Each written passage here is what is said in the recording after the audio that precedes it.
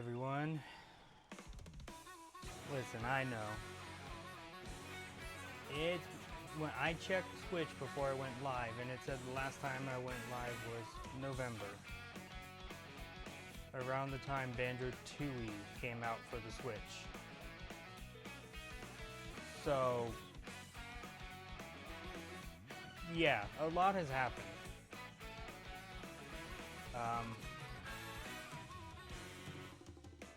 And I will be going over it a decent amount today, like what's kind of been happening, why I haven't been streaming,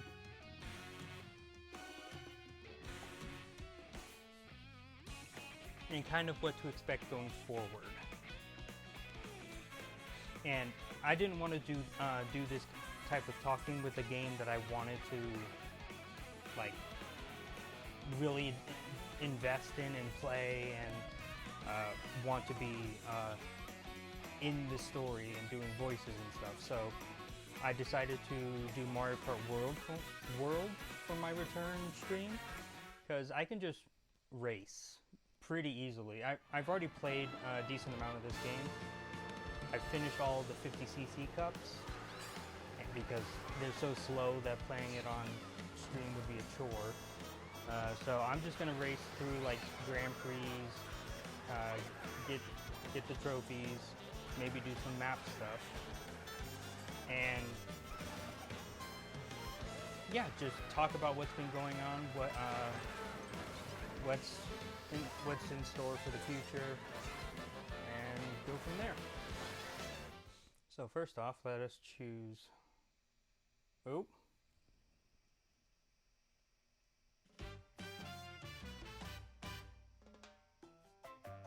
That was a small drop.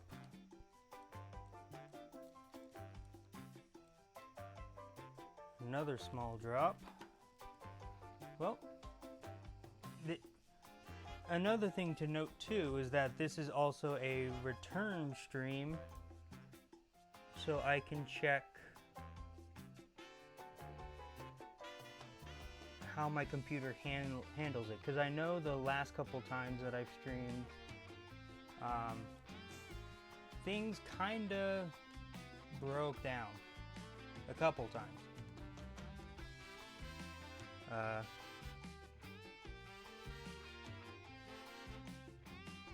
And I know that it kind of upset me back then, so this is also to test other things as well, like the how my computer can handle like 60 FPS from the Switch 2.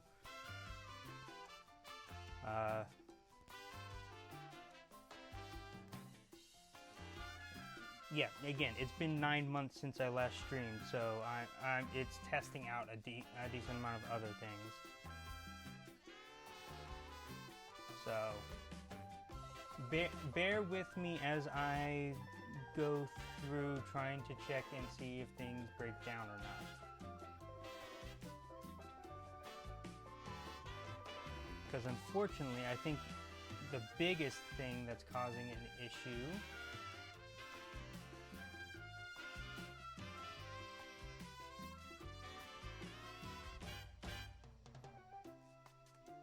I think the biggest thing that's causing a current issue is that I think my laptop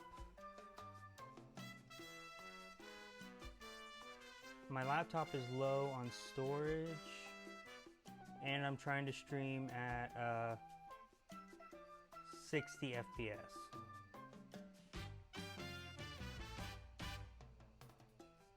Which I can drop it to. Ooh, the FPS is dropping anyway. So I might have a bit of an upgraded FPS from 30, but I don't know if my stream can necessarily handle like 60 FPS outright. That being said, I think in order to change the FPS, you have to turn the stream off. Sorry, I know, I'm sorry. Give me a couple minutes as I figure this stuff out.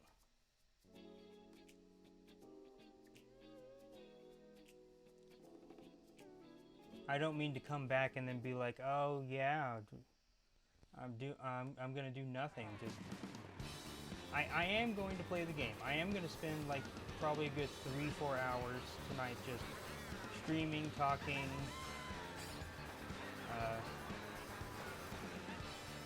and just having a good time. I just need to make sure everything works in that time.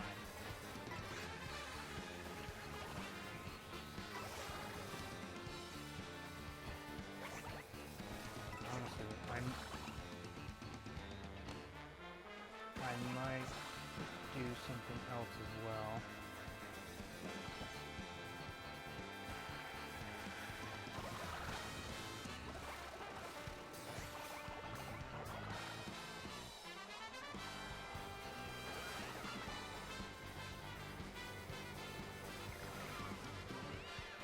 I know, guys, I'm sorry.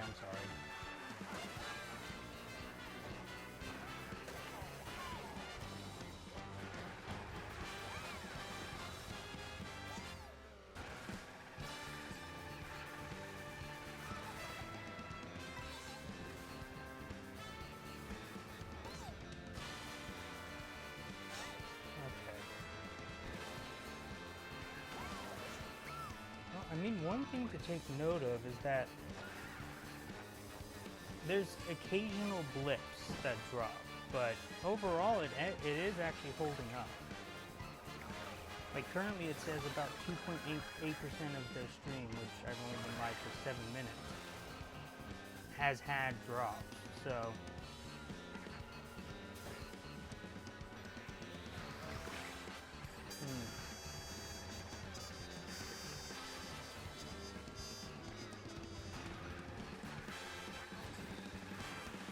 the graph is still showing that I'm doing fairly okay with with the bit rate and all that. So.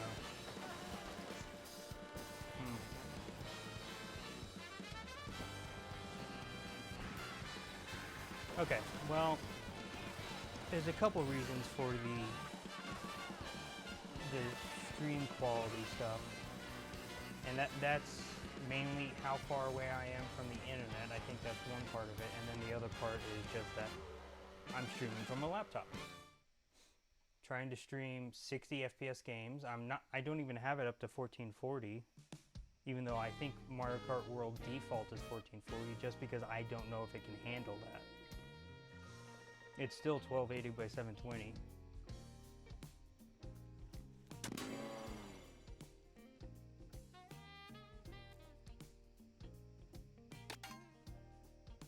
Yeah, I'll just be keeping an eye on it. It looks like it's holding steady right now. So we should be fine, but yeah, I'll keep an eye on it. So, Shadow, what's happened? You haven't been live for 3/4 of a year. What's been going on? Well, a lot, actually. It's been a lot. Oh, that's not right.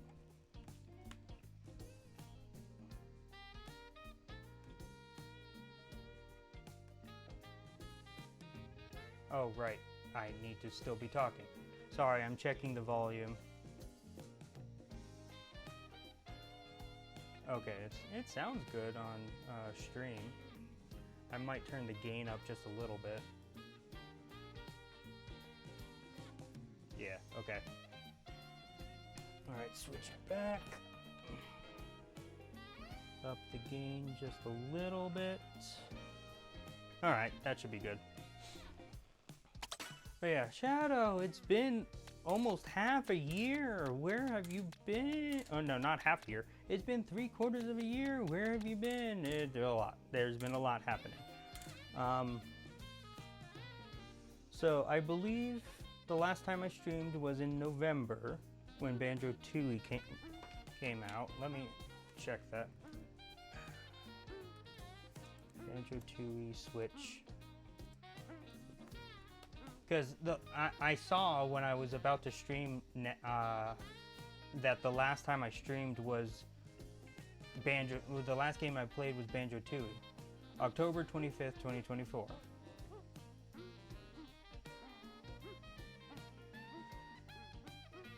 So actually, it might have been even longer than that. I might have not played until October.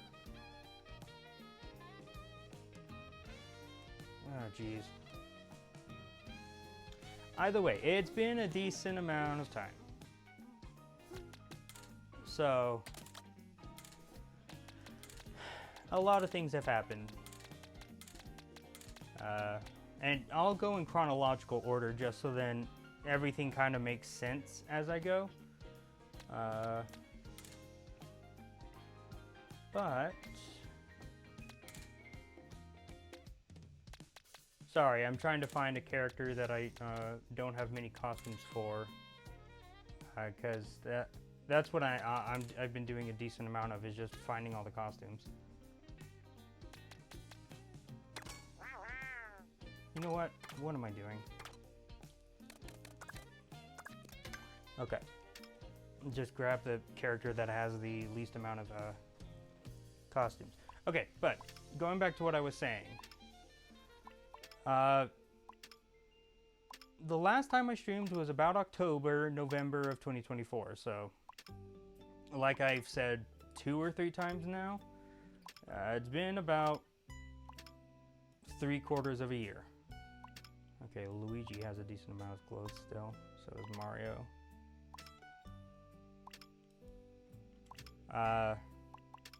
So in around October, okay, so Luigi, Peach, and Mario are the best options to get more costumes. Around that time, I was taking the final classes I needed to graduate. And at the time, I needed 3 classes. I needed a 300 level computer science class, a physics lab class, because with the degree that I was going for, the BS didn't require a lab, but the BA did. And I switched over to a BA because I was dealing with a teacher that the teacher is good at communicating, or the professor is good at communicating, at least I think, the content of the game, or of whatever we're talking about, but he's not the best teacher.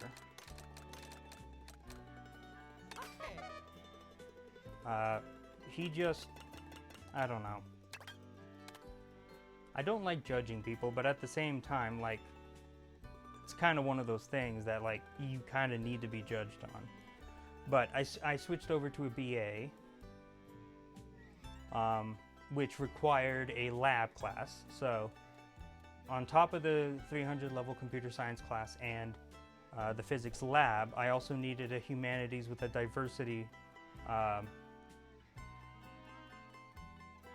requirement, which in the past I've tried to take world religions and do that.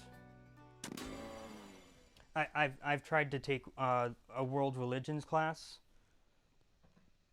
to have that class, but my God, I am not good with, like, discussion classes. Like, read this book and then write down your opinion on what you think the book is about, and then reply to 3 people asking 2 questions each.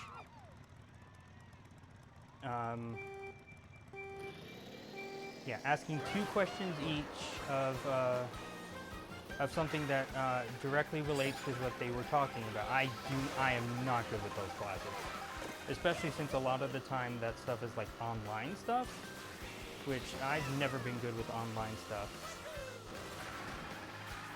So I've taken that class 6 times.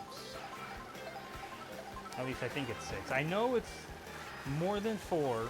I can't remember if it was exactly 6.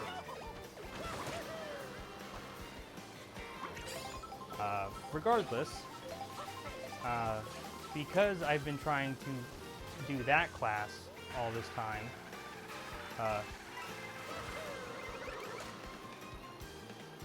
oh, Donkey Kong.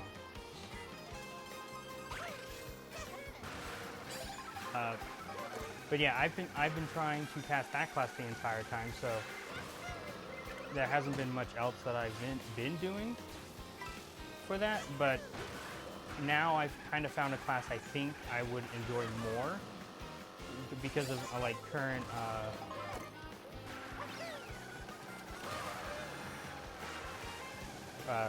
because of like being in D&D and stuff. So at the time, oh shit.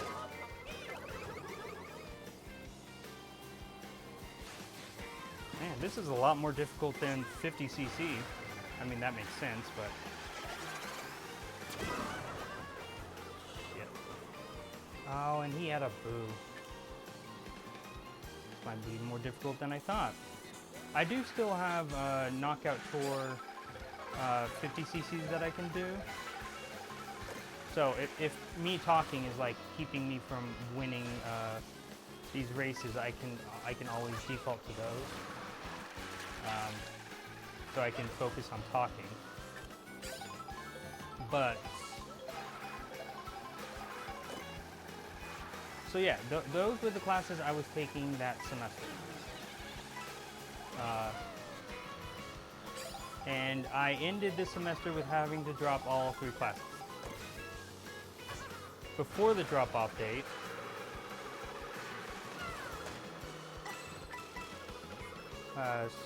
or after the drop-off date, so I couldn't get the money back for it. And I think that was the last semester I was allowed to have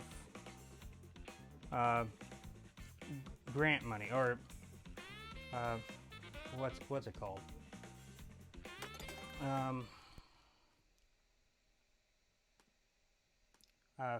FAFSA. I think that was the last semester I was able to use FAFSA without needing to like appeal and stuff. So, unfortunately, that means in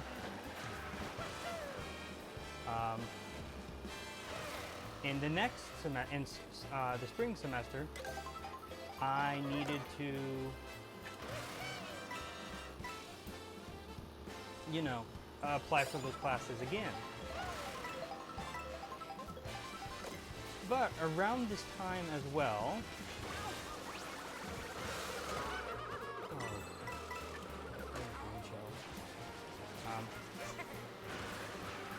but on top of all of this, having to drop the classes and failing stuff, or failing the classes and dropping them and having to do all of that stuff. In November,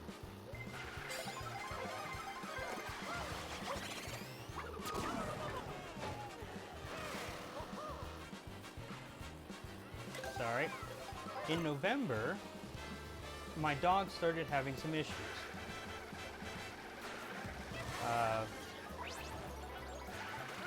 I believe one of our dogs, Grace,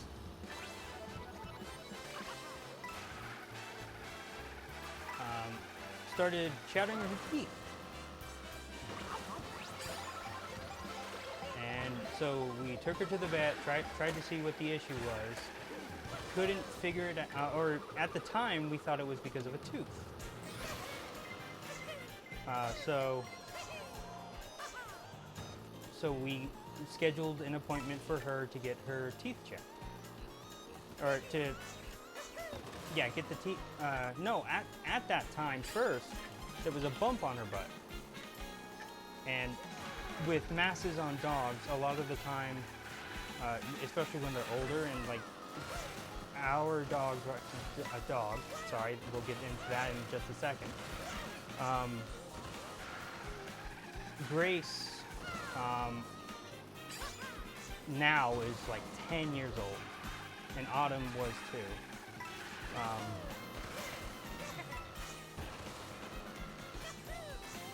And so we kind of assumed that it would be benign, but it was in such a weird place that we decided to just make sure and get it checked and get it removed, because we were also worried that if it got too much bigger, that it would like cause issues for her to like poop and stuff. So we scheduled the surgery for that. And then also at that time,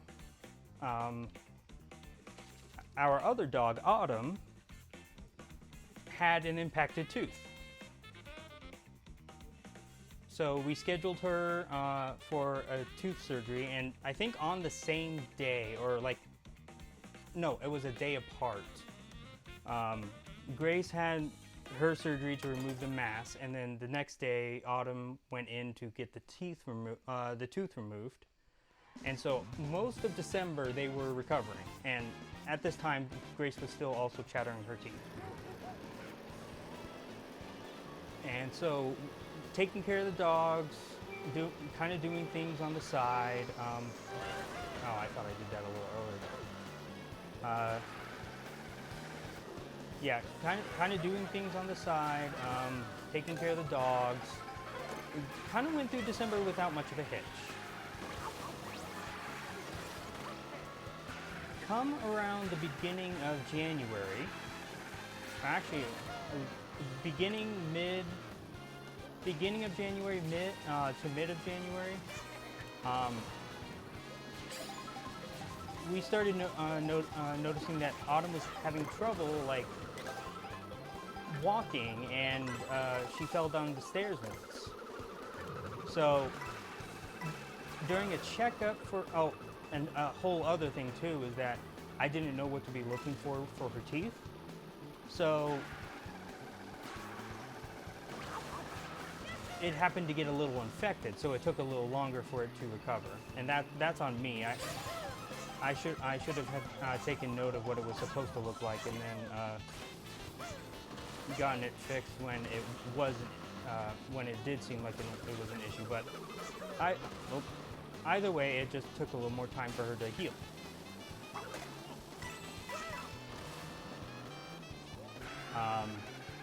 But with all the falling stuff, she had a checkup after the infected saga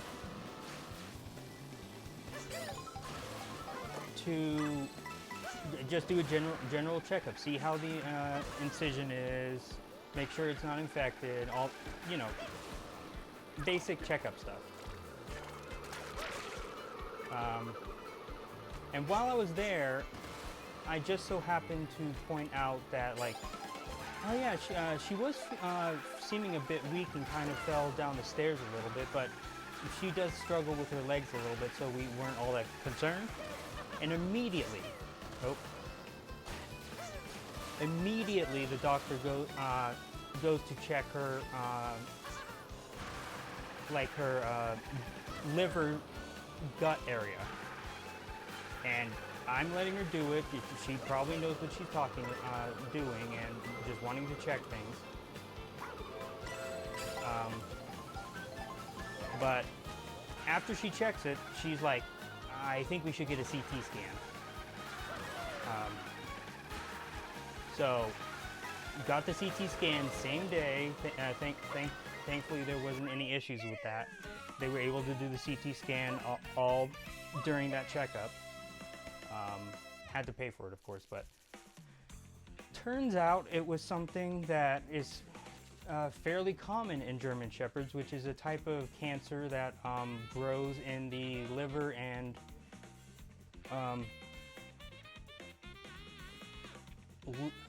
it's liver and another organ that's next to the liver.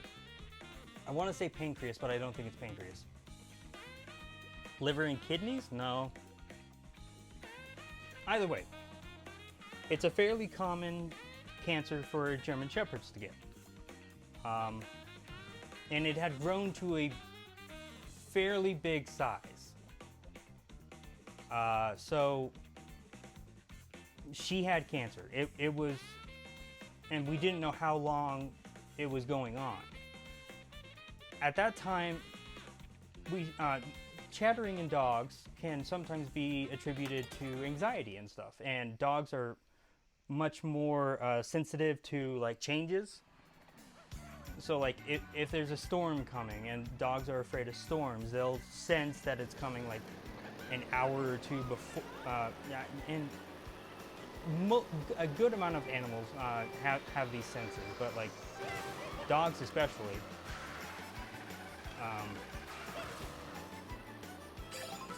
So when we learned that Autumn had the cancer, we thought, oh, okay, maybe the chattering is because she's anxious and knew that the cancer was there, and she just couldn't let anyone know, so she was just kind of dealing with that on her own time.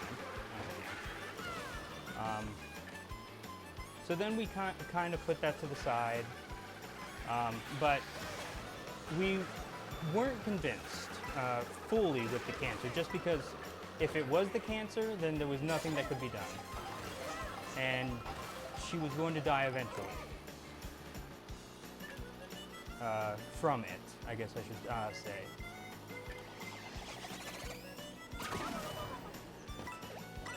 You didn't get hit by that? Sucks. Okay, but so we decided to get an ultrasound from our main doctor about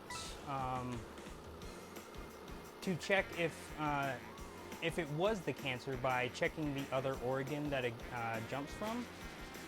Because usually that type of cancer, it can grow in like the liver area, and then it will move on to like, I can't remember which organ it is, but it's like an organ next to the liver.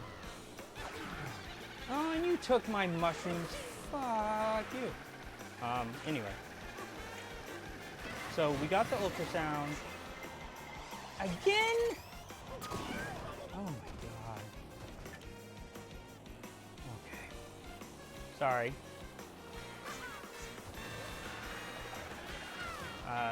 So we went to our main doctor and got an ultrasound to see if it had spread. And of course, you can already tell from what I'm talking about now.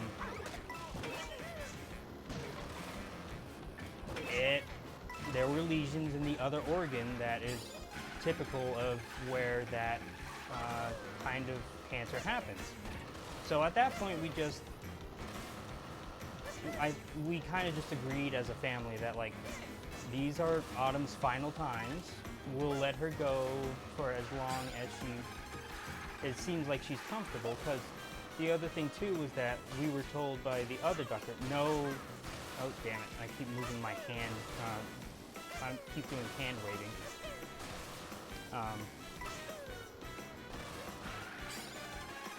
Because the first doctor that actually like diagnosed the cancer, hold on, sorry.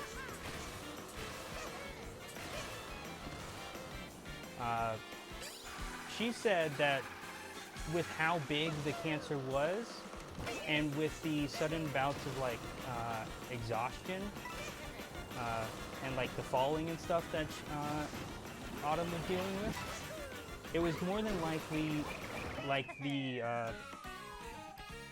sorry, I know I'm yapping about this a lot, but it's been a big issue.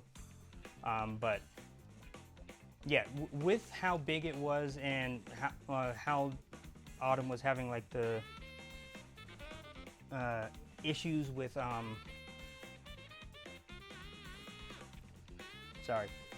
issues with like walking and being weak and all that, she kind of assumed that the cancer was like, it would like burst every so often, and it would cause a bleed inside of her.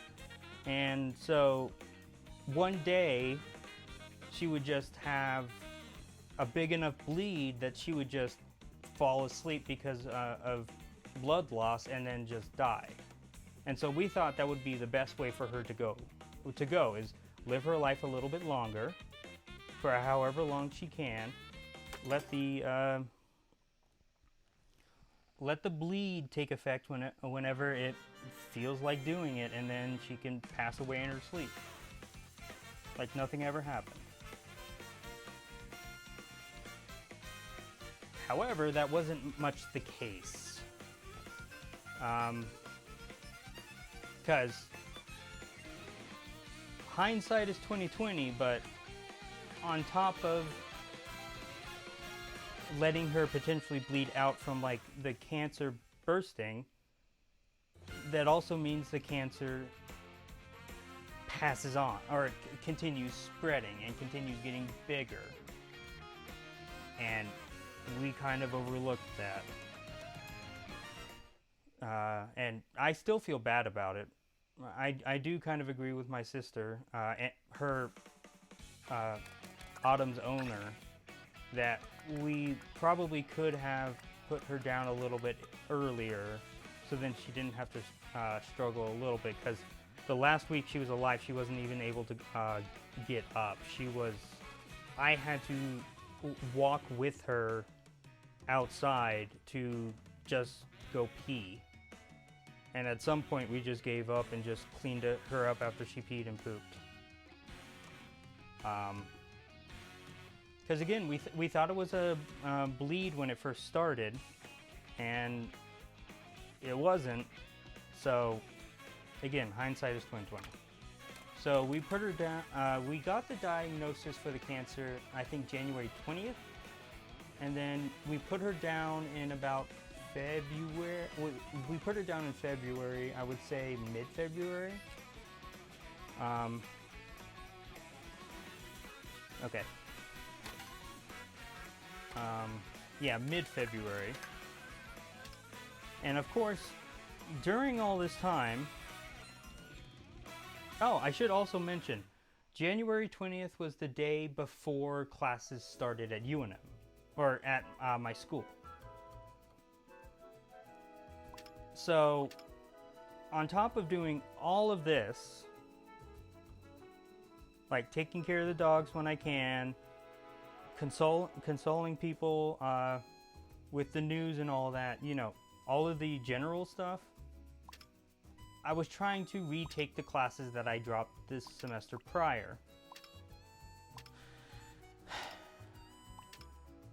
And then we put her down, and I was still trying to pass the classes.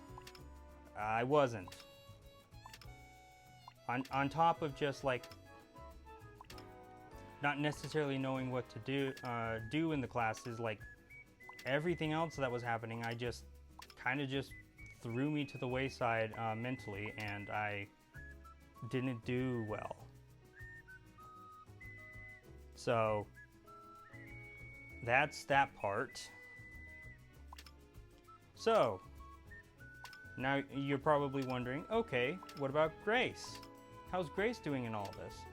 Well, she does miss her sister. I think we can definitely tell that she misses her, because like when I say sister, they were literal litter mates that we got as service dogs back in, I think, yeah, that we got in 2016. Like September of 2016, I think. And we've had them ever since, and they've been together like that ever since. Like very rarely are they apart, other than for like appointments that one can only go to, and I think rarely ever else.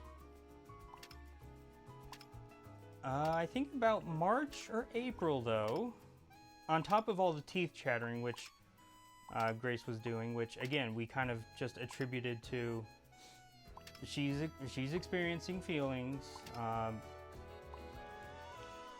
There might be a tooth problem.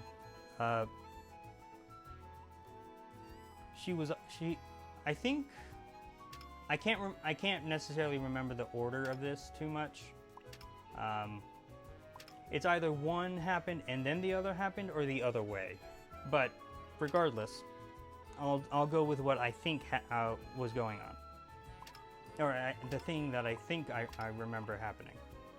So, okay, Baby Peach. I'll go with Baby Peach.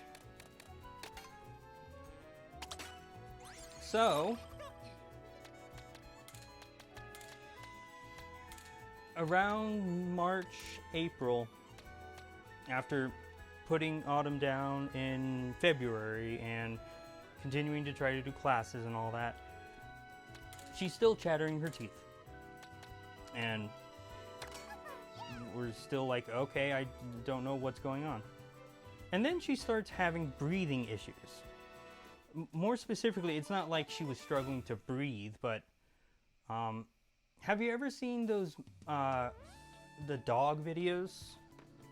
I know there aren't many people here in chat and all that. I'm kind of just talking to myself, but I will be uploading this video to YouTube afterwards, so it can also be an update for YouTube, because if I don't do things on Twitch, I'm not really doing much in on YouTube either regarding content.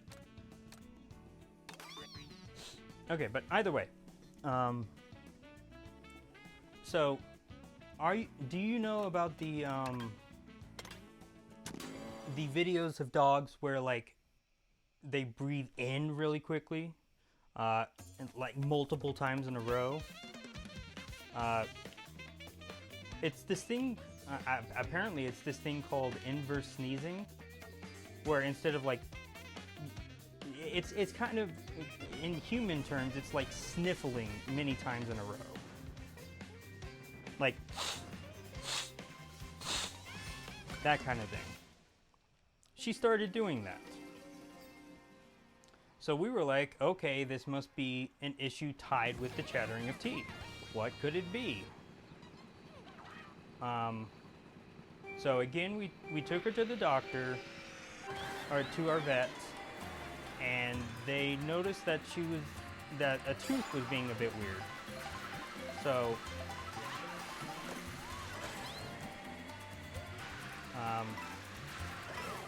we decided, because it started with the chattering of teeth, maybe we thought, okay, maybe it definitely did start in the mouth, and so maybe this tooth was the big issue.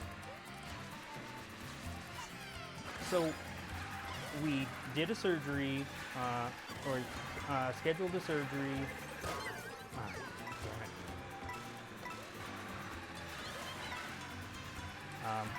But we scheduled a surgery to remove a tooth that they were a little concerned about, and turned out that that tooth was shattered and was starting to be reabsorbed by the gums.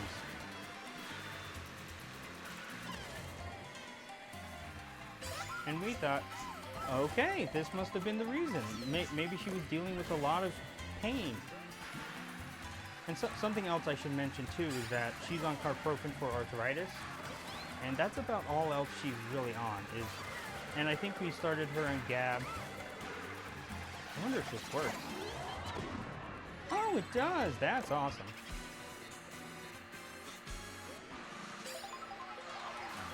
But she was on carprofen.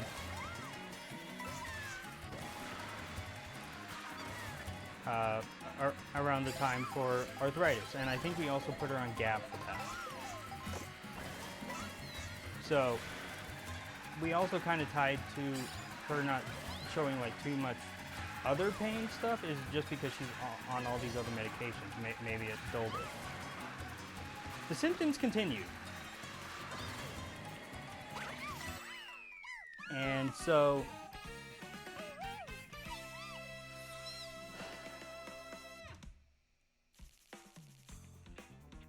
yeah, and so with the symptoms continuing, we were like, okay, our family was like this, our vet was like this. We were like, okay, what is this? I do not know what it is. So we decided to take her to another vet, a VCA vet. Really good vet too. And did a CT scan kind of like around her mouth, her nose, a CT scan of just like the area that seemed to be having issues. And that's when we learned there is a mass growing in her nose.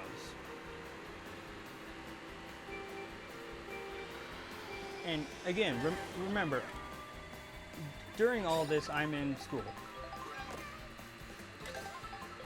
Not doing well, but I'm still in school. And unfortunately, with everything that was going on and me not talking to a counselor, me not really doing much for my own mental health, me continuing to like take my sister to class, which kind of got in. I keep feeling bad saying this because it's the truth that like I'm a pretty selfless person. I would argue that I'm a really selfless person with all the good and bad that is tied to that. Yeah, being selfless isn't all good. But yeah, I like to think that I'm very selfless. So on top of everything happening, on top of classes and stuff like that, I'm still taking my sister to school because she has been very anxious about driving.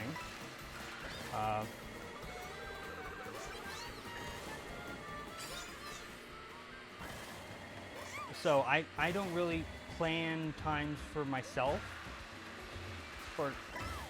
I guess because she has classes every day.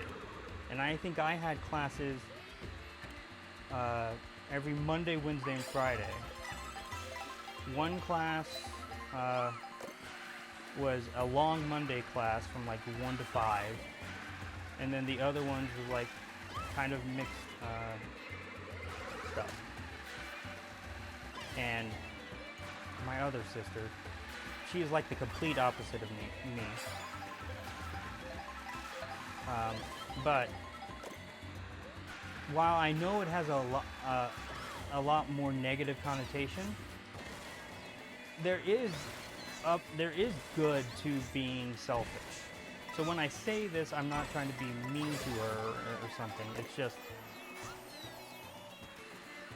the situation, I would say. And she's recently been pretty selfish.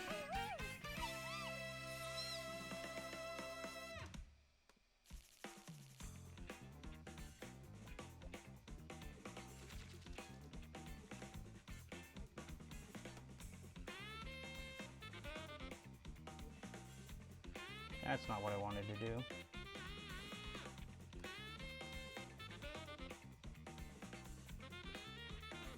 What is this?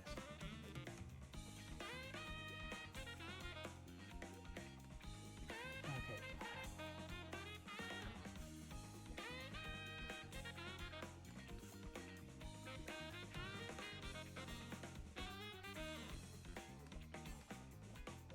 It's been a while since I've done this. I'm sorry. Can I do it on here? No. Oh, that's what that. Fuck.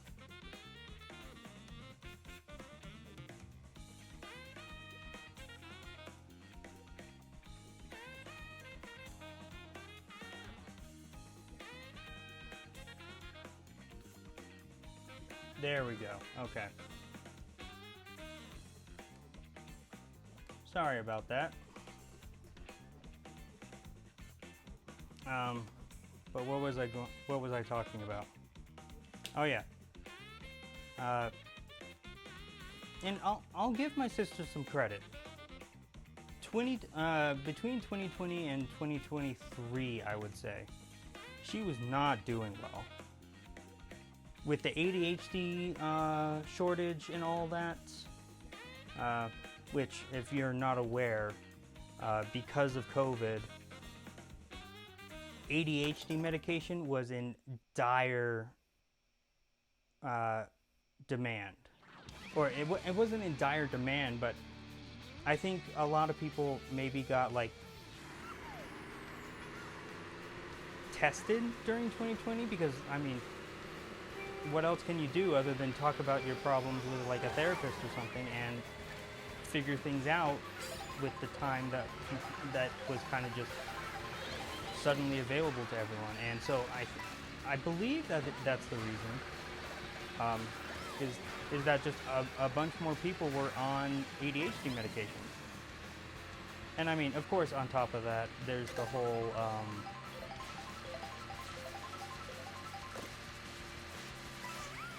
whole thing of like, sorry, focusing a little bit. On top of that, there's the whole thing of like, everything increased in demand during COVID.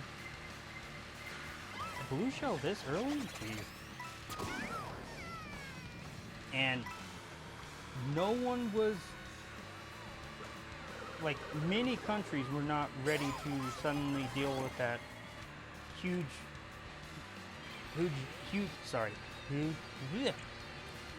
jump in demand with the supplies that they had. So it wasn't necessarily just ADHD medications, it was a lot of other things, but ADHD did kind of get hit a little bit hard. Oh, come on.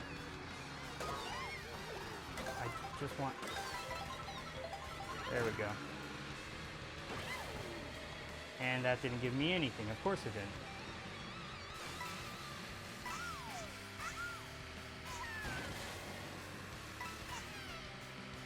Sorry, focusing a little bit to try and get back up top.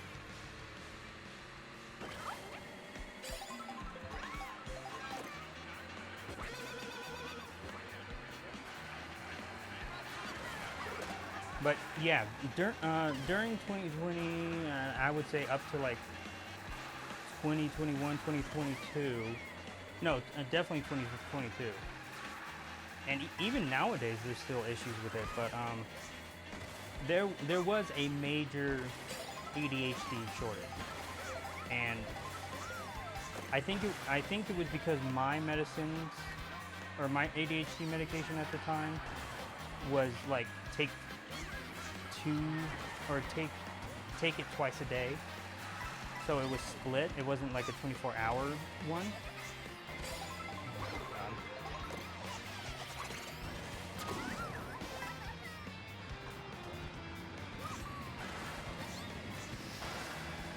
Sorry, focusing. I swear I will actually get my point across in just a second. I'm just making sure I actually finish this first.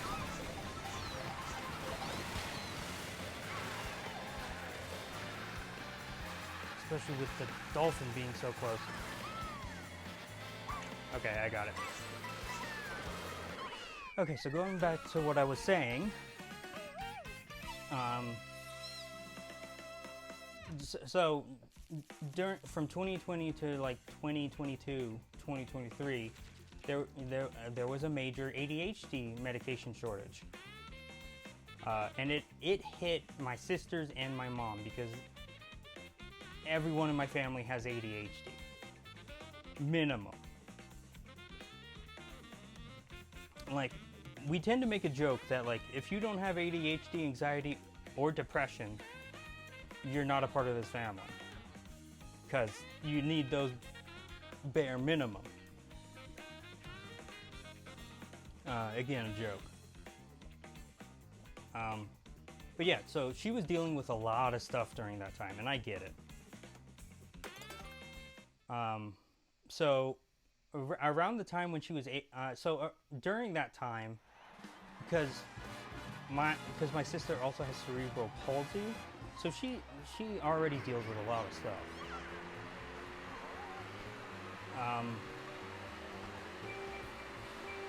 And she takes a good amount of medications for like mental things, and I think she also takes pain medication for like the paralysis from the cerebral palsy, which again she's had all of her life. She had a stroke while in my mom's womb. Like that I've never seen anyone else have that. Like I've seen other people who have cerebral palsy, but never people that have had cerebral palsy for like their entire life.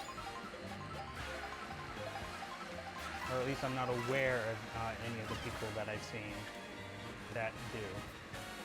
Regardless, so during that time when she didn't have her ADHD medication, she was struggling. And she was when she's not on her ADHD medication, she gets very short-tempered. Like she already struggles enough with like controlling her emotions and stuff like that.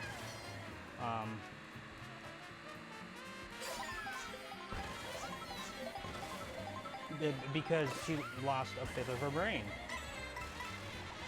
I did not want to throw it that way.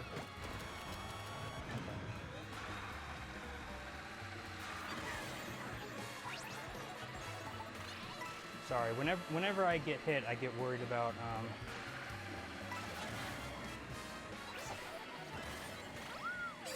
I get hit.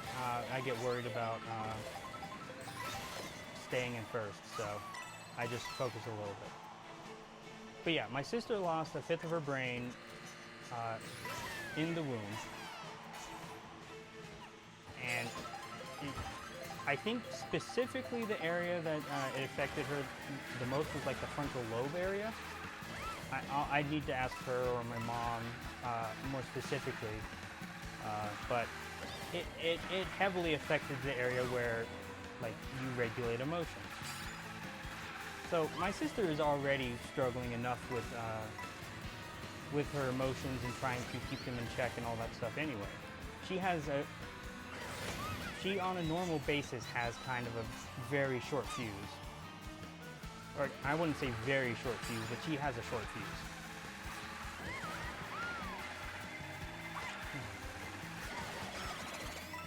Right at the end.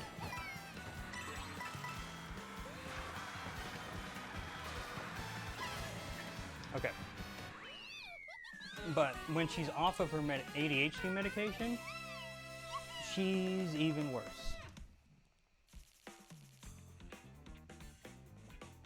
Oh, yeah, okay. And so, during all of that time, she pretty much secluded herself because she knew that, like, she would snap with very little force, and that it would just be a bad time for everyone. So she kind of just secluded herself a lot of the time. I think she still went to class and still tried to do classes and all that, but like it was not a good time for her. And then after that, she did change a lot. She's much better mentally. I'll get to the point of why I'm explaining all of this in just a bit. Sorry. This is another thing that my sister hates about me, is that I'm a very detailed person. I like to talk about details. She doesn't. Unless she needs an explanation, she will never want an explanation for whatever you're doing or asking her for. And even sometimes just asking her things, she gets a little upset. But, getting back to my point, after she got back onto her ADHD medication and was more regulated with all that, and it was a more consistent basis,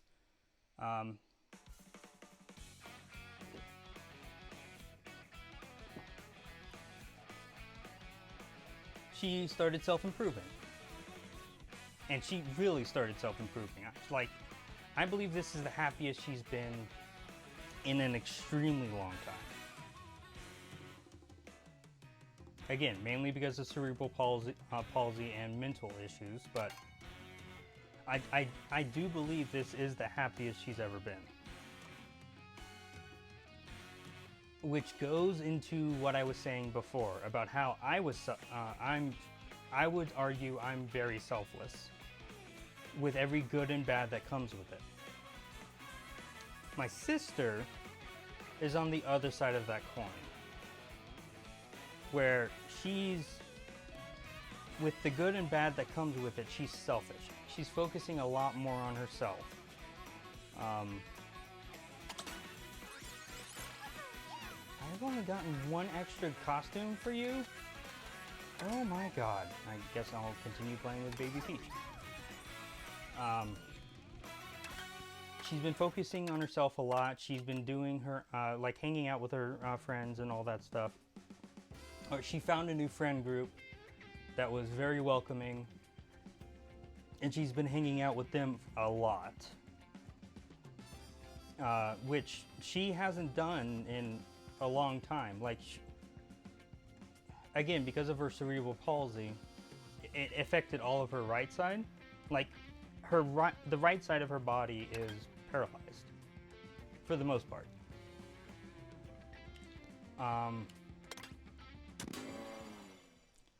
And so she doesn't get out all that much. She doesn't do too much. And on top of that, most cars are built to be used with like the right foot to do the brakes and the pedals. And like the wheel kind of needs two hands and all that stuff. So my sister wasn't able to really get her driver's license until later because she had to do designated driving. Oh, not designated driving, but specific driving because of her condition. And I don't think she got her license until she was about, I think, 20. Because we had to find someone that taught with that, which isn't the easiest thing to do, especially in the, how big would you consider this town? I would argue the place I live is like mid-city. Like, it's not as big as Los Angeles or something, but it's also not as small as like a small rural city in like Alabama or something. But it's not, it's not the easiest thing to find a specific driving instructor that specializes in people who can't use their right hand or right arm and right leg. That's ultimately the point I'm getting to. So, and then on top of that, after she was able to get her driver's license, we needed to find a car that could be outfitted with oh geez. Thanks, Lightning. So now everyone else can get items, but I can't. Getting back to the story.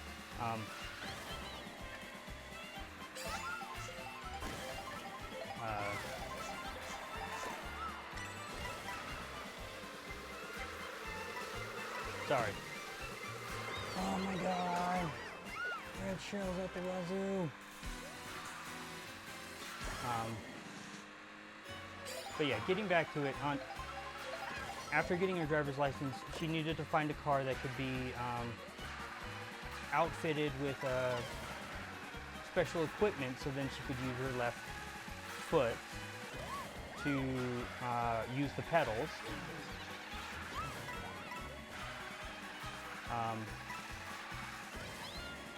And so she could use the wheel with one hand, because, well, I know that you can use the wheel with one hand, but usually people get to choose that they only use the wheel with one hand. They're not specifically only doing it. So she needed adaptive equipment for all that. So between the driving, finding the driving instructor and then finding the car, it took a lot longer than most people would. So around the time she kind of had her car, I think she only really had one friend, like one really good friend that she always hung out with, and then they had a falling out. I'm not going to get into all of that, but getting up to now, she didn't have many friends. So her finding this community that accepted her and took her in and like wanted to be her friends and all that, she's excited about it. She's doing better mentally. She's taking her medications, so she's regulated and all that stuff.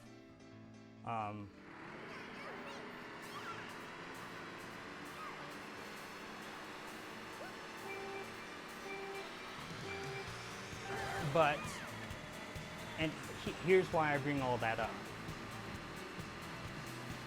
The caveat to having cerebral palsy,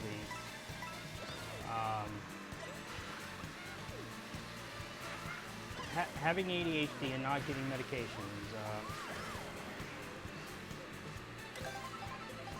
not finding a new group of friends, kind of stuff. The reason I bring that up is because I said that she was selfish, but it's because she really hasn't been able to be like independent kind of thing, like going out to hang out with her friends, taking care of her own things kind of thing. Which I'm happy. I'm happy that she's happy. And I'm happy that she has friends. I'm happy that she's doing much better than she did a couple years ago. I'm happy that she's happy, but... And that's the good part of being selfish, is like taking care of yourself and figuring out what you need to do and all that stuff. And that's something that I struggle with because I put everyone above me. It's just something I've done for a decent amount of my life, which, again, I hate pointing this out because it always seems like I'm trying to put blame on people when I'm not trying to. I'm just pointing out the circumstances. I think the reason for that is just because my sister needed a lot more care and attention while we grew up. And again, I wouldn't say that, like, oh, if I could go back in time, I'd change how much time my parents spent with my sister. No, I wouldn't be that vindictive. That's horrible. But it definitely is an explanation for why I put everyone above myself first before I actually take care of myself. And that's the good thing about my sister. I'm glad that she's being selfish enough to the point where she can work on herself and actually be happy. The caveat to that is that I have more on my plate. Because while she struggled with getting her driver's license because of the physical conditions that she had, my other sister, I know I'm kind of trauma dumping right now and like just spending stream talking about all this. Honestly, when I upload this to YouTube, I might just put timestamps in the description so people can be like, okay, yeah, he's trauma dumping. What are you going to do in the future? And I'll get to that. I honestly feel like all this needs to be explained before I talk about things, or things going forward. So getting back to it.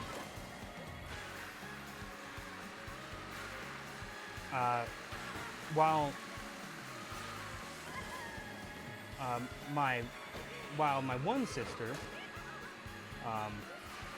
and she's the middle sister. I'm the oldest, she's the middle sister, and then my other sister's the youngest. So I'm the oldest in the family. So when I say oldest sister, I mean younger than me, but older than the other sister, and that's how I'm gonna say it from now on, just because it's much easier that way.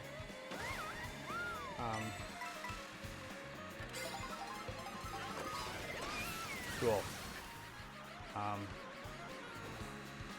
But the oldest sister, while she had physical reasons as to why she didn't want to drive, because she always wanted to drive. She always wanted to be able to drive, but she was just held back by her physical limitations. The younger sister, on the other hand,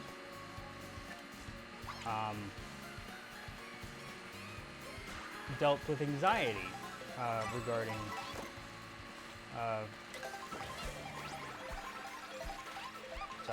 regarding driving. So she didn't want to drive because she was worried about, like, honestly, I don't necessarily know why she was nervous about driving, other than, like, oh fuck.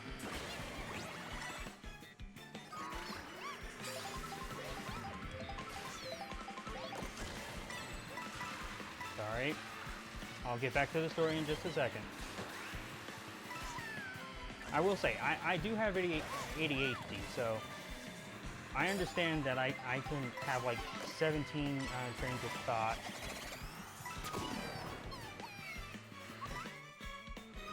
Oh, fuck.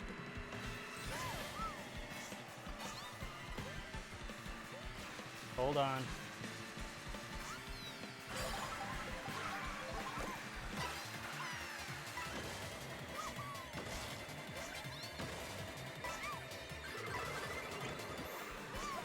Ah, fuck, I'll have to redo this one. Either way. Is this the third race? Yes, okay. So yeah, I'll have to come back to this so I can get the 3 stars, but I'm getting off track. My other sister was anxious about driving, and again, hindsight 2020, but she kind of figured out that while she was anxious about driving and was like worried about, like, I guess crashing the cars or something, and being in like car accidents and everything that's like negative with cars, she kind of figured that she didn't really have much of a reason to be driving, which I know. Getting to classes, that kind of goes on to someone else. Ghosts. Sorry. But it was also on me because I continuously said, like, it's no problem, I can take you to your classes. And for a decent amount of time, it wasn't, I didn't really think of it as like an issue, I would say.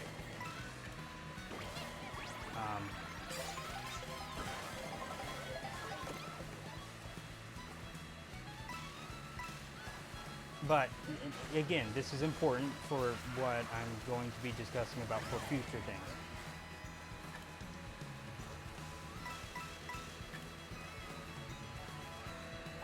Although I will say I have kind of lost track of the main train.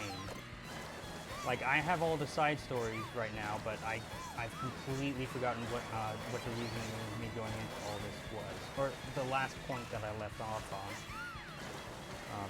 Because I know ultimately what this all goes to, but I forgot what the point I was discussing. Anyway,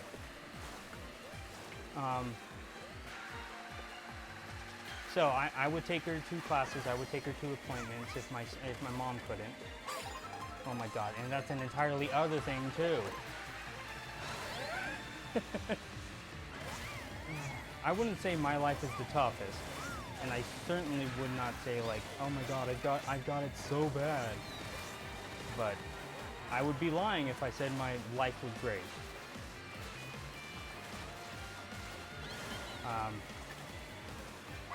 Oh yeah, that's why I was talking about all that. So going into like my sister not really having much of a reason to want to drive. I get it. The whole question of like, well, you have to get the classes, have to actually do your responsibility stuff. Remember, all of us have all of us in the family have anxiety, depression, ADHD, probably other things. I think she has like a identity disorder. No, not an identity disorder. Fuck. I thought I closed that door. Interesting. She has something else. My other sister has other things with her as well. I'm not going to get into all of it, but regardless, I didn't push her all that much because she would get anxious if we pushed her, and then wouldn't want to do it. And I was like that when I was younger too. And also remember that my youngest sister is 10 years younger than me. So in 2020, when we were kind of talking about all this, I was 27. Oh my God, I was 27. And she was 17. So she was still dealing with her like rebellious teenage phase during all of this.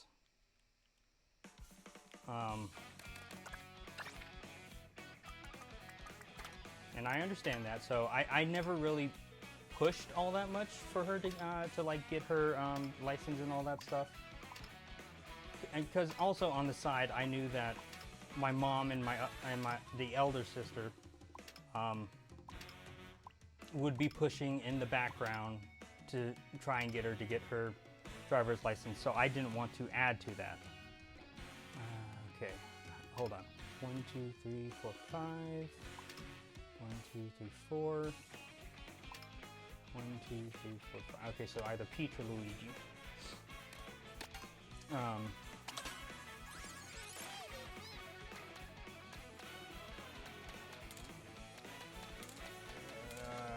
Sorry, my brain went on the fritz right there. Actually, you know what? I'll go with Gondolier. So yeah, I wasn't pushing for that at all. So I would take her to class. I would bring her back from class.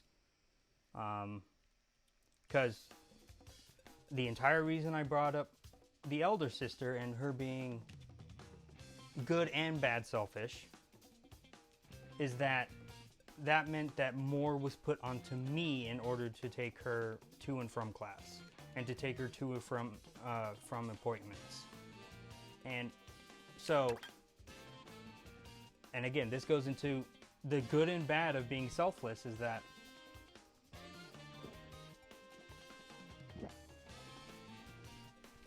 sorry, wanted to get some water. You put everyone above you when you're hyper selfless,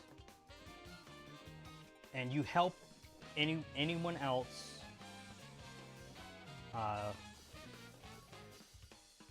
and make them feel good about things, help them out with the problems that they need, you know, doing that kind of stuff. The bad part about that is that you never focus on yourself. So I'll get into that in just a second. During all this too, and especially during COVID and stuff, my mom, who is the main front runner of the house, like she has the job, she pays for the house, she pays for a lot of essentials like around the house kind of thing. She does a lot of stuff. But I can't remember when it was. I want to say it was 2020 when she was diagnosed, but I can't. Sometime, I think, after 2018. I can't remember the exact time, but sometime after 2018, my mom was diagnosed with rheumatoid arthritis. which is pretty much your immune system is attacking itself and causes pain in the joints and stuff.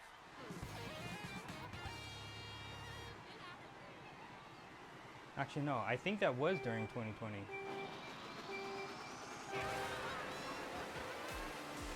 I can't remember. But, so, after 2020, or when COVID hit, I guess I should more say,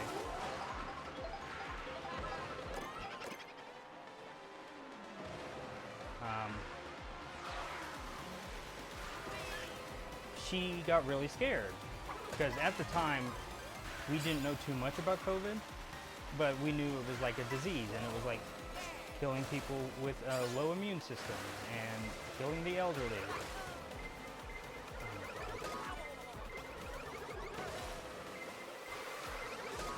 Oh my God! Okay.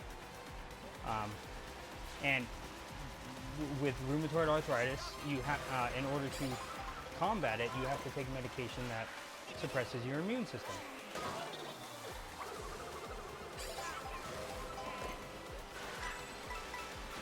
So, of course, she was worried about catching COVID.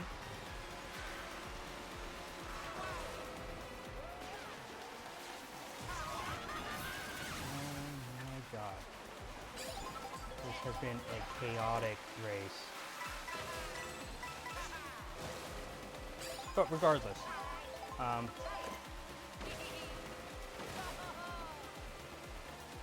so being on rheumatoid arthritis medicine during COVID, she was understandably worried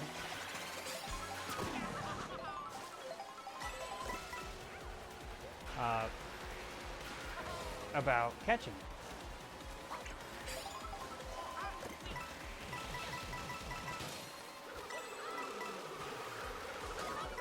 Oh my God. If I don't get first in this, I'm definitely gonna redo all of the races. So yeah, if I don't finish first in the first 2 races, then I will restart all of them. If I get it in if I get like top 3 in the 3rd and 4th, I won't restart the Grand Prix. Sorry, I went off track again. So, going into I wouldn't say paranoia, but the fear, my mom was able to get her job to be remote. She works from home, all that stuff, and she doesn't really leave the house.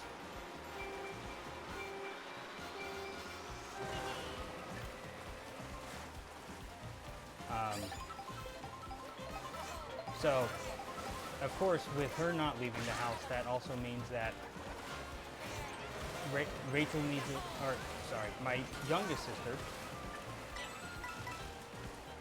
requires a drive from someone, and the elder sister is being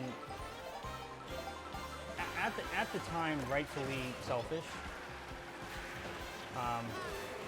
and focusing on herself, and my mom didn't want to leave the house, so it was pretty much up to me to be like the driver to take my sister to like the appointments and all that stuff. And again, on top of all of this,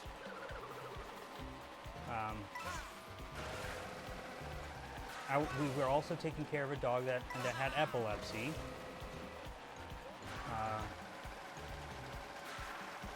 And her sister that had some symptoms, but for the most part was pretty much just had arthritis.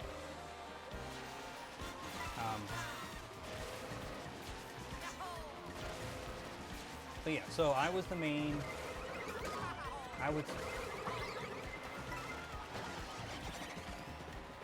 yeah, thank you. Now I have some buffer. Sorry. So, had to take my youngest sister to a whole bunch of different things. Getting past that. Okay, so getting back to the more present time, after talking about all of that, after trauma dumping most of my life, or the past 13 years, I'm sorry, it's been a lot.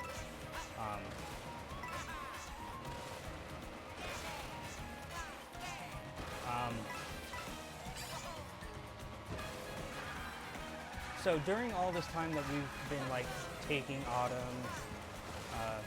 taking our dogs Autumn and Grace to like appointments and stuff, I was also the one doing that. I was taking care of the dog stuff. I was taking care of if Rachel needed to like go to class or anything, or had like friend things. And my mom would drive occasionally. It's not like she was like entirely scared of going outside. It's just she wouldn't go inside places, and she would avoid big crowds outside. So I guess I wouldn't say it was all just me, but it was a good amount me. And then when COVID hit, so all of that was kind of going on during all of this. And we've kind of gotten out of COVID, but again, my mom has a suppressed immune system, so she's still scared to go out and get sick. So she still has her remote job and all that stuff.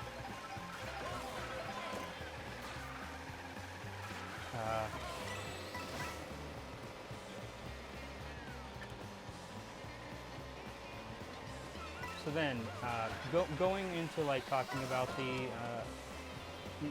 taking dogs to appointments. Oh geez.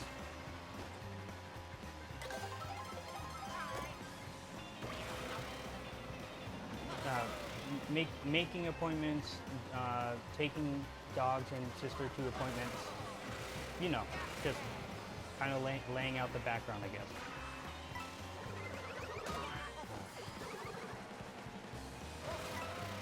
Sorry, I did not realize that that I would have to focus this much on this.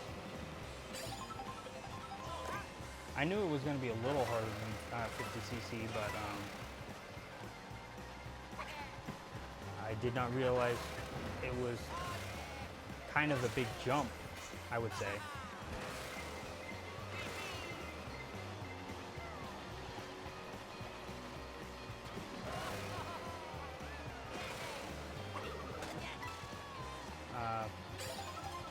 Sorry, I don't mean to be going mute, just focused. So with all that being said, my sister not wanting to drive because she doesn't have her driver's license and she was anxious about driving. My other sister trying to improve herself and like be happy with her life to the point where it unfortunately affected. Oh, do I not change costumes when I'm in a costume? Oh, please don't tell me that's the case. I haven't been paying attention. But yeah. Sister doesn't want to drive, anxious.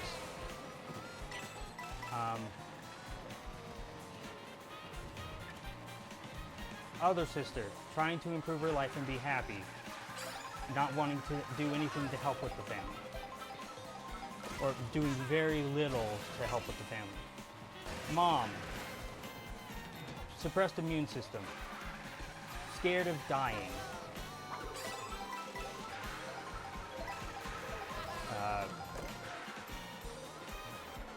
So very, very rarely left the house. Dog with epilepsy and her sister. With all of that being said, these last 5 years, I would say has been a lot on me. And again, on top of all of this, I was taking classes. I was starting to spend more time with friends. In 2022 or 2023, I started, or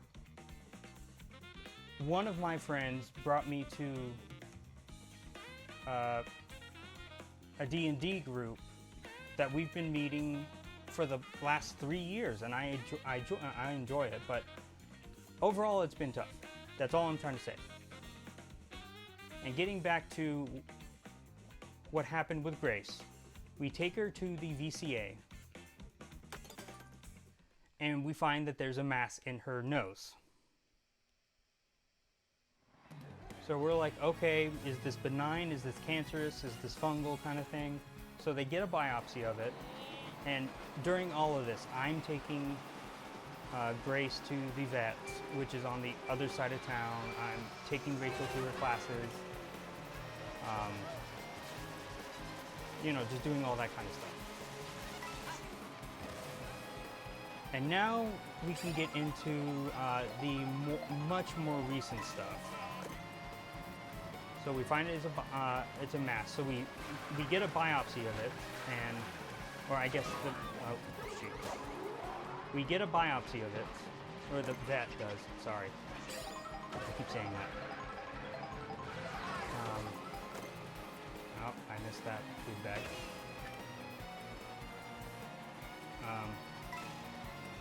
And get it sent to the lab. During this time,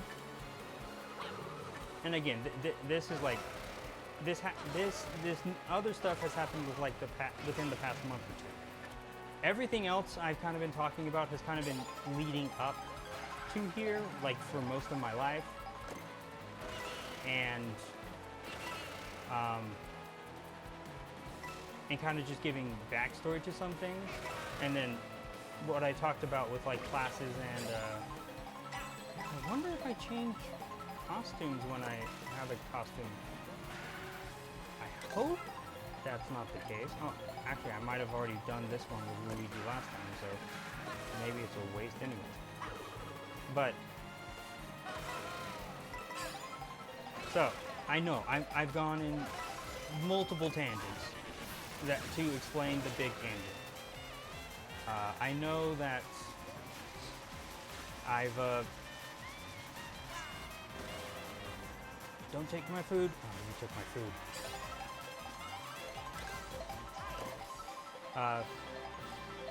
To summarize all of the small tangents over the past, I would say, year. Oh, I thought, okay, so no, I do change costumes with different food, okay. I was thinking that I didn't because it was just not happening ever.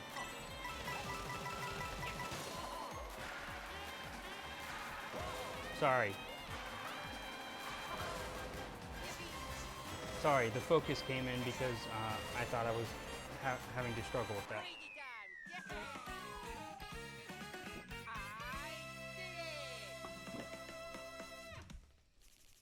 To summarize everything that has happened since I last streamed, with all of that context, dogs had couple surgeries to fix other problems. Dogs get other problems. One of them is diagnosed with cancer and dies a month later. Or we put her down a month later, I guess I should say.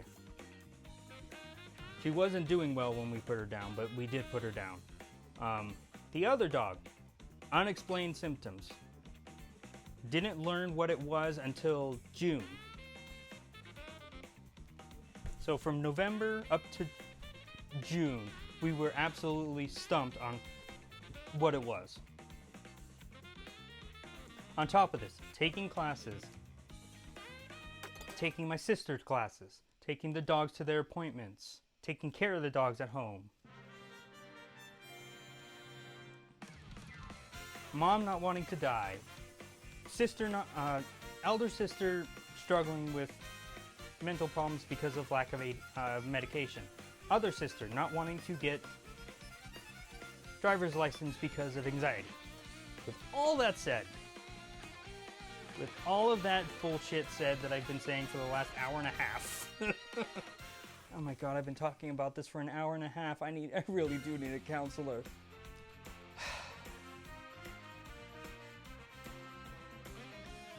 With all that being said, going from May till now,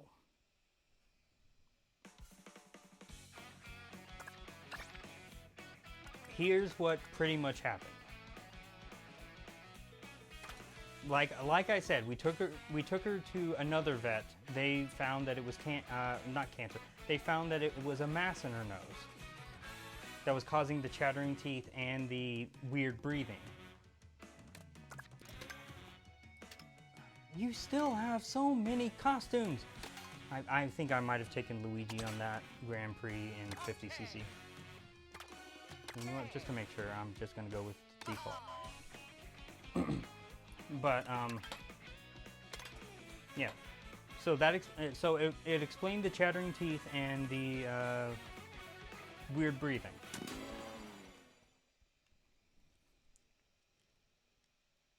The vet gets a biopsy of it, and they send it off to get checked to see if it's like cancerous, if it's benign, if it's a fungal infection, all this kind of stuff. But we'll get back to that in a second, because during this time, while it's being examined, I believe,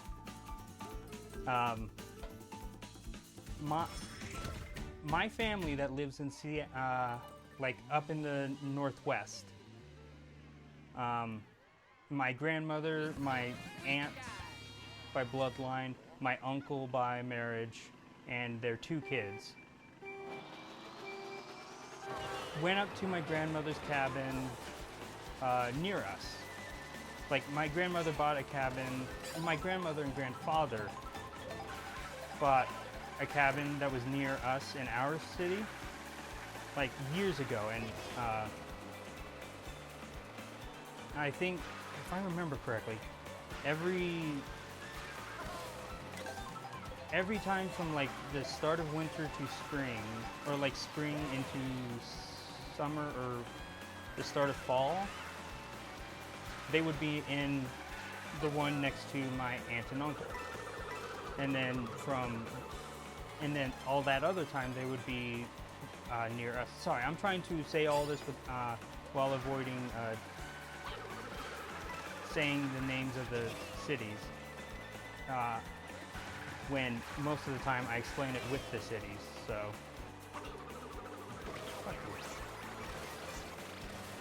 Okay, that's not new. But yeah, one part of the year they live near my aunt and uncle. The other part of the year they live near us in their cabin. Oh my God, Birdo, how are you staying ahead of me?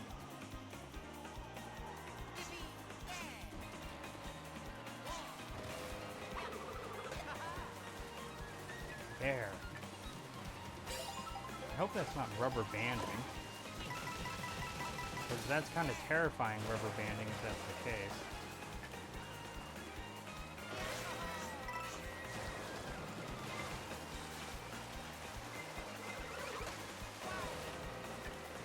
Is there a third one? No.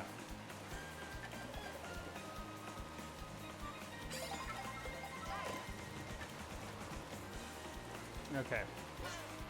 Sorry, needed to focus. So my family in the Northwest came down to my grandparents' cabin. It's now my grandmother because my grandfather died in 2023. That's an entirely other thing too. But they went up to the cabin, which is up in the mountains.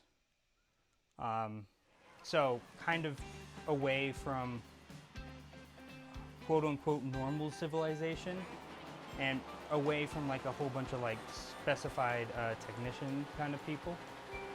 When they got there, they found that a pipe had burst in the cabin.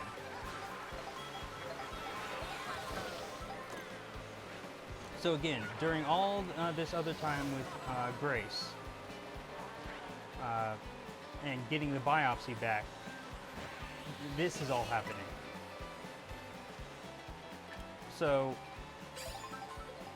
they find that the pipe had burst. They shut off the water, and they start talking to technicians to get it fixed and all that. You know, normal stuff. we get the first biopsy back, and it's clear. Ah, crap, I missed the food. I wasn't paying attention.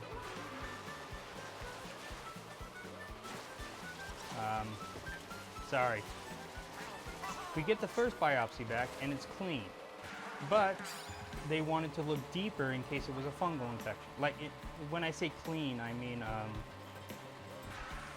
oh.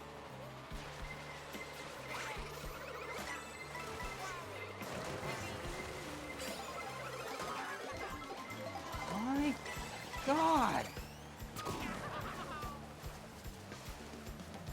Oh, I'm probably gonna have to redo this one.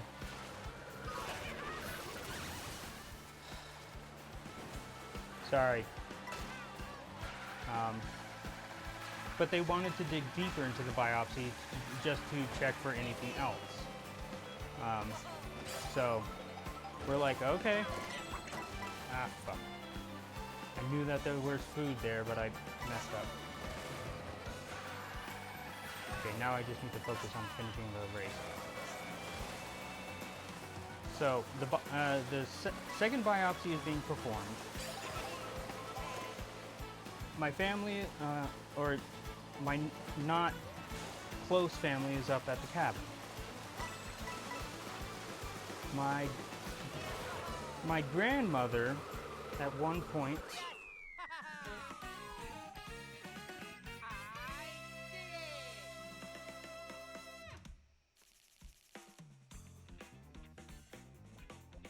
hi, Bolilurade. Thank you for the comment, and thank you for the follow as well. I don't really have much of a fan community, so there's really no point in adding me on Discord. And I'm not on Discord all that often anyway, so you can if you want. I can whisper you later, but yeah, for right now, you don't necessarily need it. I don't have a community, so there's no one to really talk to. Thank you for the comment and follow, though. How are you doing?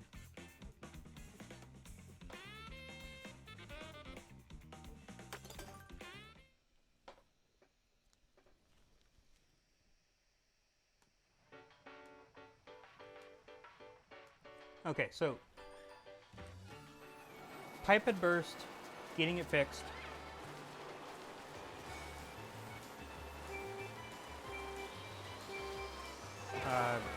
Dog biopsy clean, digging deeper.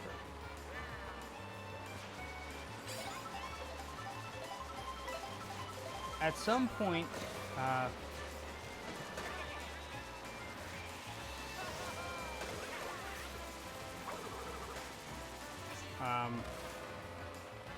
sorry, my brain is wiping.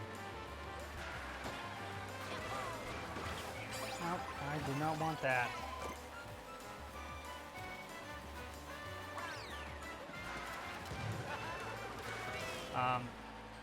At one point, my grandmother, my aunt, and her 2 kids, my uncle had gone back to their house for, I think, to do something, like related to his job or something. I can't remember.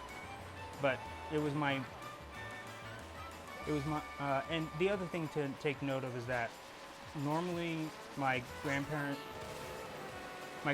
would drive from one to the other. But now that my grandfather's gone,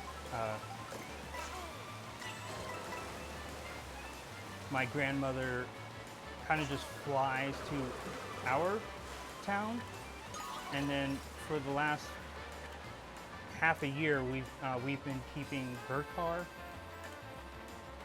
and then so when she was going up there, she would grab her car after she flew into here.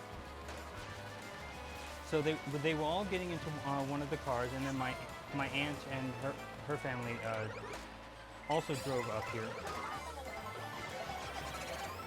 Oh, I waited a little too long.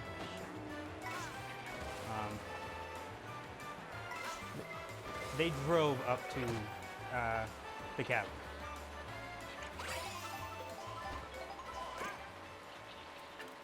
Sorry, I am so focused right now. Because this is the last race, I think. No, it's the second to last race. Oh my god!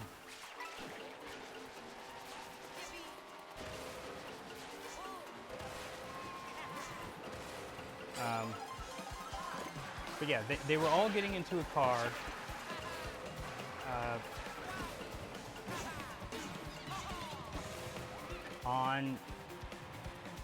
At a cabin that's... Oh! Do I get to... Actually, do I have Piranha Plant unlocked or not? I can't remember. Regardless. They're at a cabin that's in the mountains. There's a decent enough cliff. Don't worry, they're all fine. But my grandmother confused the gas pedal for the brake.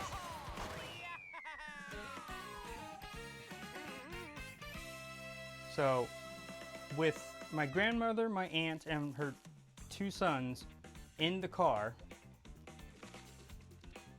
she pushed on the gas, was going a little too fast, so tried to hit the brakes, got the brakes mixed up with the gas, and crashed her car into my aunt's car, and then drove it into a tree and broke off a good piece of the trunk. And I would say this happened, I think, in June, like mid-June or something. Mid or end of June. So my family, and herself included, was like, okay, yeah, you're not driving anymore. Because honestly, I'm glad that they hit the car and the tree, because had the car been angled a different way, they could have easily gone off the cliff. Well, I guess I wouldn't necessarily call it a cliff, but it was like a gentle slope downhill. Or not gentle slope, it's a slope that goes downhill. So it's not all sunshine and rainbows. It's just, you know, it could have been worse.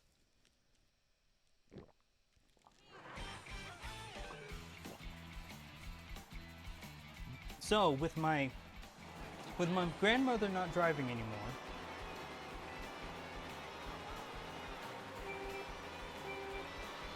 and why I brought up so many other things about this is because it kind of ties in all together.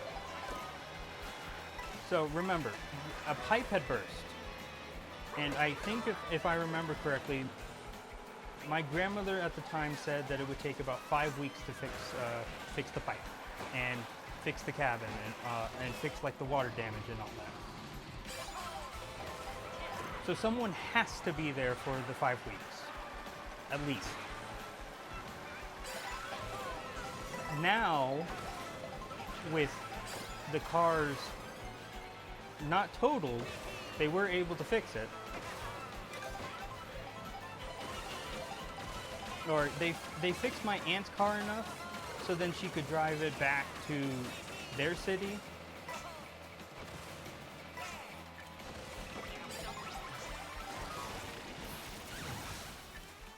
Well, at least I got a new costume. Drive it back to their city and get it fully fixed there. But their other car, which was, I think it's a Toyota Tacoma, a truck, is my grandmother's, and they needed to get it fixed, which I think would also take 5 weeks.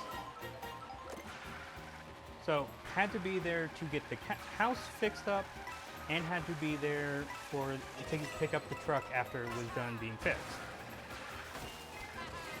Oh my gosh.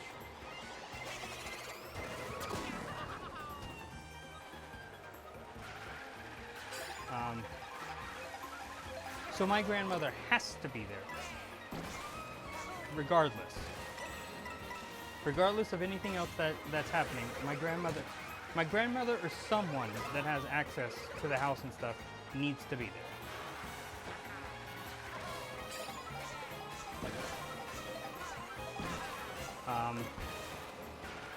Sorry, focusing just a little bit. Oh my God.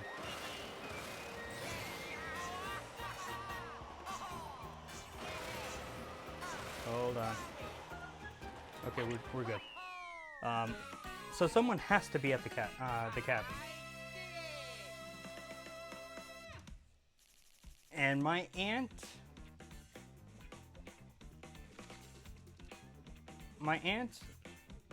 uncle would be going back to help with getting my aunt and my two cousins back home, but they were going to leave, I think, at like the end of the week. So like they had maybe 3 days before they were planning on driving back up to their city in the Northwest.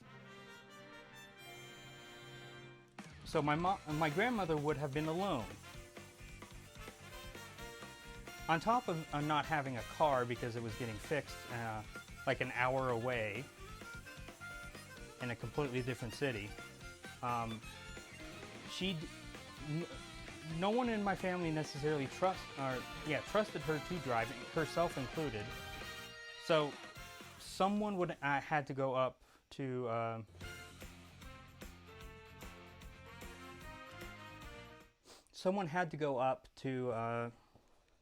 drive around, get things for her, and like pretty much do the things that she can't do because she can't drive. And again, remember, it's not like she lives in a city or something. The cabin is on a mountain. I would say about 15 to 30 minute drive to a very small town. And then like an hour drive to a semi big town. Like it's not as big as the town I live in, but it is bigger than the small town that I mentioned earlier. Sorry. So it's not like she, and again, I think she's like, what is it, 86? Either 82 or 86.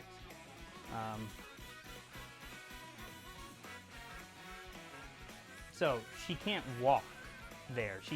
Someone needs to drive around and grab stuff. Thankfully, my aunt that lives near us was planning on going up to the cabin for like to visit and do stuff for a week. So that worked out. But my mom, who at this point in time was driving my sister around, and like, oh, I forgot to mention all of that too. But after that week that my aunt would be up there, my mom volunteered to go up to the cabin and be there for like a month. So the reason that's an issue is because the youngest sister, the one that has anxiety about driving, really only felt comfortable at the time driving around with my mom, because she had gotten an internship at the university, and she was taking classes at the same time. So she was really excited about the internship, and this is how we learned that a lot of it wasn't necessarily that she was anxious. It was more of like she didn't really have a reason to drive. So she really felt compelled to get her driver's license so she could drive to the internship and stuff by herself. So, something to take note of with this. The dog that had the main amount of issues and needed like the most help, I would say, was gone. I love her and I miss her dearly, but she was a handful. So I'm sad that she's gone. I'm happy that I don't have to focus so much of my time on her, kind of thing.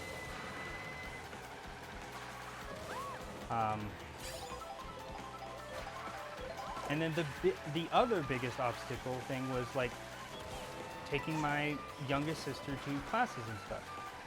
For the longest time, I said it's not much of an issue because I didn't want to make her feel uncomfortable because of her anxiety and shut her down from wanting to do it or to get her driver's license.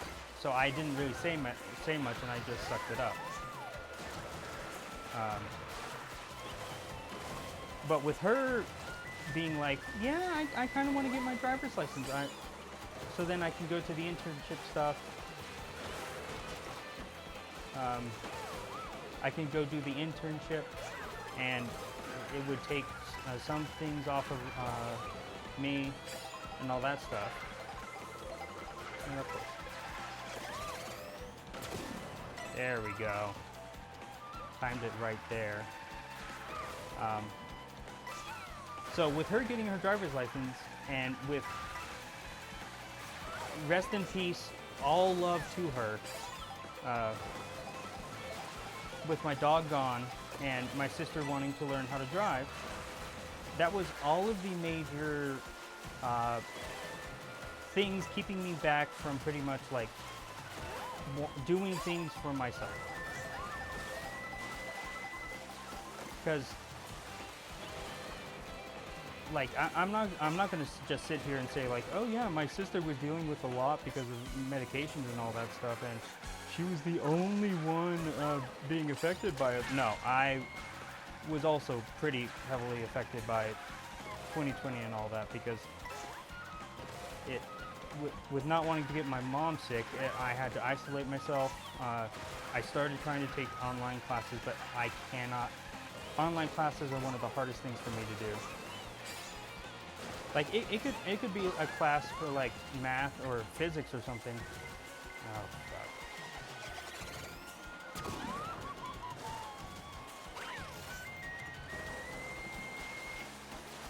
Hold on, I need to focus.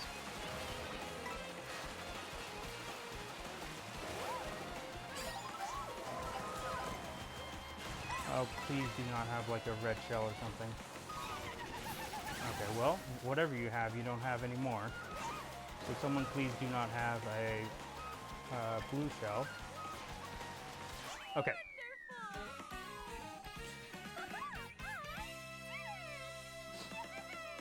So yeah. With my sister wanting to get her driver's license, it would free up so much of my time. Or, sorry. 2020 definitely affected me as well. Because like,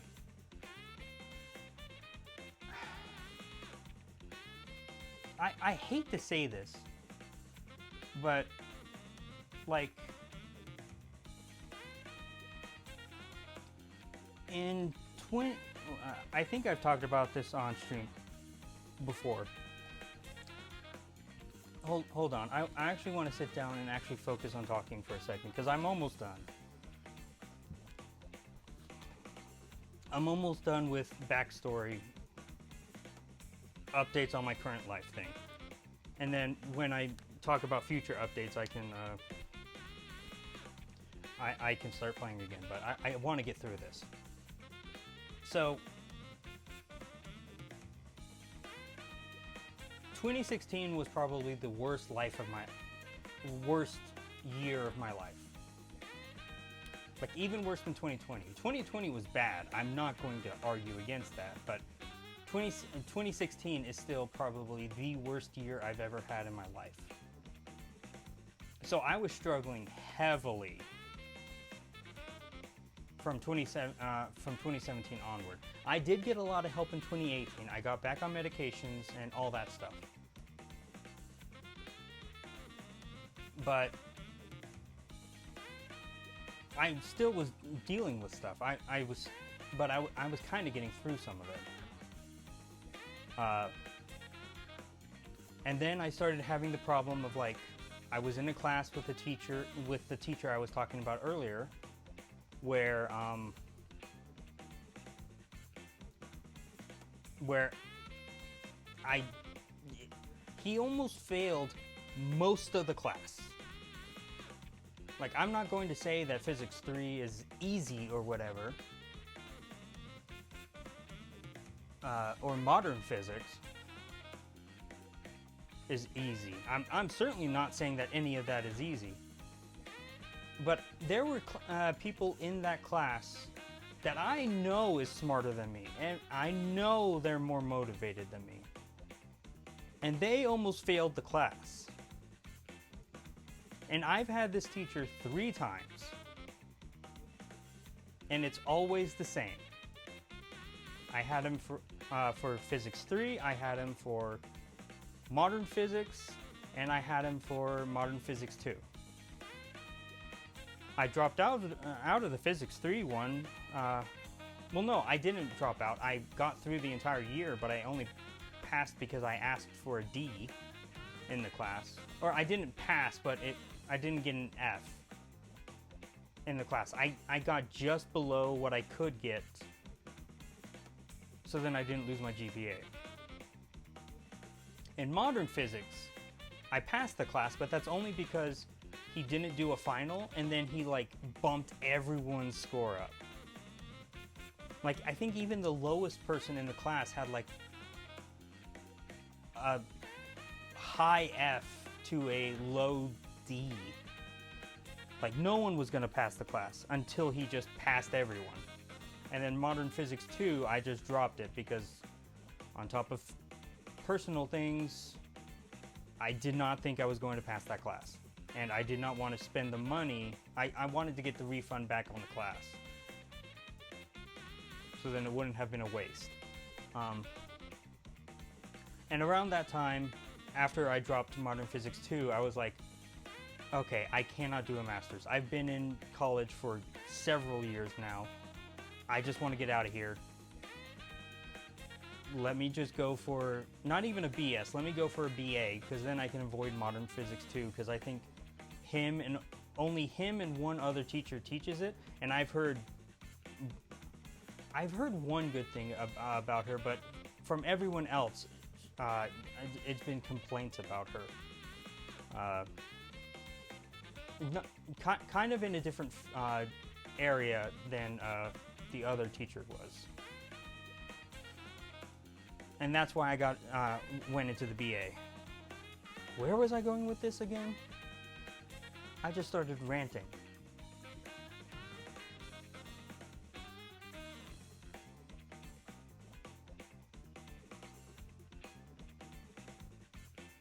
Oh God, where was I going with that?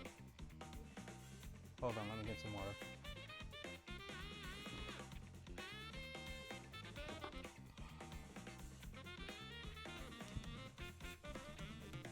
Where was talking about classes, talking about 2016, talking about 2020, talking about classes.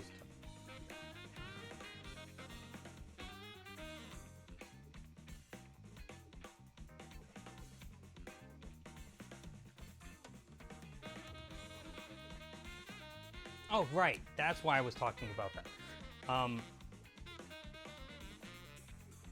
But yeah, 2016 was the worst year of my life, and I changed majors because of something, and 2020 and all that stuff.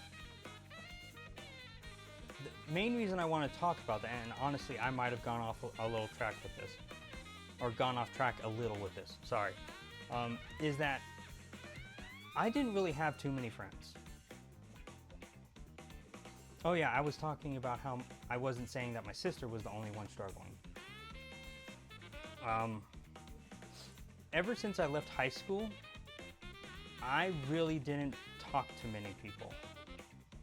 I had them on Facebook, I talked to them occasionally, but very rarely would someone send me a message. And I have like social anxiety myself, and like kind of fear of abandonment. Like,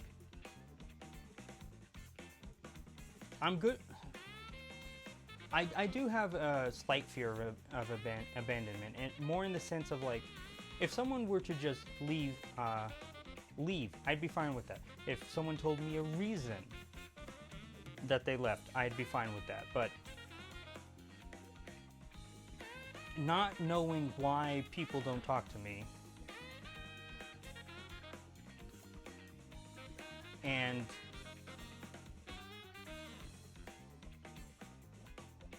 what was the other thing?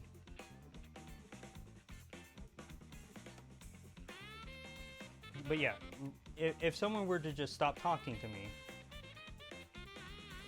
I would be a little upset because I didn't know why they stopped talking to me. Oh yeah, and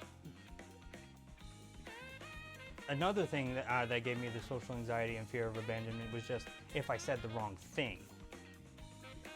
Because I'm not, maybe I'll sugarcoat it a little bit, but it's going to be like a light dusting.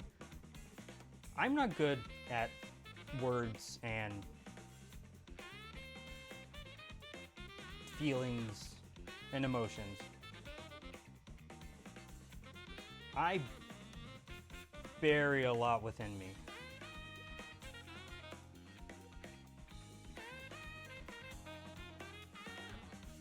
So, going into after leaving high school, I didn't really talk to or like talk to other people or talk to my old friends, and it was only when they sent me a message I would talk to them, or if I sent a message and I got a response. But a lot of friends I just never sent a message to, because after some time I sent messages to other friends and then they never replied, so then I felt like, okay, well, I'm being a bother. I don't want to bother people, so then I didn't send messages to anyone else. So I didn't really keep the friendship going. I think they're still friends with me, but a lot of friends from high school I haven't really actually talked to in like a little over a decade. Like, yeah, maybe like 10 years ago was the last time I talked to a majority of my friends from like high school. I have one friend, and what I mean by that is some point in like 2017 or 2018, I can't remember which one. But 2016 was the worst year of my life. 2017 was just a year where I didn't do anything. I said this wasn't going to take much time, and then now I'm doing a whole bunch of explaining things. So now I'm not playing the game. Sorry. Oh my god. 2016, worst year of my life. 2017 was pretty much just a recovery year of like not doing anything pretty much. Like, I still hung out with my ex-girlfriend sometimes. Oh, and something else I should that ties into everything. I've talked about this before. I had a girlfriend from 2011 to 2016. It was a 5-year relationship. It was good during the time. Well, I loved her. But she was suicidal. And she had a lot of issues that she either said that she's talked to people about and then it could never get fixed, or she was lying about doing that and just thinking that she was unfixable or something along those lines. So, and this is why I had a major crash out in 2017, was just all of that. Regardless, I'm not getting too much into that. That's so off track. 2017, recovery year. And either in 2017 or 2018, I had a breakdown with my family and was extremely mad, extremely upset, and I posted on Facebook like a really depressing message, like, no one loves me, I'm all alone, I'm not going to kill myself, but if I were weaker in will, I would have killed myself, kind of thing. You know, very depressing message. I deleted it the next day when I calmed down, but a lot of friends saw it, and my best friend from 4th grade, who I stopped for the most part talking to in like high school, because we went to different schools, he reconnected with me and said like, hey, do you want to play Pokemon Go or something? And I said, yeah, sure, that sounds cool. I've been hanging out with him since 2017 or 2018. Since then. Like, he and his wife are like the people I go to hang out with. And I would still consider him my best friend, and I would honestly consider his wife a best friend too. And I haven't had best friends since my girlfriend, or ex-girlfriend. And on top of all that, a lot of the people that I did talk to after high school was people that like we became mutual friends with my girlfriend, and then after we broke up, I stopped talking to them. So I was pretty much alone at the time. And then my best friend talked to me, asked if wanted to hang out. Rest is history. Oh my god, I've gone on so many tangents. I'm losing track of everything. I am so sorry.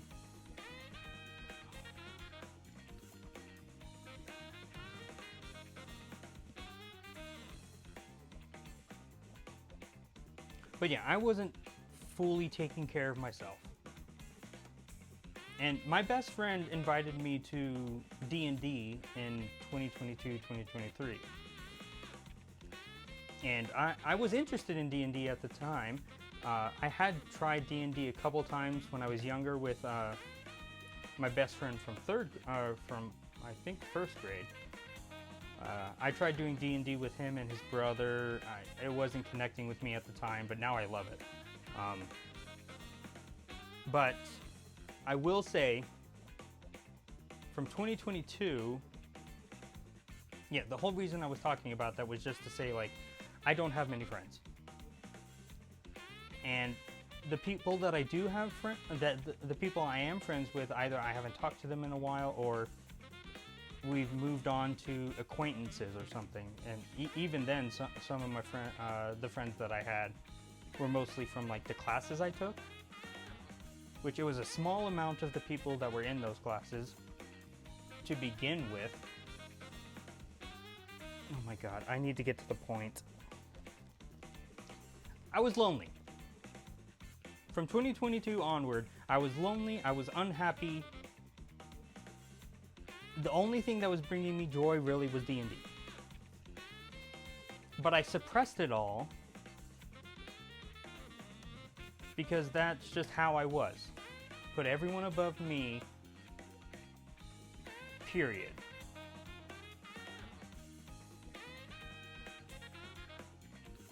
I'm finally getting to the point. I'm sorry. Put everyone above me, period. So I never worked on myself. I was failing classes left and right, especially after, well, I wouldn't say left and right. I would drop classes after a good couple weeks because I wasn't doing the homework and stuff. And it started out good in like 2022 when I went back in person. It started off good, and then I got to the harder classes, like especially the harder physics classes, and then I started heavily struggling. And then I wasn't happy, so put hard classes, put difficult teachers, and put unhappiness all together. And I was dropping classes. That's why the last 2 semesters was me taking only 3 classes and having to redo it. And I'm going to have to take the 3 same classes that I mentioned earlier in like 2 weeks, because I still haven't passed the classes. God, I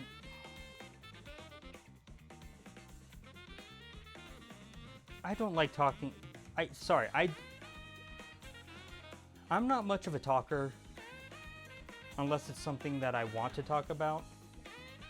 And then I could just ramble on and on for, as you can see right now, literally hours. And it isn't necessarily helping that I am kind of just trauma dumping right now and kind of realizing a lot of things. Well, I realized a lot of things before, so now I'm just trauma dumping to, I don't know. Regardless, I didn't have many friends. I was unhappy. D&D was the only thing that was making me happy. So, on top of all of that, I continued thinking that the situations that were happening in my life, because I would, sorry, this is kind of another tangent, but whenever I feel like I would be doing better since 2020, something happened to bring it back. So I never felt like I was improving. So, with that being said,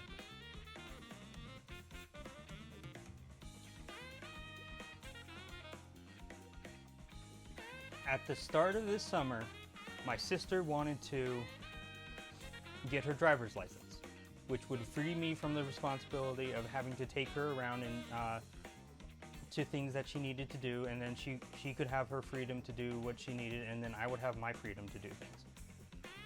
And again, love her, rest in peace always. I loved Autumn, but she was a handful of a dog, so her passing away opened a lot of avenues for me. So then I didn't have to like be there every night to make sure that she had her medicine at exactly 8 o'clock in the morning and in the evening. No questions asked. It was a lot. So it opened up a lot. Oh yeah, sorry, I was talking about medication. So because things would keep happening that was negative, I kept associating that like, oh, everything's fine, it's just bad things keep happening. So I never did much of anything. I wasn't talking to a counselor because I thought I had gone, well, I was talking to a counselor until like 2023, I would say. And I would say I was doing really well after talking to her, and like, I really improved my life during that time. But I wasn't talking to a counselor since 2023. I kept associating like the rut I was making with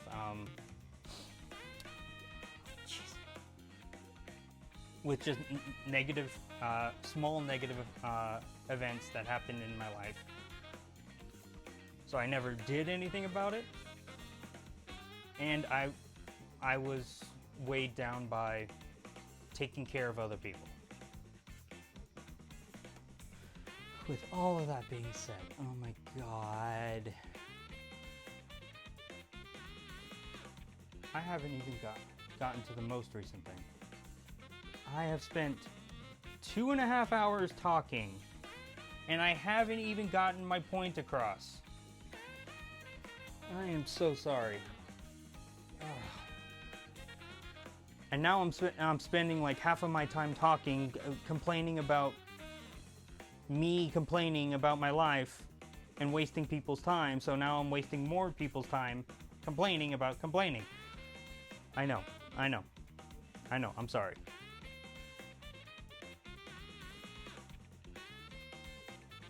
So, at the beginning of this summer, with the potential of my sister getting her driver's license, and with not having the responsibility of taking my dog, taking care of my dog, or I guess my sister's dog, and taking care of her anymore, I was open to do things. I was starting to get a little happy that, like, oh, I can start doing things for myself. But things kept happening. So my sister was only comfortable with driving with my mom to start out. And my mom got sick a couple times during that time, so my sister wasn't able to practice as much as she wanted to.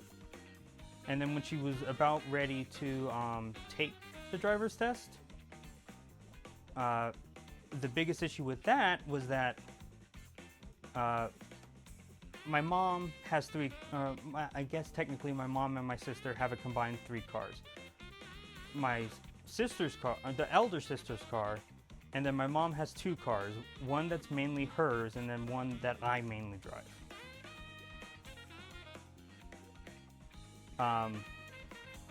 The 2 cars that were my mom's had cracks across the windshield. And like, it wasn't just like a single crack or something, it was like multiple cracks that were kind of forming around. My car still technically has it. Oh yeah, my car definitely still has it. But with the car that my sister was driving with my mom, we decided to get the windshield fixed.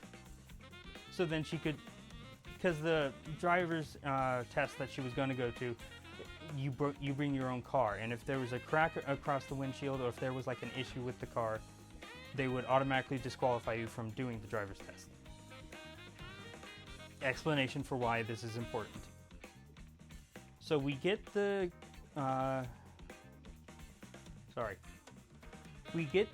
windshield fixed for the main car. And like, okay, my sister wants to drive a little bit more to make sure that she's ready for it. Okay, that's all cool. Bam, my grandmother crashes the car. So then my mom is like, oh crap, I need to take the car that we just fixed the windshield for, because that's the best car to go up a mountain with. So right at the time that my sister wanted to start or take the driver's test. Okay. Yeah, right around the time she wanted to take the driver's test, my mom had to go up the mountain away from us, and so she couldn't. I actually need to ask about that too.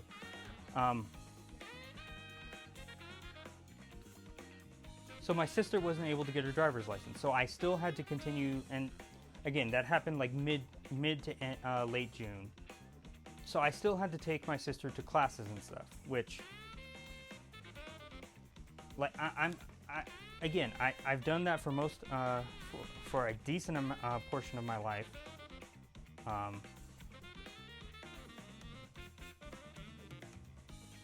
And I could handle doing it for a couple more months and whatever we needed to do. But I was disappointed because I was like, okay, my quote-unquote freedom is being delayed a little bit.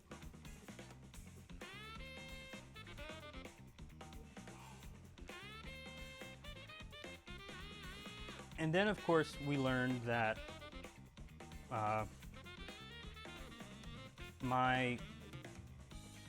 that our dog had cancer in her nose. Or sorry, I don't think I got to that point yet.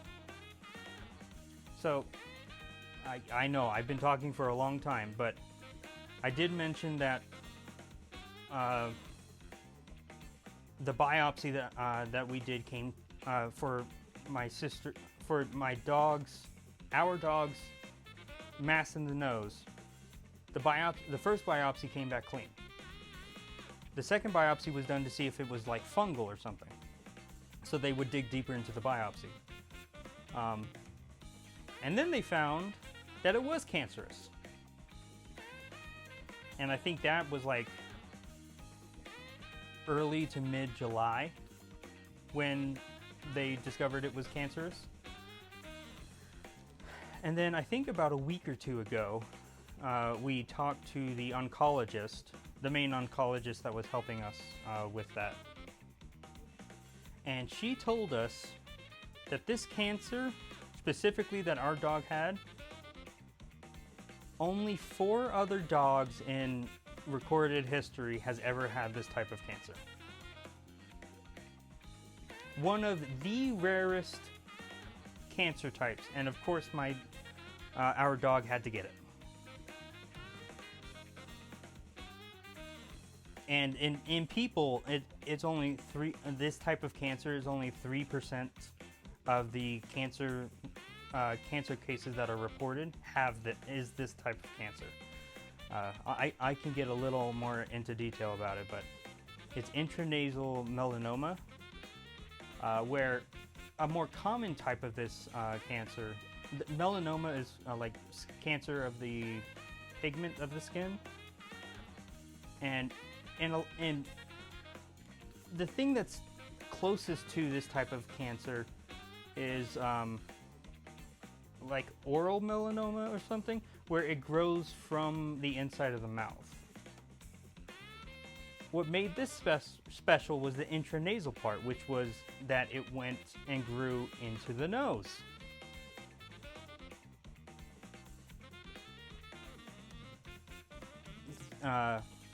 So she has cancer.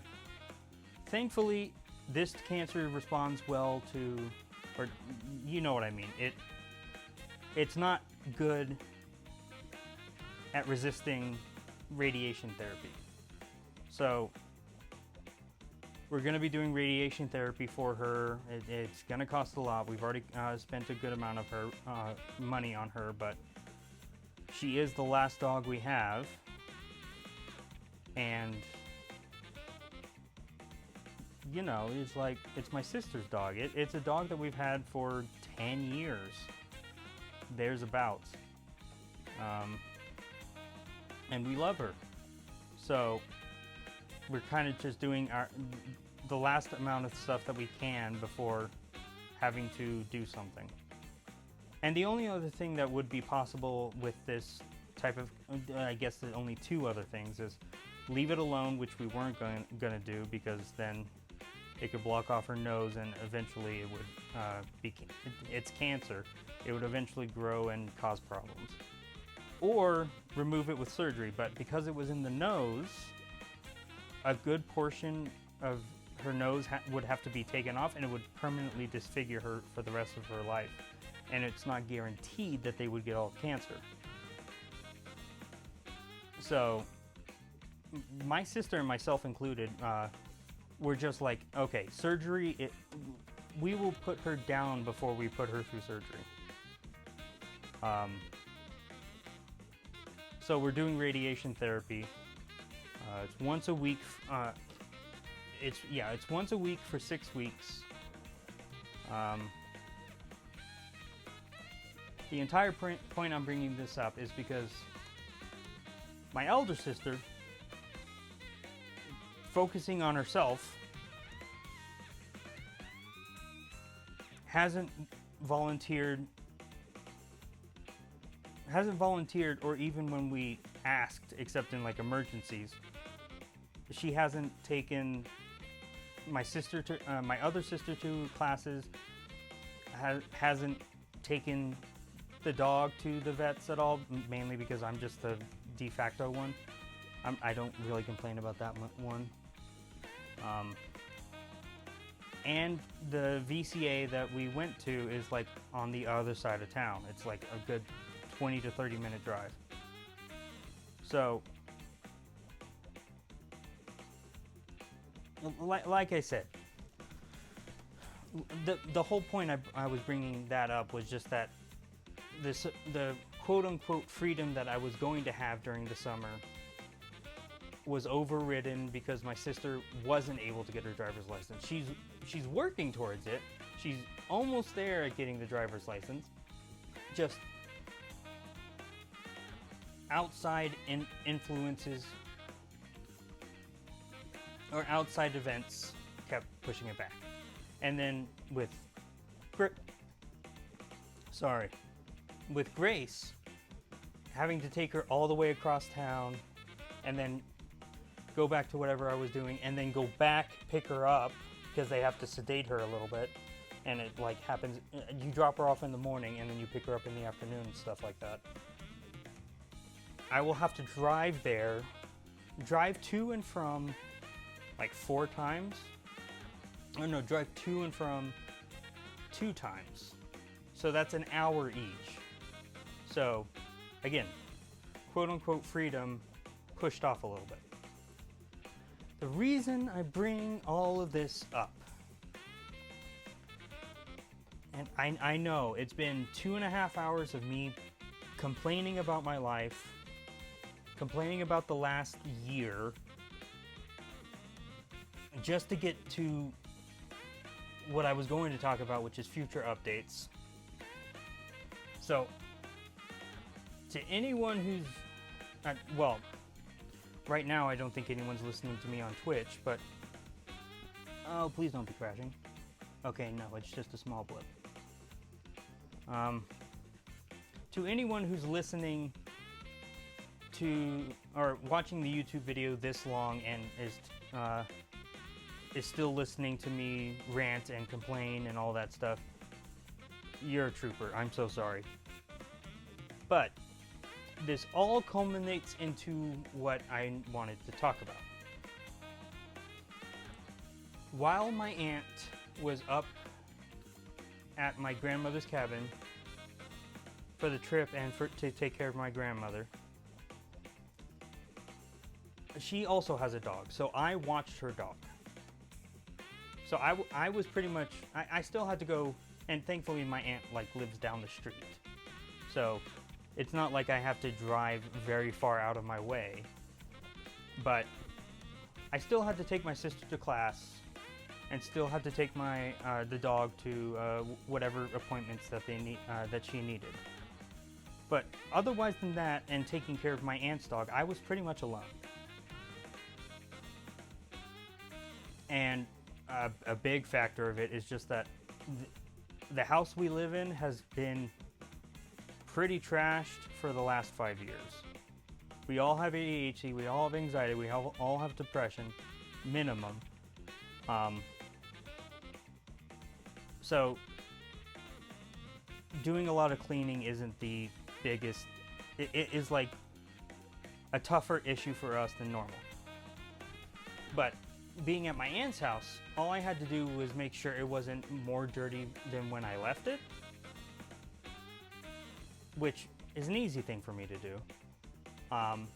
So pretty much I just had the house to myself and didn't have to worry about anything else other than doing a little bit of driving. And it felt nice. I know this isn't healthy. I'm looking into it. It looks like it could have just been water and loss of muscle mass and stuff. But I lost 16 pounds within 2 weeks because when my aunt got back from that week, she then had a trip to another state that she wanted to take. It's just a personal trip that she wanted to do. So I also watched her dog during that time too. So I was there for like 2 weeks. And I lost about 16 pounds. And I think a lot of it was because of stress of being in a dirty house and having to always be ready for someone in case they needed something. And I think it was also because I didn't eat as much. Like I was not overeating to the point of blasting apart. Because I know I do that a lot here. But it was nice at my aunt's house. It was nice to just have things to myself and not have too many worries. And during those 2 weeks, I actually made an account on Casting Call Club, which is a site for actors, voice actors, singers, directors, writers, a lot of stuff. it's a casting call site, and it's really good for beginners. And so, because I still would like to do voice acting, I'm focusing on getting my degree so then I can be a teacher. But if something big were to happen in the voice acting hobby that I have, I wouldn't be against going into voice acting. So I made an account. There was a project that I wanted to do. I didn't get any of the roles. I don't necessarily care about that. I know the chances of me getting all the roles that I ever wanted is slim to none. But I actually enjoyed doing the voices. I enjoyed auditioning. And I did the audition wrong. I know that I did it wrong. You're not supposed to slate. You just get into the lines, which makes sense after thinking about it. But yeah, you don't slate. And I messed up by doing slates, and that might have been part of the reason why I wasn't accepted. But it also absolutely could have just been that my mic was not. I'm using the mic that I used for voice acting. It's not the best. It's a clip-on mic that I think I bought a 2-pack for like somewhere between $12 and $21. It's a cheap mic. It works for streaming and it works for basic things, but it's not the best mic. And the project that I had auditioned for was a indie project. It was an indie game. It's not out yet. They just got through, I think they just got through hiring all the voice actors, and they're still kind of creating the game. If it ever does come back out, and I know that they're going to do a second casting call, so I might be able to audition again for different characters and see, actually do it right and get to and get a role. Hold on just a second.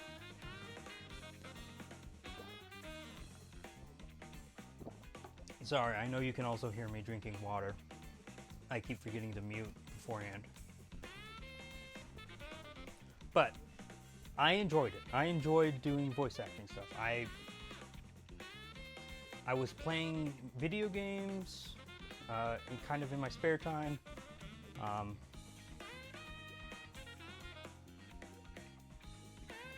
I was actively enjoying things, and well, I wouldn't say I was actively enjoying things, but I was doing things that interested me.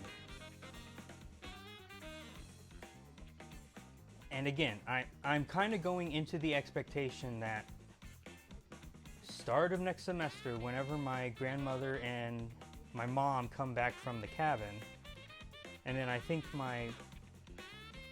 oh no, that's right. What's going to happen, because initially what we were going to do before all the stuff happened with my grandmother was that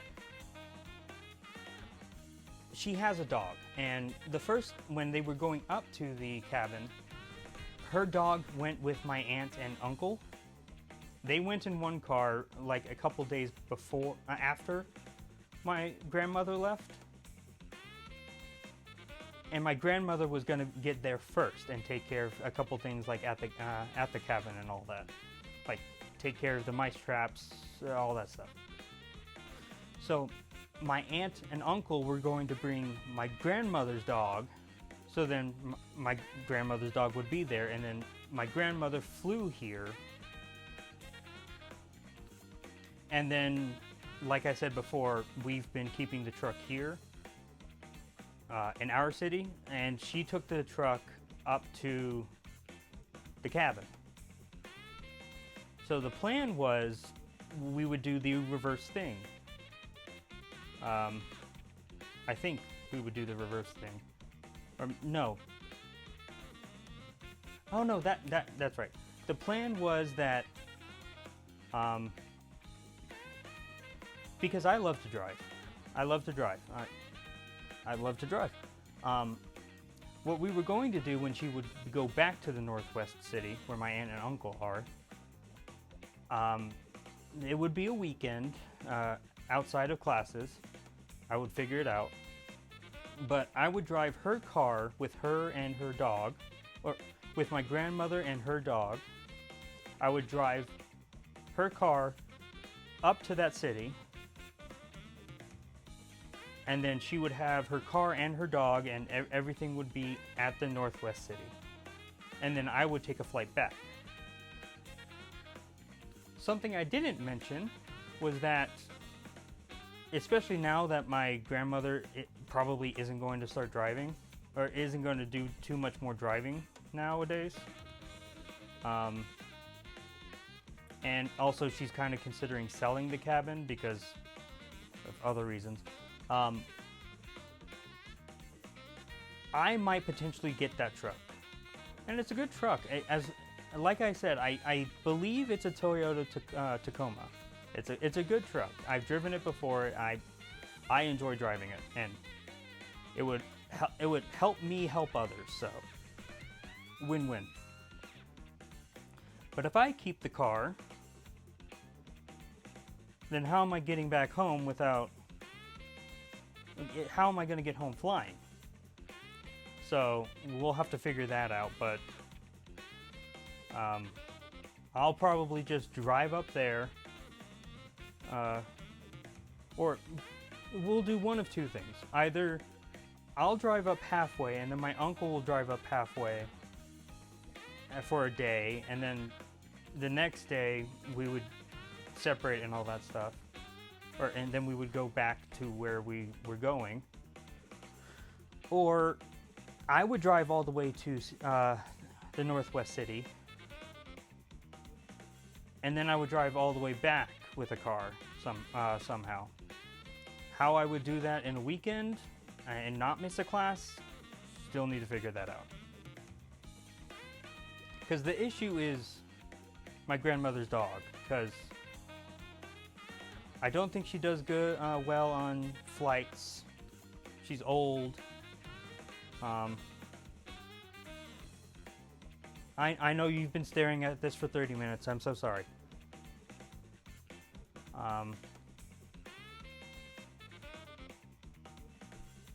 Regardless, that's an entire other thing. But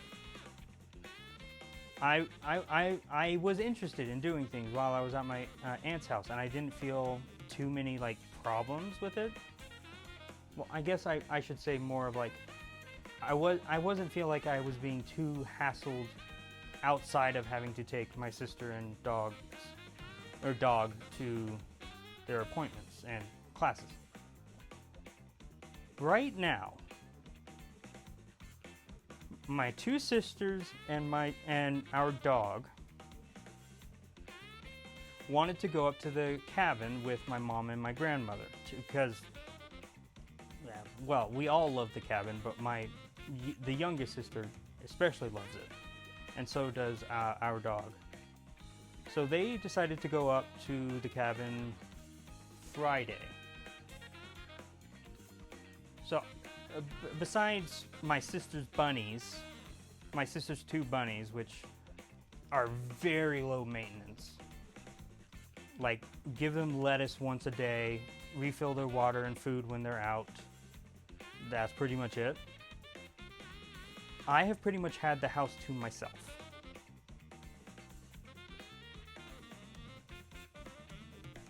Saturday, because of a whole bunch of things happening between when I did the first submissions on the voice acting thing to I guess yesterday or Friday, I had only auditioned 3 roles on one project, and then I got busy with other things, so I couldn't do much else. But I did have 10 other projects I was interested in that didn't end too quickly. So then yesterday I did a whole bunch of yesterday, which would be Saturday, August 9th,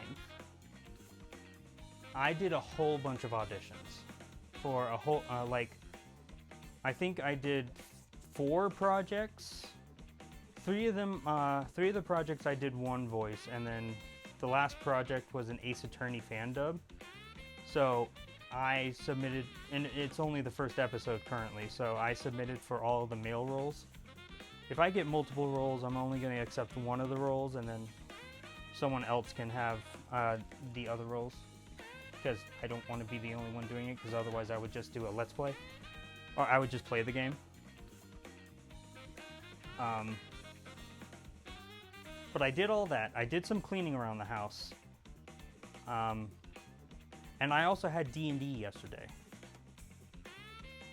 So, talking about what I was going to be doing, but talking to myself about everything I wanted to do, not having the responsibilities of taking my sister anywhere or taking the dog anywhere. I'm genuinely excited for the future. And again, I don't mean to sound like super depressing or anything like that. Like, I know I've been trauma dumping, but I think the last time I've ever been like genuinely excited for what's to come was 2018, when I was improving myself from the worst year of my life. And something else to add too is that I said that bad things kept happening in my life, so I kept attributing that to the issue, the main issue that I was having, rather than, you know, seeing that I haven't upped my meds in 6 years and it's probably not working anymore. So finally I upped my meds. They've been helping a lot. I'm so glad I did that.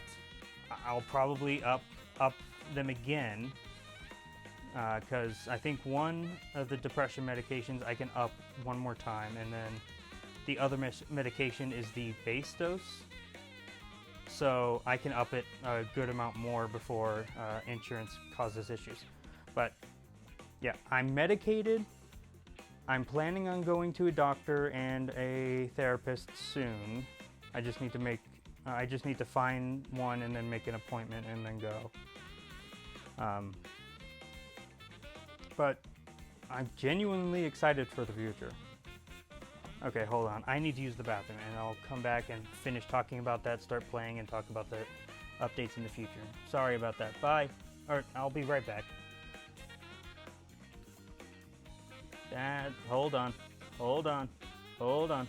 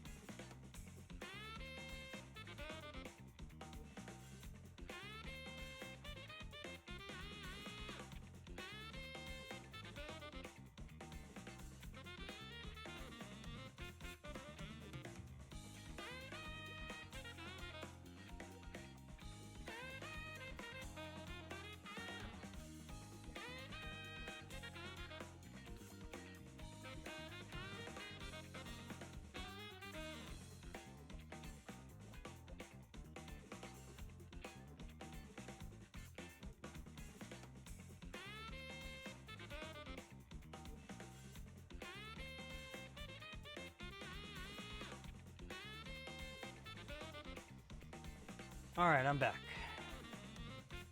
Also time, 2:40, probably 2:45 at this point. Timestamp for getting through the past and now talking about the future. So, I'll start playing now as well, after spending the last 40 minutes not playing and trying to get through detailed things about my past, and then complaining about complaining. Oh, hold on.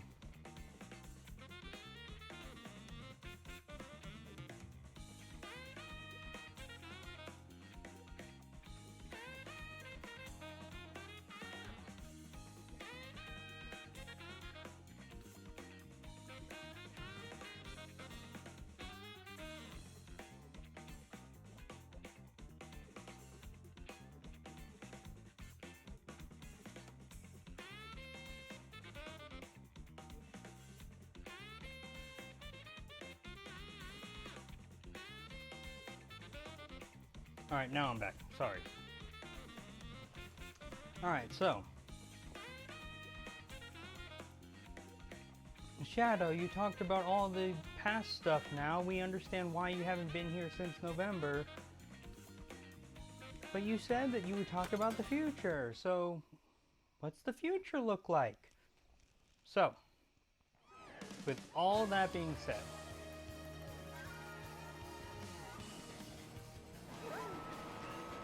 I've upped my medication. I've been genuinely excited about something. Oh, okay, I thought I hit that a little too early. Whoops.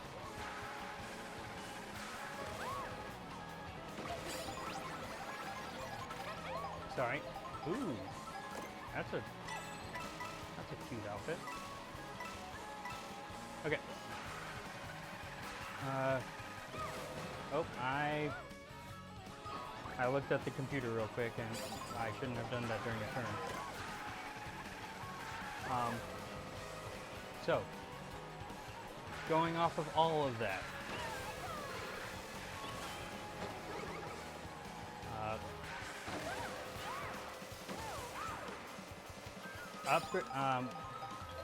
upping my medication, so I actually feel better.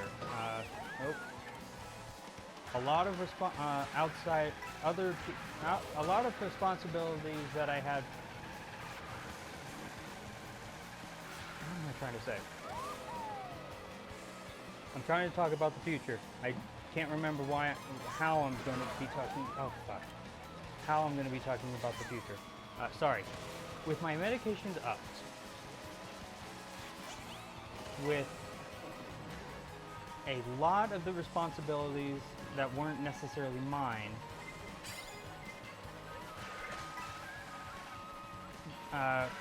going to be either not needed anymore or will soon not be needed anymore. Specifically, taking care of an epileptic dog and driving my sister around to things. It will open up a lot for me.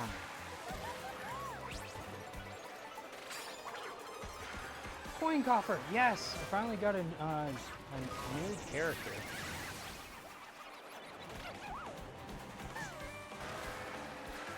Sorry, when you're playing Mario Kart World, the only way you can unlock extra characters that don't have costumes is if Kamek changes you during a race into one of those characters. Besides the point.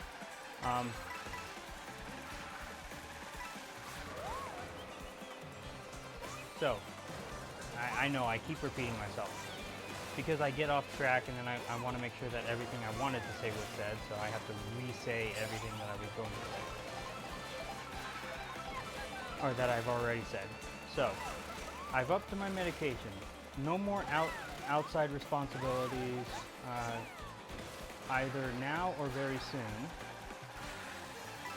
Like I said already, more specifically, taking my sister to appointments and taking care of an epileptic dog. It opens up a lot for me. So, what am I doing? Well, many things. Hopefully. I have a lot of things on the planner, but I haven't implemented it. I've implemented some things. So, first off,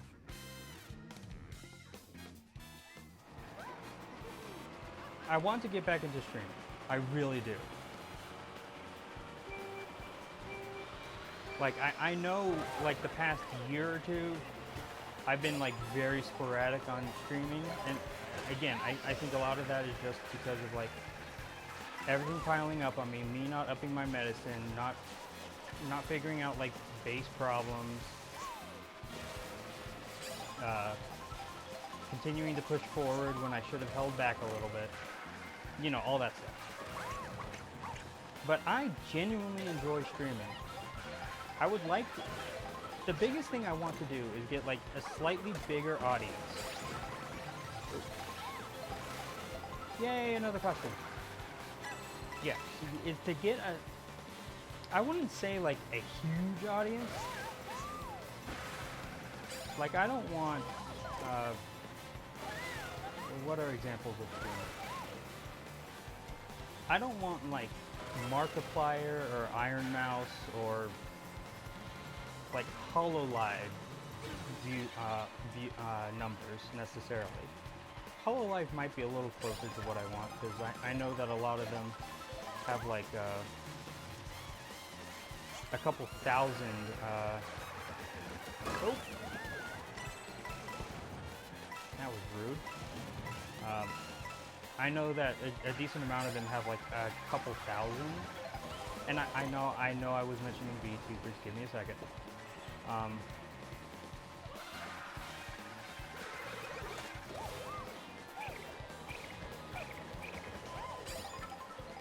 But I would like to get a bigger audience because I used to do videos on YouTube, just like solely videos.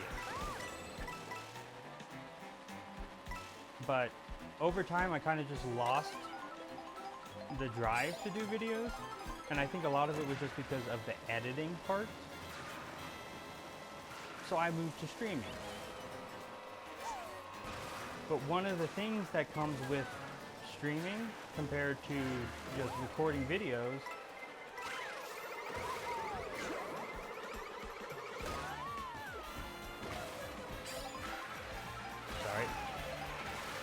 one of the things that comes with streaming rather than recording videos is talking to people. Like, in videos you have the comments to talk to, and you can respond whenever you want, and it's like not a big issue if like if you miss a couple comments, because then you can go back to it, kind of thing. The thing about streaming is that it's live, so you're actively talking to people while you play the game. So that's a big thing I want with streaming. It's just that, like, I know being away from streaming for as long as I have been kind of removes, removes a lot of the people that follow me and a lot of people that watch me, because it's no content for 9 months. But I would like to kick up my streaming again. I would like to do it a little more often. When I say a little more often, I mean like maybe once or twice a week, maybe more than that. I don't mean like more often than 9 months, because then that could be like every 2 months, and I don't necessarily want that. I want to up streaming, and one of the big goals is to have a big enough audience where I'm actively talking to people, a good amount of people, and I'm actually like entertaining people, but I'm not swamped by how many people are there.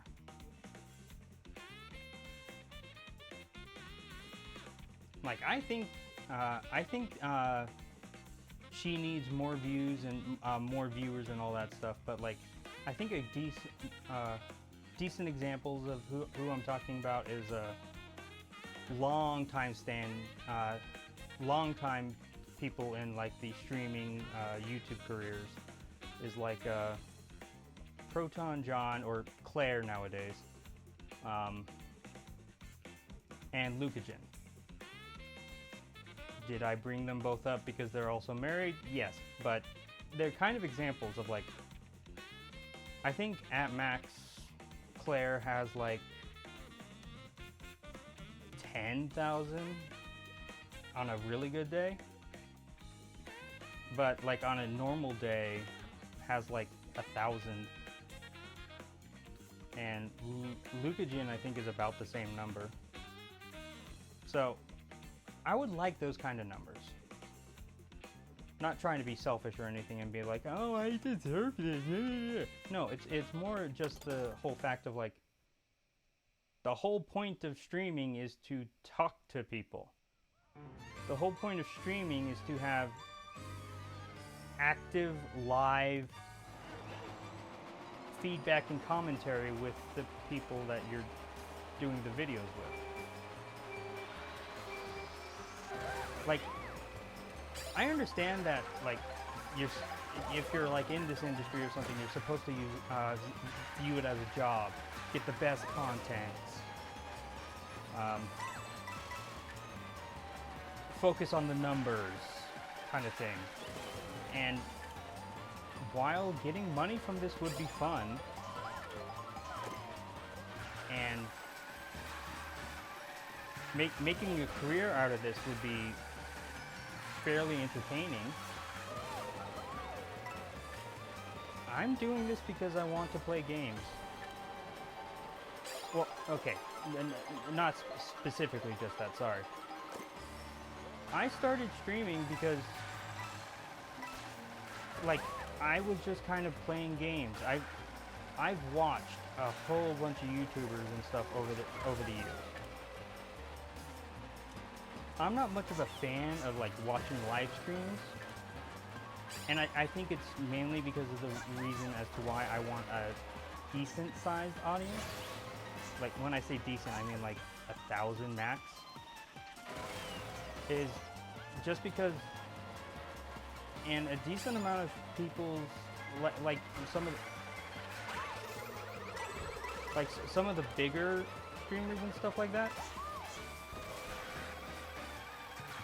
What are the chances you're going to be noticed by the person streaming?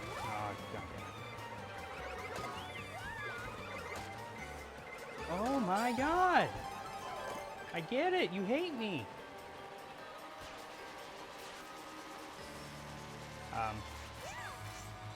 But yeah, I think the biggest reason why I don't like live streams necessarily, and why I don't watch too many of them, is just that, like, the difference between live, I think some of the biggest differences between live streaming and doing videos is just that you have an active commentary, you have an active discussion with the person that you're watching the video with, instead of relying on comments, which can be answered at any time, I guess, and not having to edit things, I guess, as well. I guess technically speaking, you don't necessarily have to edit. You could just record yourself playing a game like you would if you were live streaming, and then just upload it. But again, to get a decent audience, you kind of need to have some good qualities, I guess.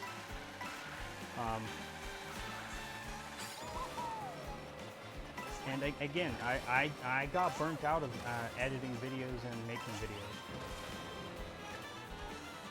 I was putting like I know that what I made video-wise was not like state-of-the-art tech and stuff. And I'm mainly talking about like the PMVs that I used to make from like 2011 to like 2016.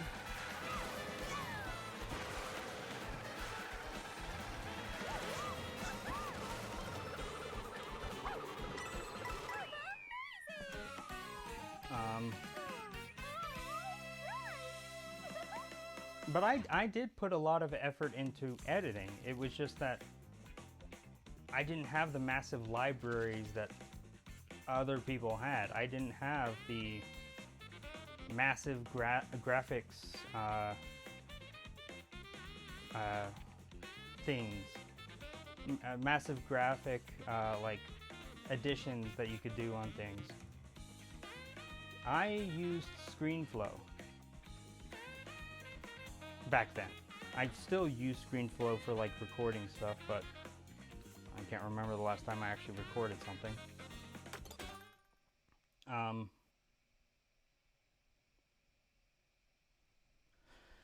But yeah, I used ScreenFlow. I didn't have like Audacity and Flash and Adobe. Like ScreenFlow is pretty nice, and it is lucky that like it is a Mac editor, because a lot of the other editors at the time weren't necessarily you couldn't necessarily use them on Macs without like going doing a Windows on a Mac.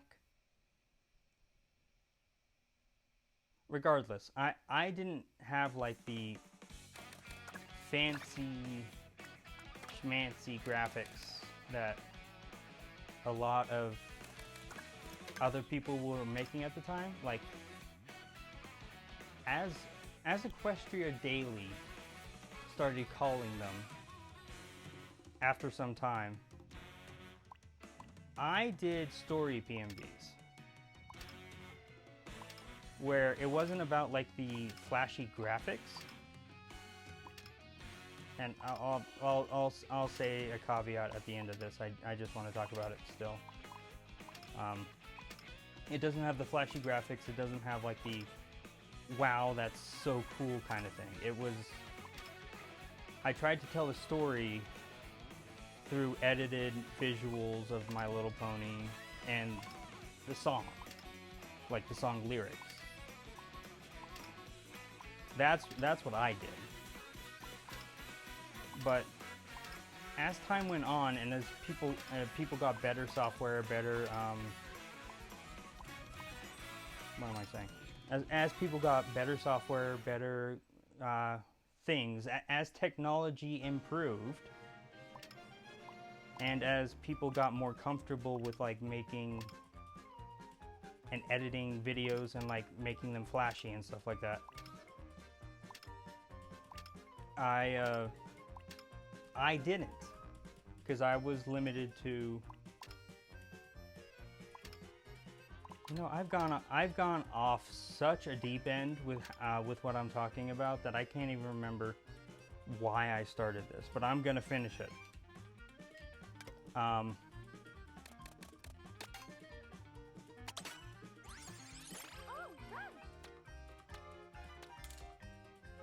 In a second. I'll finish it in a second. Give me like I don't know. But yeah, as time moved on, editing software and flashy graphics and all that stuff got better and better. And people were starting to make PMVs that looked amazing. Not necessarily story-wise, but but like it was like flashy graphics and cool effects and bumping music and like stylized My Little Pony, or like animations. that's a big thing too, was animations. Was like when animations started kicking off in the MLP community. I feel like PMVs kind of fell off at about that point. And I actually do have a friend that was in the PMV community that I've seen a couple times on YouTube.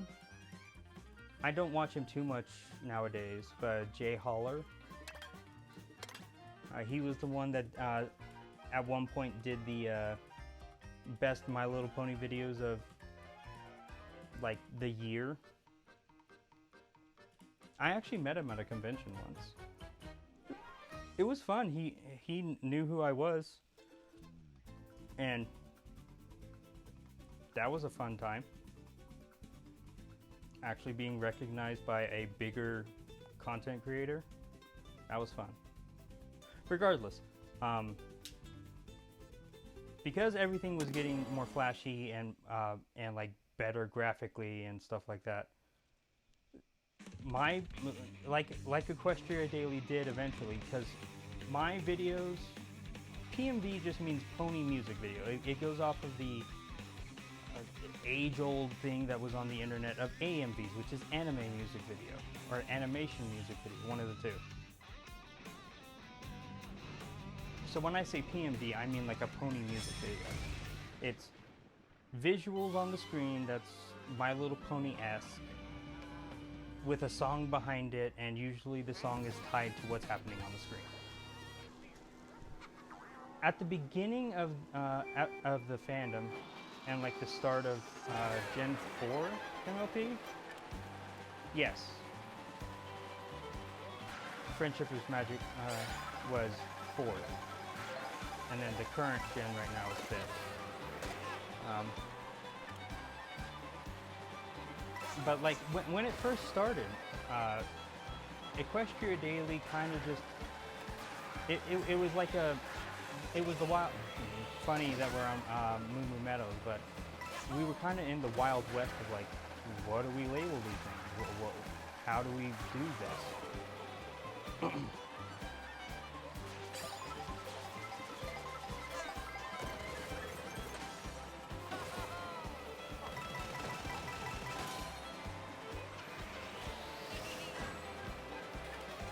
Sorry, I got a little distracted.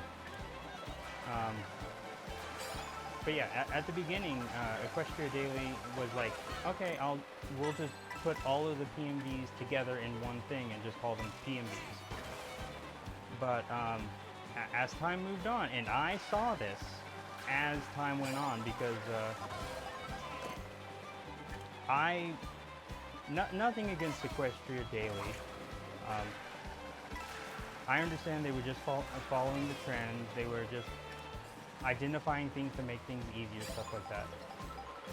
I don't have any ill will necessarily towards them. But eventually, when PMV started getting more detailed, more animated, more flashy kind of thing, well, yeah, I was talking about why I noticed. Because at the beginning, my PMVs would be like in compilations with like pretty cool PMVs on Equestria Daily. Like even the flashiest ones, I would be part of it. I would be part of the big post. Or I would be part of the post that was on Equestria Daily. And I thought that was fun. I thought that was really cool. I felt honored every single time I was placed onto Equestria Daily, except for the first fanfic that I ever did. I'm not getting into that. But eventually, like I keep saying, I think I keep repeating myself, as the PMVs got more professionally made, I guess, more studio-esque,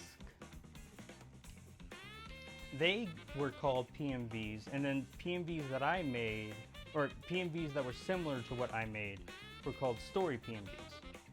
So like videos that had limited effects and were fairly simple in editing, but were like set to music and was was set to music and like still had the visuals and stuff like that. They were called story PMVs. Which again, I don't have any ill will towards Equestria Daily. I knew that they were doing it just to better categorize things and make it so people could find what they're looking for more easily. I don't have any ill will towards Equestria Daily, but I even commented on the first post. I think the first, or when they were discussing the split between regular PMVs and story PMVs. I think I remember commenting on that post being like, people are gonna see the story PMVs as like lesser because it's not edited as well. Oh, thanks for taking my coin.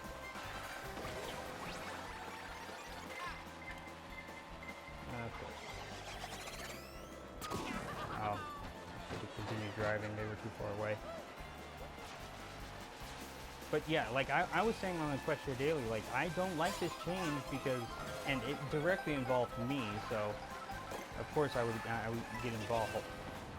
And of course at the time I was still like, I think at the time I was a young adult that was kind of mentally stunted. So I didn't mature as fast as other guys.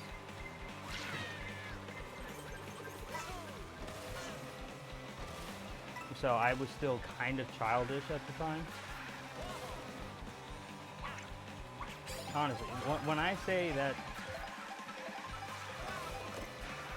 I put everything aside to help my girlfriend at the time, stop taking my coins!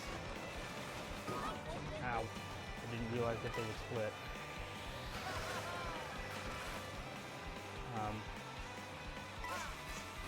I meant it.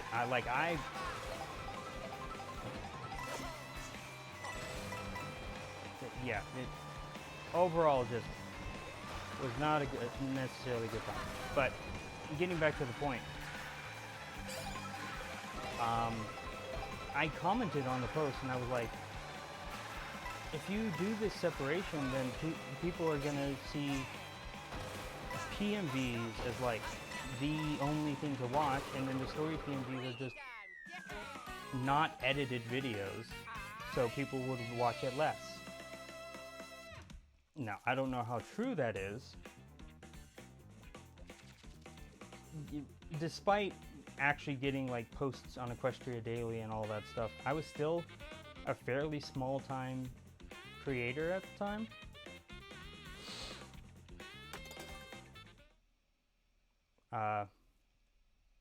But so I can't vouch for like if the views went up or down, and then I had the whole problem of my original account being copyright stricken, and then having to move to Shadow Demon 1375. I messed up the timing.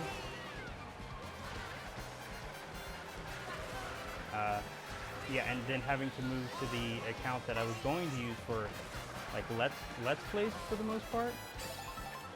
That's one reason.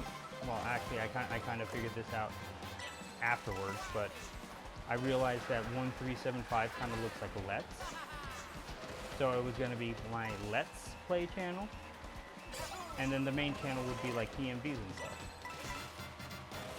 Because my Let's Play videos weren't getting as many views, and it's the same thing that Equestria Daily did. They separated it so then people could focus on what they wanted to watch. That's another reason why I don't hold ill will towards Equestria Daily. It's just part of evolving as content things. Content creators, websites, I don't know.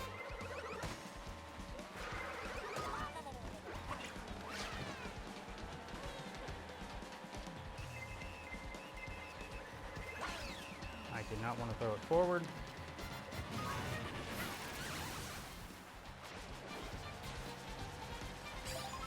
Why was I talking about that? Oh, right.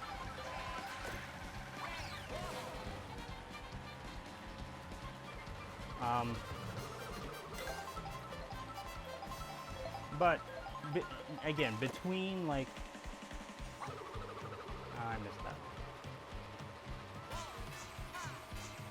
Between, sorry, focusing. Between my original channel, which I can't remember specifically, because it's been so long, but I do have a memory of, like, having, the Caramel Dancing video, the Caramel Ponsen video that I did with, like, Pinkie Pie, so long ago. I remember that having 1 million views on my original channel. Or, like, more than 1 million views on my channel. Like, despite being a relatively small content creator at the time, I still was doing pretty decently on, like, views and stuff on my main channel. And then it got copyright stricken. And fair play, it was because I was uploading all of the most recent episodes of My Little Pony on my channel in HD. I don't know why I did it. I think it was because, like, it was hard to find the channel or something. So I was just trying to make it so everyone had access to it, but yeah, I was stupid. Like I said, I didn't mature as well as I probably should have as a male, or as a male person.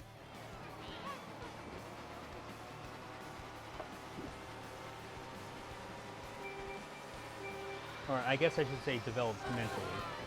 I had a beard going into 9th grade, so I definitely know the physicality I had. It was the mentality that I struggled with. Regardless.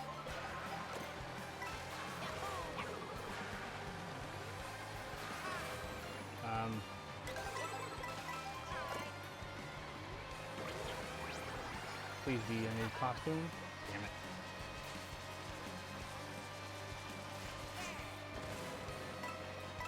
But yeah, between losing my main channel, which had, I think, at least one 1 million viewed video,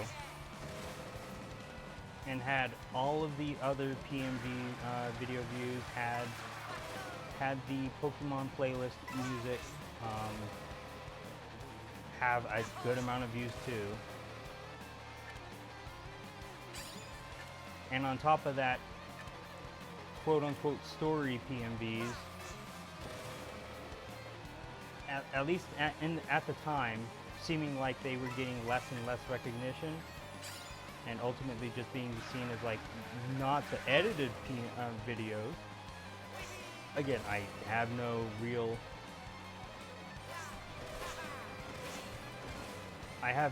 evidence to support that, like, the views dropped when they did that, but at the time I definitely thought that that was the case. Dang. Well, thankfully I was in the air. Okay.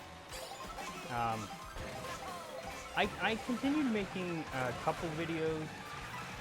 Like, I think I definitely made 2 videos, 2 PMVs at the time.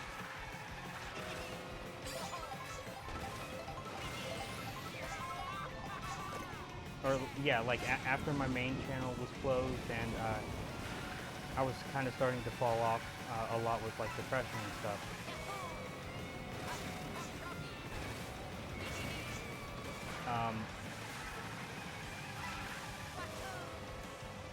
I made the Ignorance is Bliss one with Discord, and then I think the other one was the Aloysius. That's I guess the last PMV I ever made, which was for a friend, because she made me a drawing that I still love to this day. It's my lock screen background on my phone. I've had that since whenever she made it, which I think was like 2013, 2014. And I still love it. But I think the Discord one took like 8 months to make, because I was just so burnt out of editing to not get many views. And then even the one that I did for the trade with my friend, which I don't even know if she necessarily considers me, that's trauma. Like, I think that also took like at least a couple months. When, like, the first Caramel Dancing video that I made, which I would say is maybe like the second or third most edited video I ever did.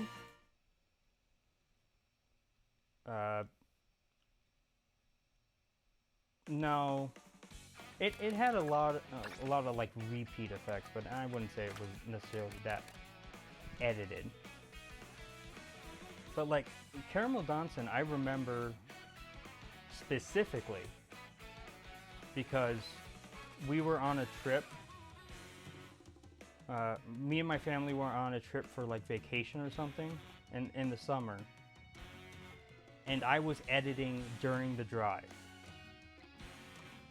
And I don't think it was total 3 days, but I spent 3 days just editing Caramel Dancing.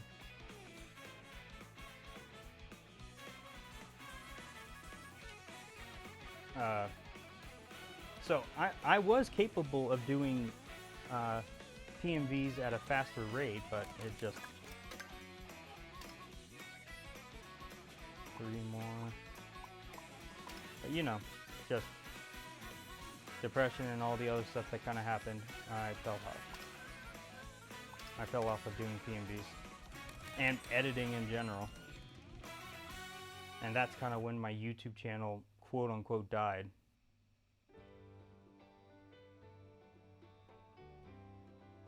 I know I go into very detailed explanations, I'm sorry. But all of that is just to say, I don't like editing videos anymore. Maybe one day I'll get back into liking editing videos. I will, I don't want to jinx it. I would like to get back into, or I hope that someday I'll gain back the motivation to maybe do edited videos, and then I don't know if I would necessarily make PMVs, but I'd I could do some edited videos or something. I don't know. But regardless, that goes into the whole point of why I started streaming. I don't like to watch people stream because, one, I don't talk much, and two, with a lot of like the bigger creators, the chances of you getting seen by that person is low. So then you start talking to the people in the chat, but if you're part of the, yeah, it's just, the whole point of live streaming is to talk to the person you're watching live stream, or that's the allure for viewers. But if you're in a big enough company, big enough creators channel. Oh my god, it's already 8:16. Holy shit.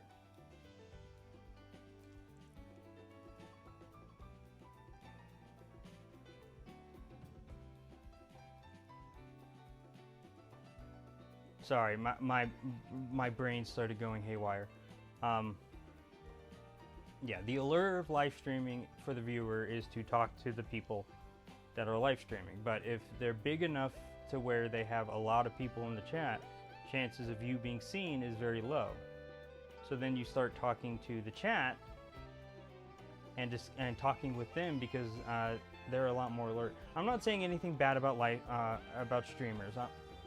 I'm not trying to say like, oh, Markiplier is so bad because he never talks to every single person that ever sends a comment in his chat. No, I'm not saying that. I'm saying more of just like, they're distracted playing a game or something, and so they're not going to see every comment. And if there's like thousands of comments happening 16 times, or if you have thousands of comments coming in every second, you're absolutely, even if you're constantly watching chat, you're not going to see them all the time. So you start talking with the chat, who is more engaged in the like comments being posted. But then if you're in a big enough community, and I think even some smaller communities don't like to do this, they don't want you to chat in the chat with other chatters. They want you to take that to a private thing, so then the feed isn't filled up with all that. So I guess I just feel like that's counterintuitive. So that's why I don't like watching people live stream, especially bigger creators.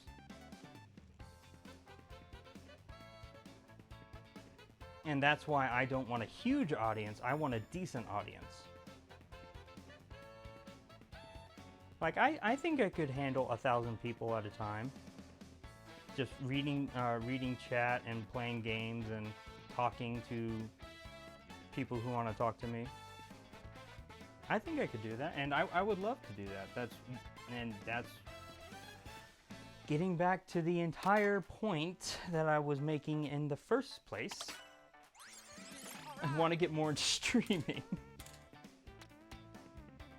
Or I want to do more streaming. I want to try and make it more consistent. I want to try and do things to make it better. I would love to do collabs. I'll need different equipment, which I'll be getting into in a little bit. But I would like to stream more. That's all I'm saying. And with the medication up, and with me realizing that the things that I need to fix, and once I go start talking to a counselor and a doctor and all the things that I need to do, it'll be a lot easier to do.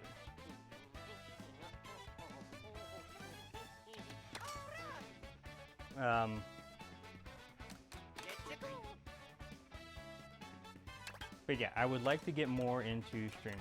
Actually, hold on. Which one of these was the 2-star? Was it the star? Oh, yeah, it was a 1-star, and it was the Star Cup. Of course.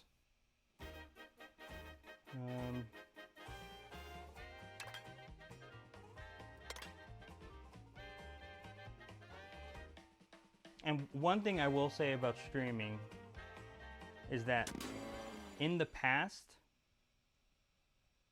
one thing that kind of burnt me out of streaming was that at some point, like when I started streaming in 2020, 2021, one of the two, I started it because I was playing games and I wanted to talk to people. So I started streaming. And it was just, I'm playing games I would already play.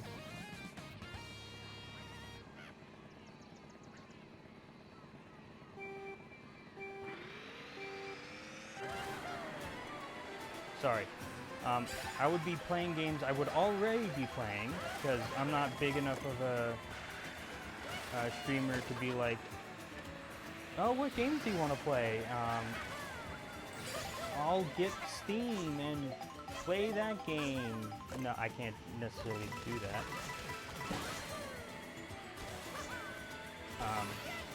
I really only have Nintendo games, and even then, I still have to buy the game with my own money.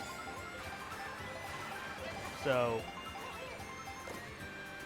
even if there was a game that I didn't have that people wanted me to play, I would still have to buy it.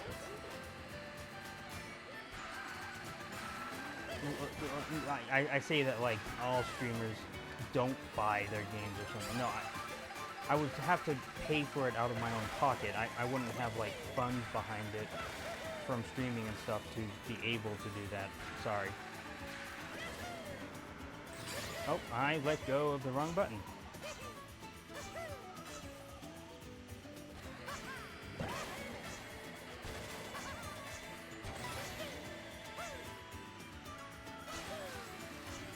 Oh, I went the wrong way. Whoops.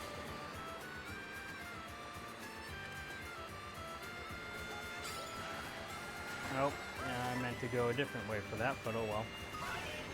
And I meant to use the mushroom, but I lost it. I'm doing so well. Sorry. So, yeah, when I started streaming, I keep going on so many fucking tangents. To be fair, it is 8 o'clock at night, and I think when I took my medication, it was like 3, or the second of the day medication I took, it was at 3. So, it probably worn off by this point.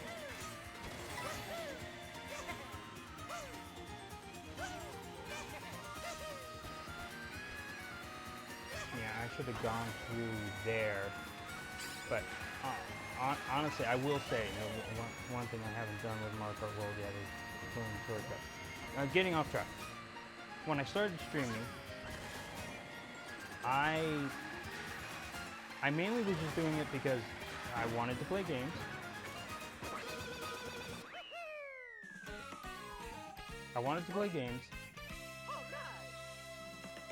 But I didn't just want to play games. At the time, I thought I could do something with streaming. So, I kind of started it with the thought of, oh, I could become big and then use this for something.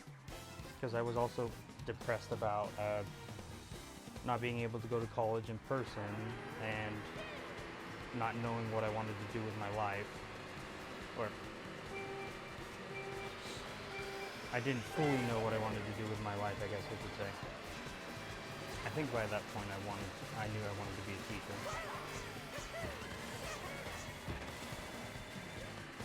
But just, I guess, trying to find other options other than going to college of having a job.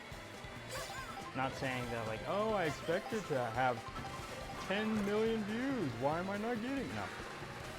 There was a slight hope to it. But for the most, like 90% of it, I just wanted to play games.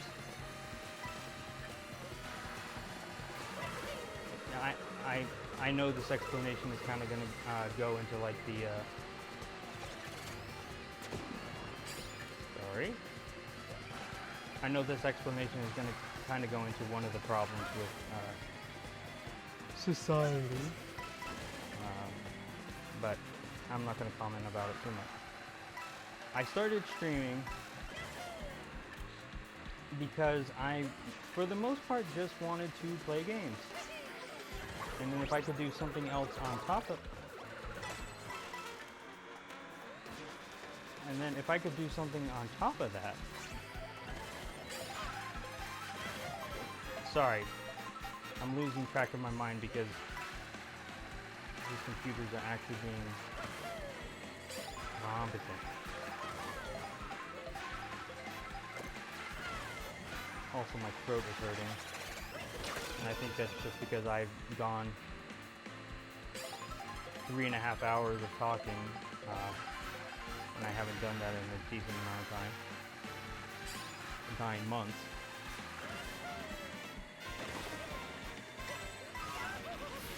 Ow. Well, good thing I used mushroom before the lightning.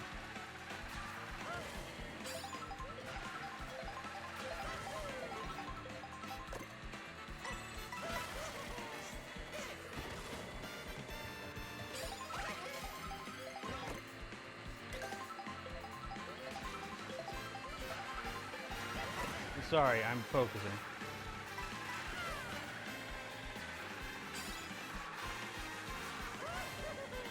But yeah, on top of just wanting to play games, there were two other reasons as to why I wanted to stream. One of them was just wanting to talk to people. I've seen a lot of I've seen a lot of people that I watch normally on like content streams, or the content creators.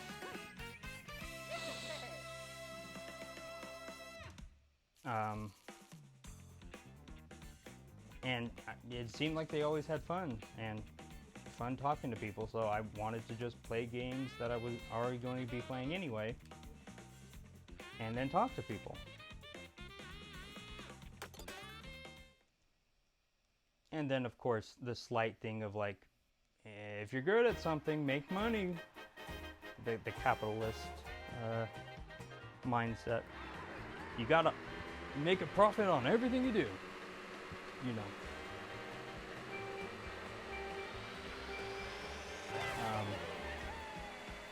And that's why I started streaming. But then over time, I started noticing that like, instead of playing games that I was already going to play, stream became really like the only time I actually did play. And I was waiting for like times and days where I could stream in order to play games, and that kind of got me into a little bit of a depression, because then like, where's the fun if I'm only doing what I actually enjoyed doing at the time, and now I only do it when I'm doing the thing that I started doing because I wanted to do the thing. On top of that, streaming isn't necessarily the easiest thing to do. You need to make time for it, you need to have a location. If you're going to be loud, you need to make sure that's not an issue. Well, at least in this channel, I guess. My goodness.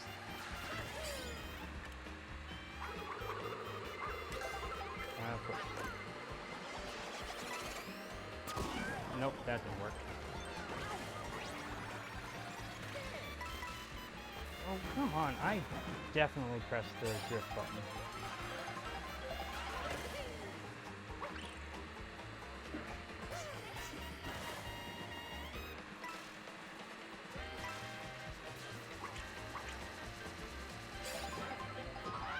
Oh, come on.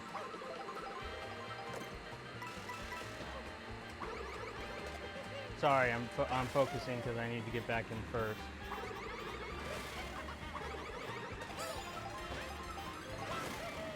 There we go, and now I have a green shell. Sorry. So yeah, I was just noticing that like I was getting depressed because I wanted to.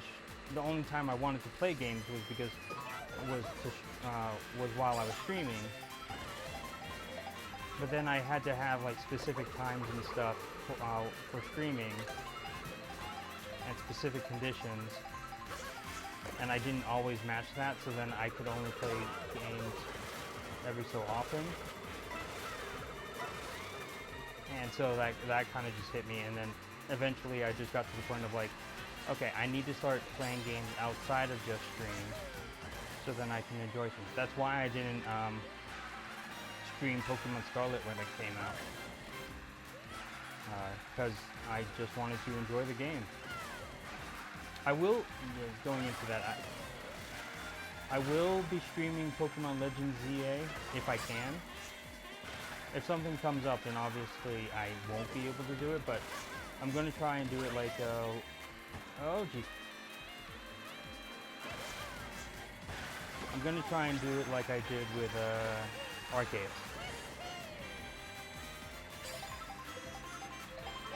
All those years ago. Because I think Arceus came out like 2020, right? 2021, right? I can't remember. But yeah, I will play that when it comes out.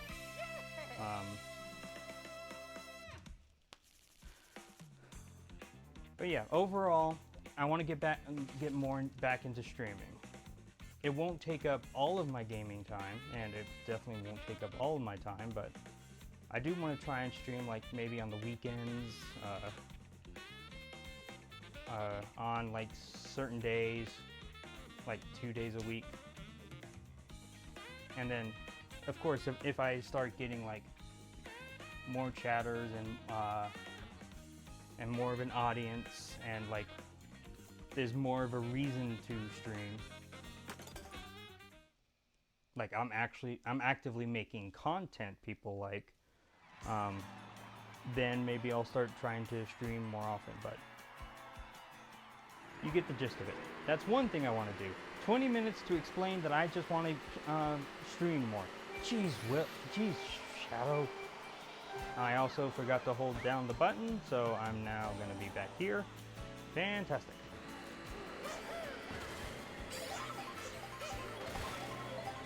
So, the next thing, which also ties into the streaming bit, and you'll see why in a second.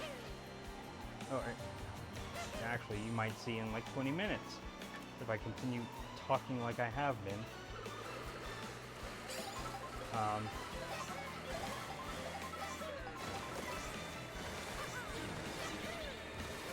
I want to get more into voice acting.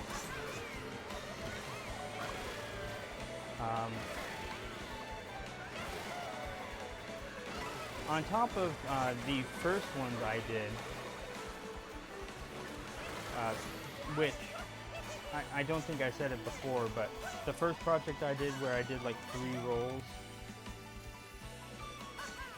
it was a paid project, so I was kind of expecting that I wouldn't get it, because you kind of need a lot of stuff for paid projects, usually. But I just wanted to throw my hat into the ring and see if I would get chosen. And I didn't, but them's the breaks. But it did ignite in me like a really big want to do more voice acting. Because I think the biggest hurdle for me with voice acting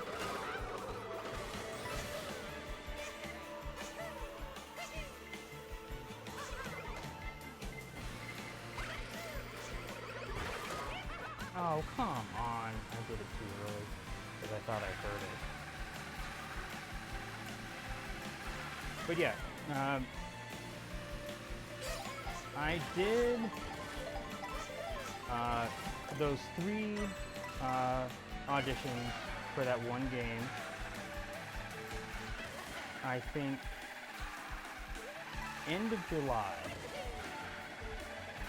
I think it might have been like July 28th or something. I remember there being an 8 in the number, but I can't remember specifically what it is right now. And then, because of a whole bunch of things kind of just needing to happen, including like taking my dog to a couple more, or our dog to like a couple more appointments and stuff like that.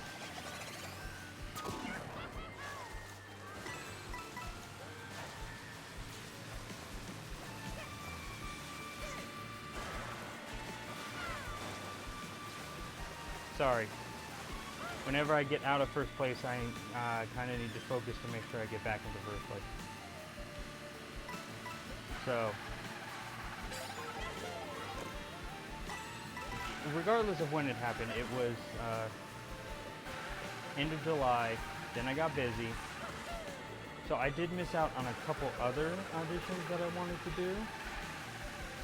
But for the most part, a lot of the stuff I was looking at was like well into like a week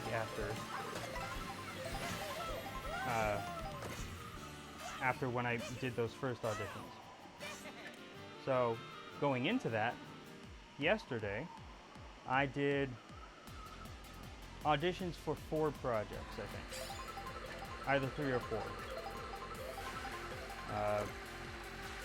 One of them, oh my god! Okay, definitely gonna get anyone, cool. That's like 2 blue shells.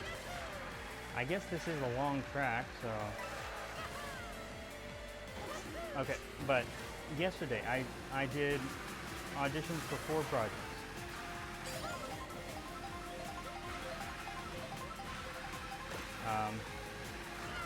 Of course, now I have the horns, but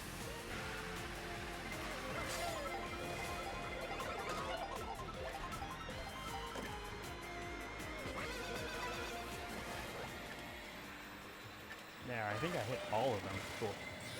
And now the blue shell fucking comes, of course.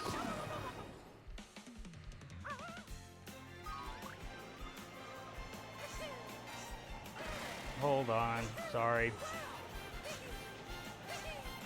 But yeah, I did auditions for 4 projects. One of them was an Ace Attorney fan dub. I think I mentioned this earlier. But one of them was an Ace Attorney fan dub.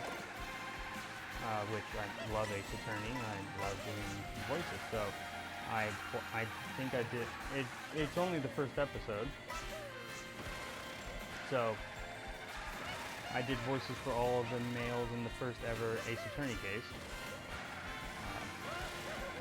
And if I am chosen for multiple roles, I will just take the role that I like the most out of those, and then let the next person, or the person that was next considered,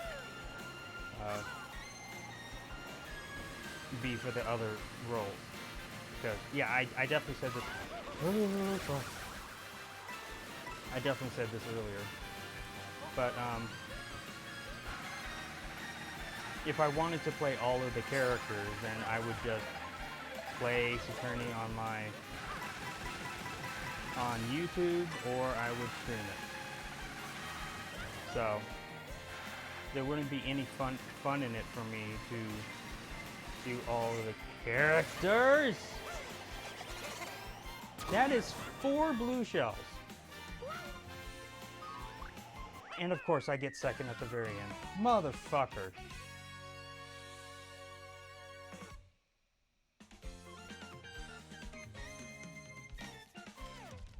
Nope, I have to do that race again. Okay. And actually, I haven't done many, I think I've done 2 or 3 of the knockout tours in 50cc, so I can focus a lot more on talking.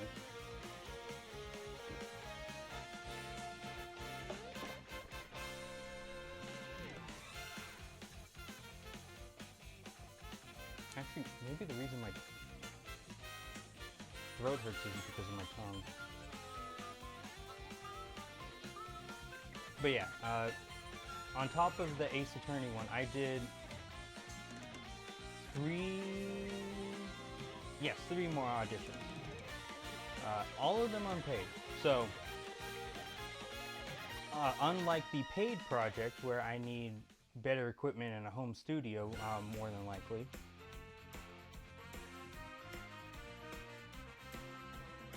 I did some unpaid projects that I'm interested in. It's not like I just looked at the page, read the lines, and then boom, shebang, that's everything. Oh, credits. I forgot that the credits happen after the Rainbow Cup. So I could have just waited until this to talk. But anyway.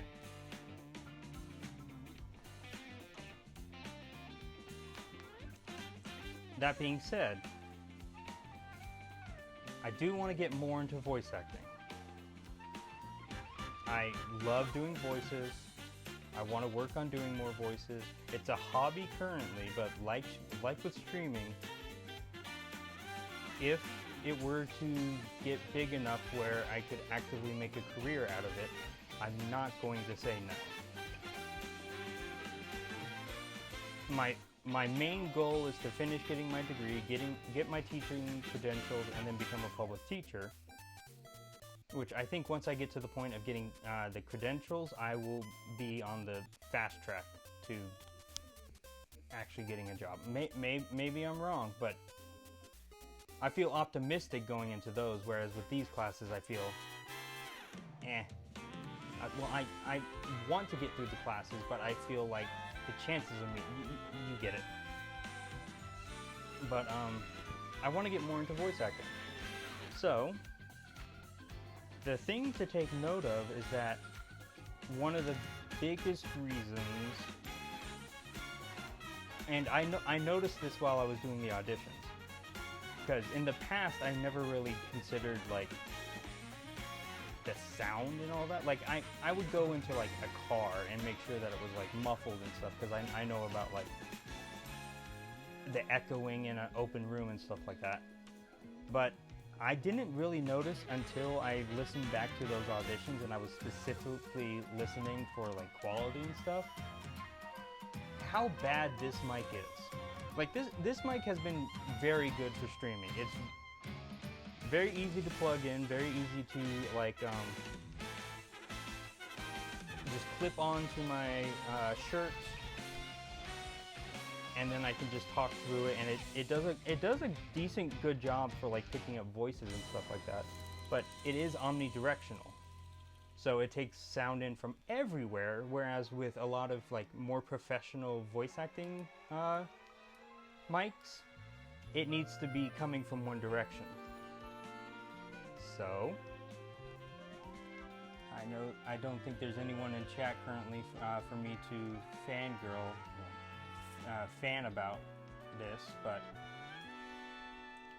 with that being said, because I want to get more into voice acting and it ties into streaming, I got a new mic, and it's a much better mic. Again, I think I said like the lapel mics that I'm using right now, I think 2 was like $12 to $20. They're really cheap, and they're not supposed to be like professional quality. They're supposed to be cheap. So thankfully I had the money for this, and I did have the money for this after also getting the Switch 2, which I haven't even talked about yet. So far I only have Mario Kart World because I bought the bundle, and all of the Switch games that I already had. But I actually bought the Switch 2 with my own money, which I think is the first console I have actually done that. Because I think, other than the OLED, which I guess it's still technically counted as it, every other console I have ever gotten has been from my parents. And it was usually for like Christmas gift and birthday gift, because my birthday and Christmas are the same month, so they kind of just tie in together a lot. And that's where I got most of the consoles that I have, or like I said, almost all of the consoles. And especially I think from like the GameCube forward, getting the console wasn't just for me. I know from the Wii specifically going forward, it wasn't about specifically me playing the game, getting to play the console in the games. It was also so then the family could play it. I guess being the defaulto game player of the family,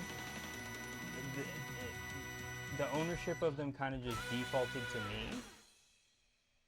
I'm not complaining, but you get the picture. So I bought about a $40 mic that has a pop filter, has a mic arm, so instead of clipping it to my shirt like I've always done, I'm gonna figure out some way to get it onto. But then that would be regardless. Try and find a way to get it hooked up over here, and it from what I read of like reviews and stuff, it's a really good mic. It does very good job at like voice acting stuff and streaming stuff and playing game stuff. It's a little less on the voice acting side, but honestly, anything is better than the mics I have currently. So that'll be coming on Thursday.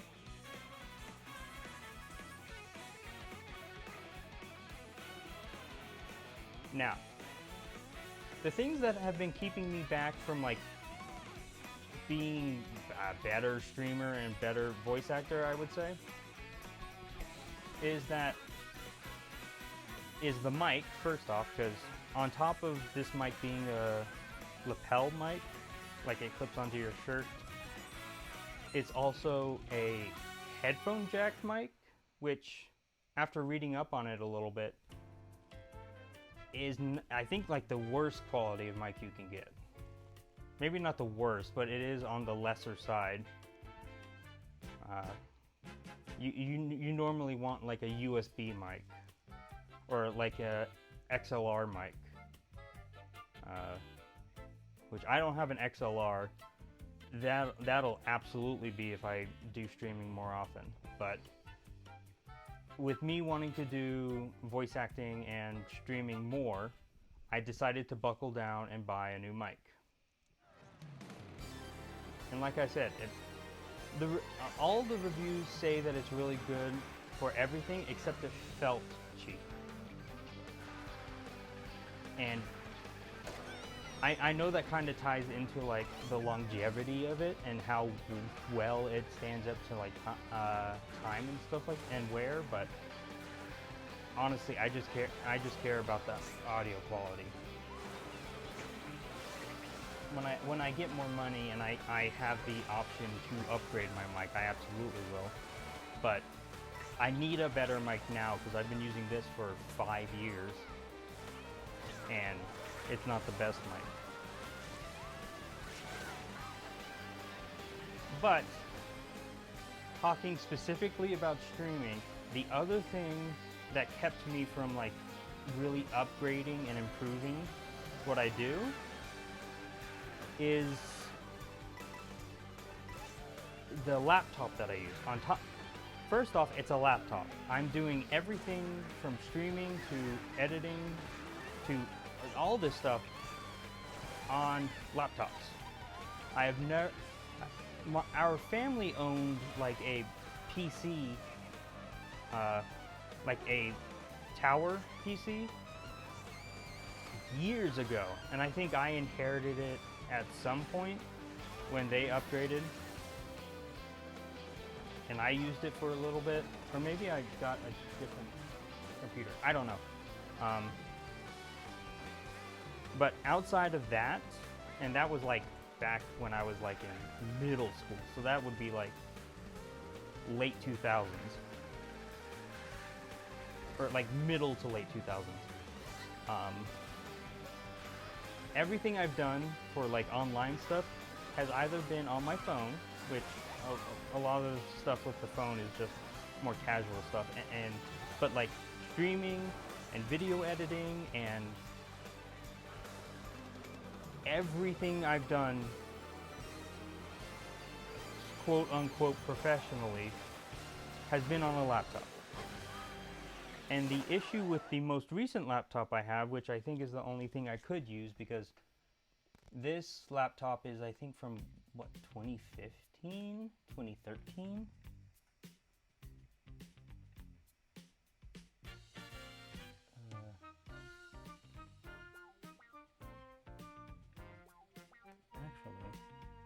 How old? Oh wait, it's in the about, sorry. Oh no, I am in the about. What am I doing? Yeah, how old is this laptop? I think it's from like...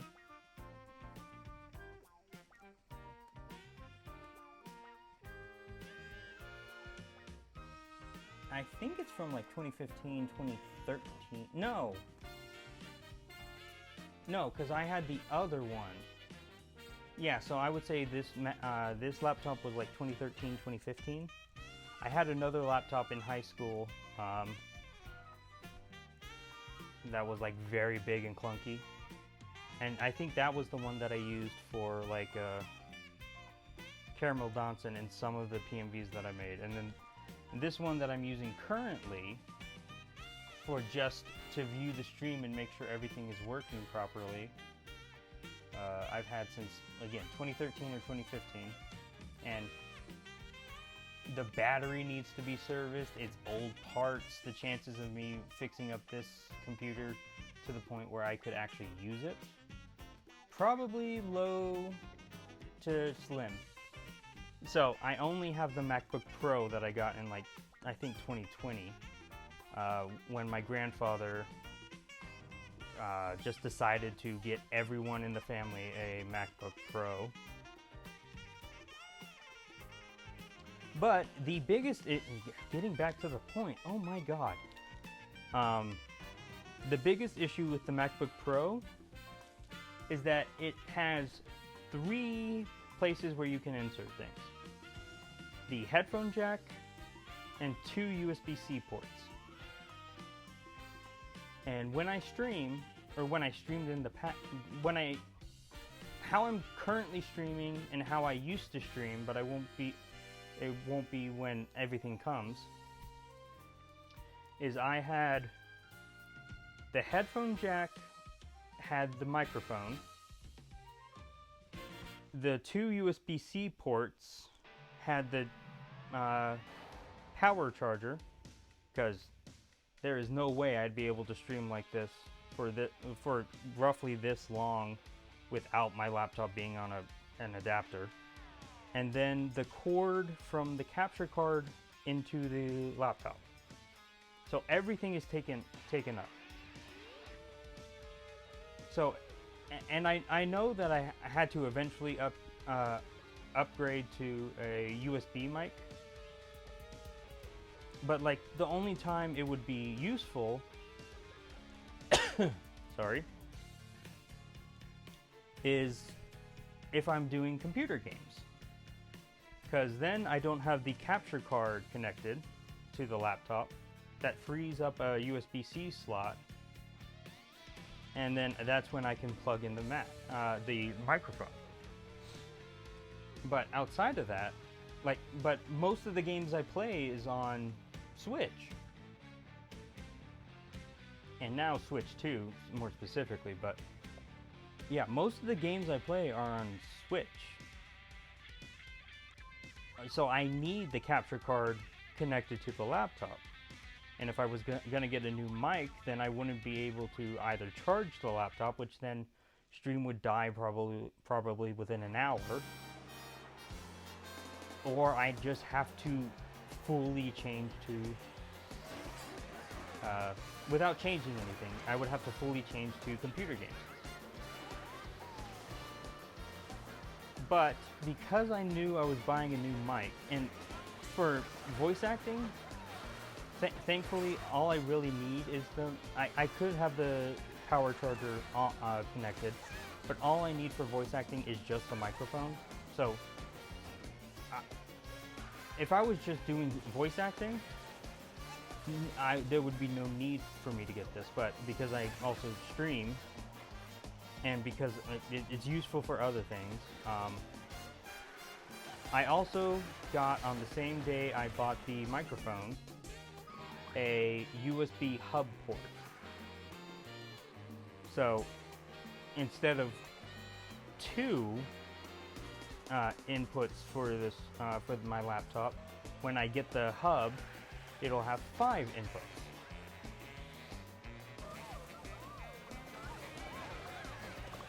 And I know earlier I was mentioning about VTubers and stuff.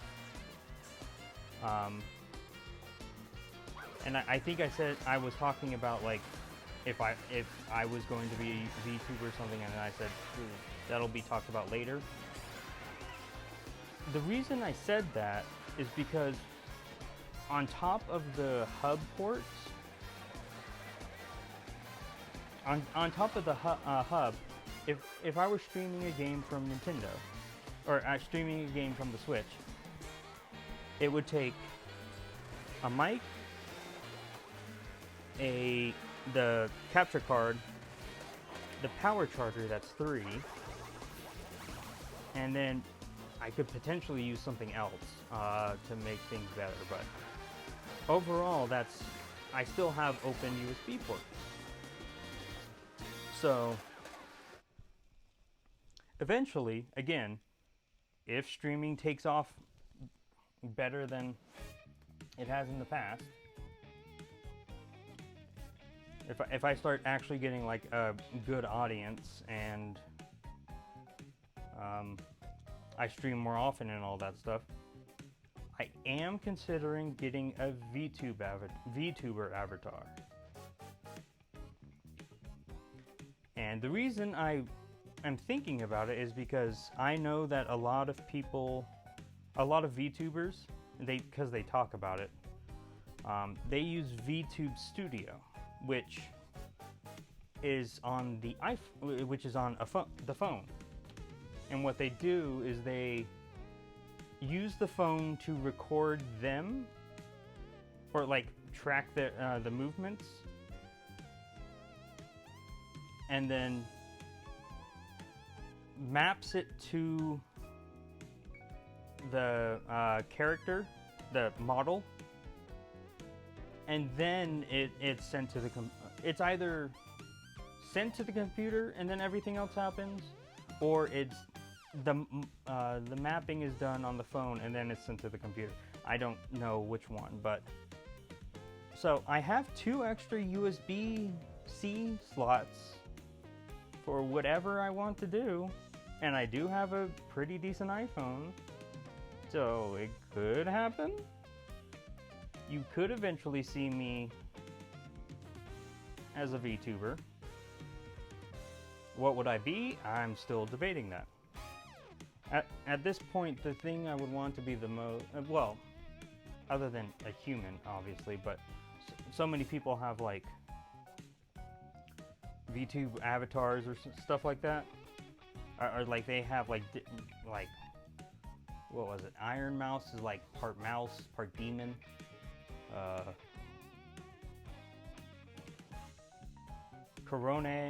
Inugami Korone is a dog. Well, part dog, part human. Takanashi Kiara is part phoenix, part human. Calliope Mori is like death personified. So I could do other things, and honestly, the things that I'm thinking of doing currently, or that I've been thinking of for a while, is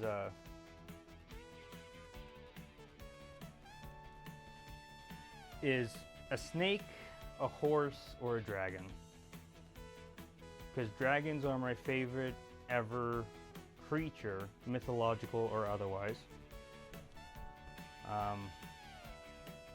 Horses, because my current avatar is a horse, and MLP and all that. And then snake, because snake, my favorite animal of all time currently is the reticulated python, and it's been like that since I was a kid. I love snakes. I love snakes. I love how they look. I love how they move. I love how shiny the scales can be. I love how they feel. I really do love snakes. Am I like a big connoisseur? Not connoisseur. Am I an avid person of knowledge of what snakes do and what how many species there are and all that stuff? No. I think if we were to take that into account, it would be dogs first, then cats, then maybe foxes.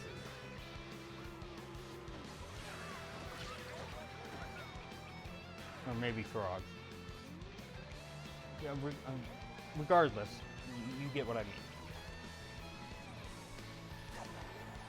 I think that's all of the update stuff I wanted to talk about. I feel like there was something else. So, to recap, I want to stream more often. Or actually, you know what? I'll start with one thing and then I'll go to the next. I want to voice act more often. I'll probably do a more unpaid projects than paid projects, at least starting out, but it would be fun to eventually get to the point where I could do paid projects. But I want to do voice acting more. And in order to pursue that, I got a better mic to record me voice acting. So now I have more of a chance of getting selected for roles.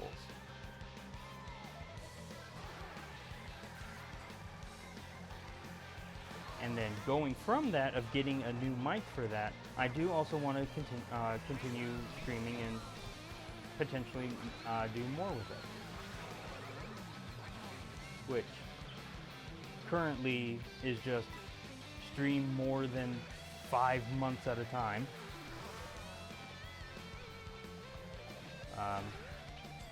But with the better mic, I will sound a lot better on stream. And I think I can do fancy stuff with the mic as well that works with streaming stuff. And in order to make sure I can stream games and have the mic, I got a USB port hub. Specifically USB-C, of course.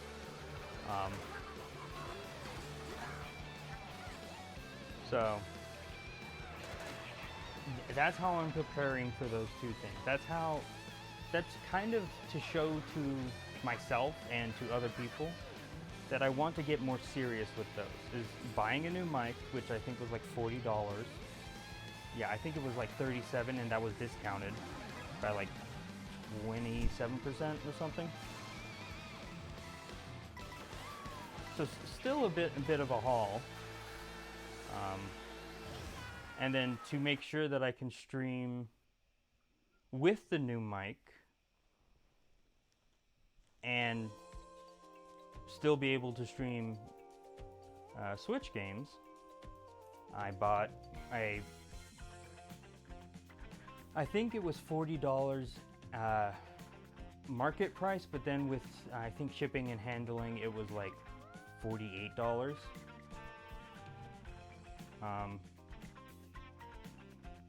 And I also bought that so I can further continue streaming. The hub is also pretty useful for other things, but I specifically bought it so I could stream with the new mic. So while there are other uses for it, it was bought for a specific reason. Now, the thing, I'm probably going to end stream soon, so I'm not going to do another Grand Prix or something, or another race.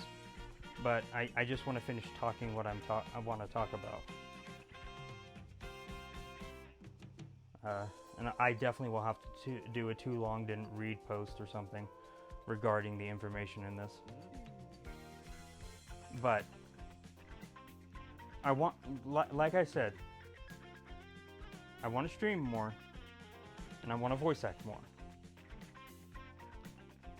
With my sister learning how to drive, or when my sister gets the ability to drive by herself, a lot of the responsibilities I had prior will be lifted from me. I will still probably I'll still probably do like carpooling and stuff with my sister just to save gas and other things. But ultimately I will have a lot more time on my hands so I can do things. That also being said, while I do want to do voice acting and streaming more often, I have to prioritize the classes. I only have 3 classes left before I can graduate. And I've had 3 classes before I can graduate for a year. Because I keep dropping the classes because I keep failing them. So, the priority will always be school first.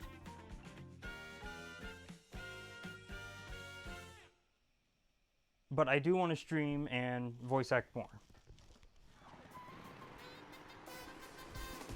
The next thing I want to talk about is what I'm going to be streaming. So, first off, next game I want to play, or I would say first new game I want to play is Deltarune. I bought Deltarune Chapter 3 and 4. I played Deltarune Chapter 1 and 2 on stream. And when I say I play it, I mean I definitely played it. I did Pacifist and Genocide route, and even on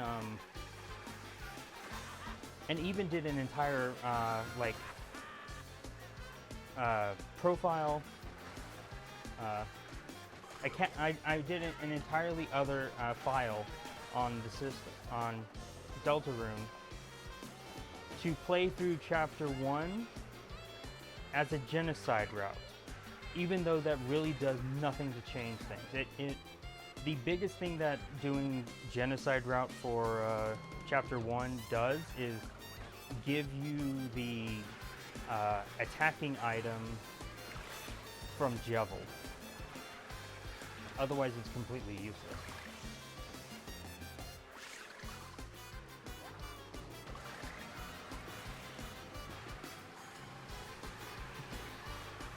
But I did it anyways to make sure, and so I had a file where I would just be doing Genocide and I could use the weapons accordingly from that. I bought Deltarune Chapter 3 and 4 when it came out. I haven't touched it since. Actually, I haven't even opened it. It's still in my Steam library, just sitting there, because I wanted to play it on stream.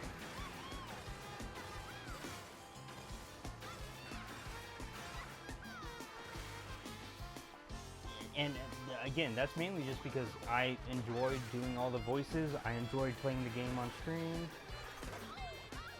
Am I gonna have as quote-unquote big, because even then I think the most viewers I've ever had at one time is 5, and even then I think it wasn't on Deltarune. I think that was like on Hyrule Warriors or something, or Pokemon Snap. But you get what I'm saying. It won't be as big of an audience as when I first played Deltarune Chapter 1 and 2, but I like doing voices. It would be fun to interact with the chat and all that, but it's not necessary. And I know for the Genocide route, because I assume that there's a Genocide route, I will probably follow a walkthrough. Hopefully a spoiler-free walkthrough, but I will follow a walkthrough to make sure I do everything right. And then the Pacifist route, I'll figure out what I want to do with that, because I think I should be able to do the Pacifist route without messing anything up, without a walkthrough. But if someone wants to let me know if there's like specific things you need to take into account or what. But I really do want to play Deltarune Chapter 3 and 4. I've avoided as much as I can regarding the game. The only things I know about it is that there's an alligator with a big hammer, a black, like diamond-esque character that's called Knights or something, and then the TV character. That's all I really know about Chapter 3 and 4. That's it. actively trying to avoid chapter 3 and 4 spoilers. So it'll pretty much all be new to me. Oh, I guess I kind of know a little more than that, but a lot of that was in the trailer as well, with like the team being in a band and Ralse being like Kiss-esque. And I did see, again, I can't remember if this was in the trailer or not, but I did see that Susie and the alligator guy with a hammer like jump at each other. But other than what's in the trailer and those 3 characters I mentioned prior, I do not know what's going on in Chapter 3 and 4. All I know is that a lot of people are saying it's a fantastic game. I've been wanting to do it, but because of things happening in life and not necessarily being able to stream, I guess I would say, I haven't been able to. That being said, specifically for Deltarune, because there's a lot of voices, and because it's such a big game, I want to try and give it justice. I'm thinking of not streaming Deltarune until after I get the new mic.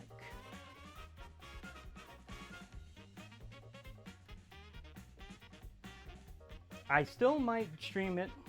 I was originally, when I was planning all this stuff out before this stream, and that I was going to say on this stream, is that tomorrow I would start Deltarune to show that like I am getting back into streaming and all that stuff. And I would start with the big hitter, the one that I've been waiting to play, all that stuff.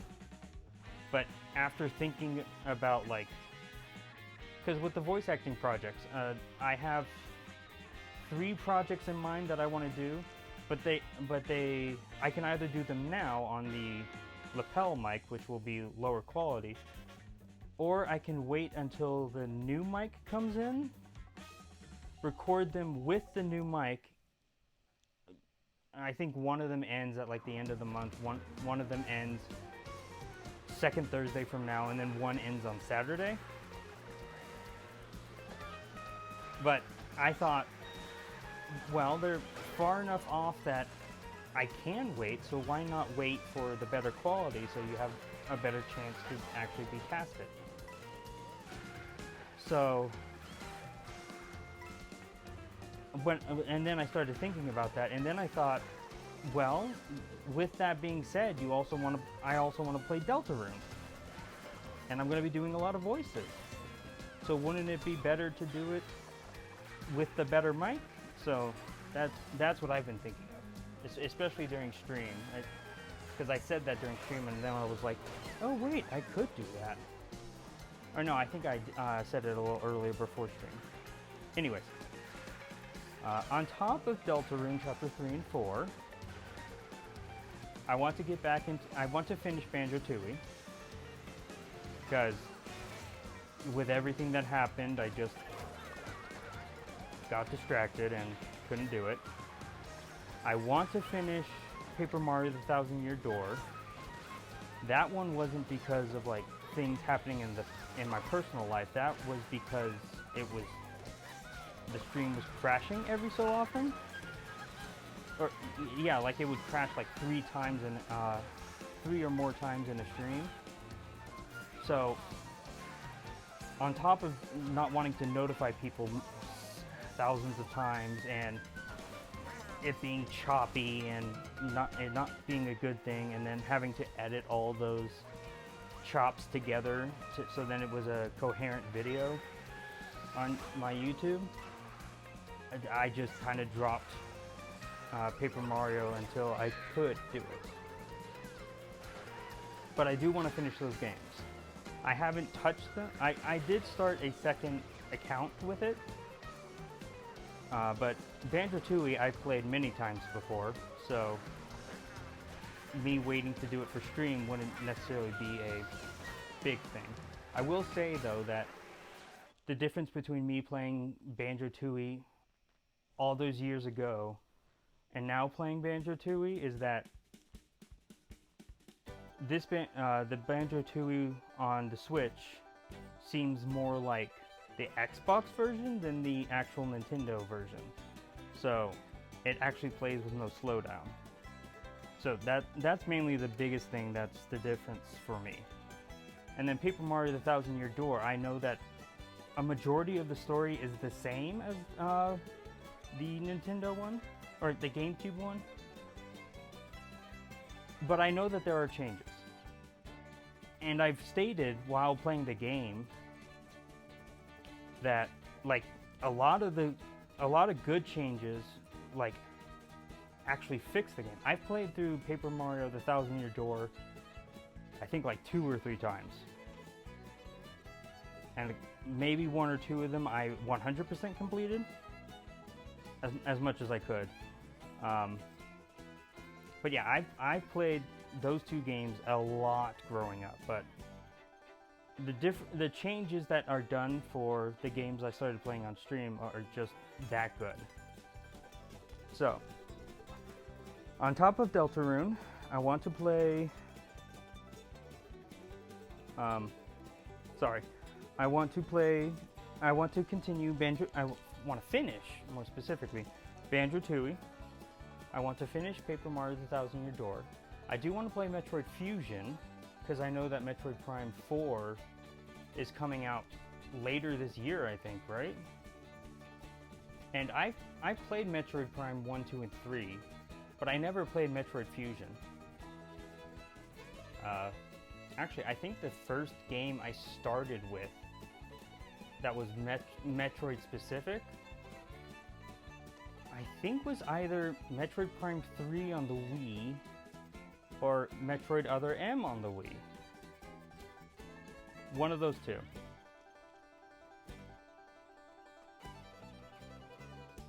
But yeah, I want to play Metroid Fusion, which is on the GBA, which is a port that's on the GBA system for the Switch, so I can do that.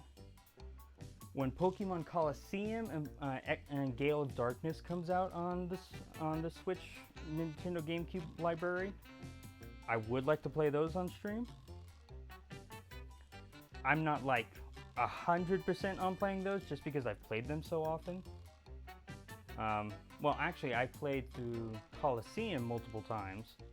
I played through Gale of Darkness, I think, once or twice. Because I didn't play Gale of Darkness until, like, high school.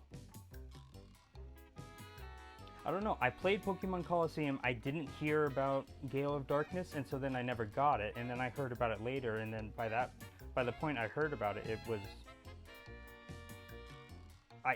it was on to the next console, and I was already playing other games, so I was just like, okay. But eventually I bought it for the GameCube and played it for the first time, and it's not, I don't know.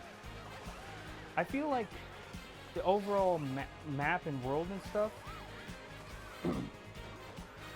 well, no, I think it's better, but certain parts of it is lesser than Colosseum, and so it's a mixed bag. I don't know, but it would be fun to play those. I'm not necessarily gearing to playing those,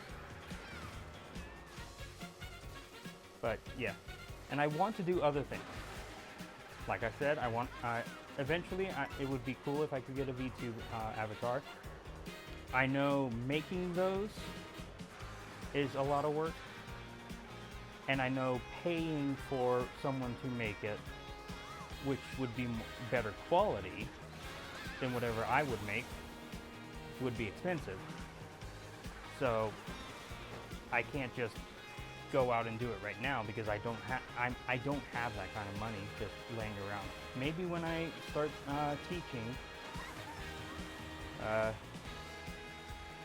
I'll have the income, passive income, to where I can do it, but we'll have to see. And again, I want to get more into voice acting, which with the new mic will be easy to do. Again, classes take priority. So if I'm behind in classes,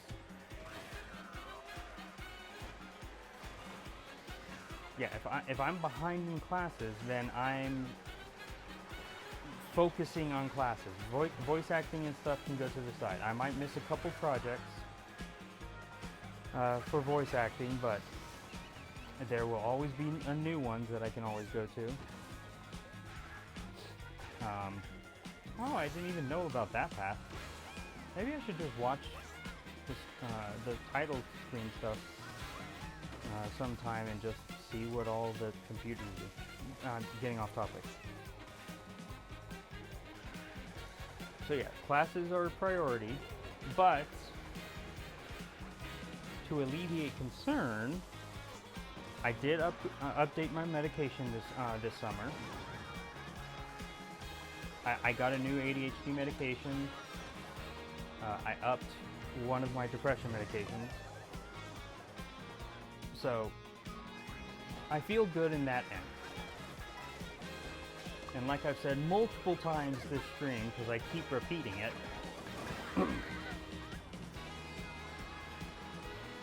my sister getting her driver's license will open up so much for me.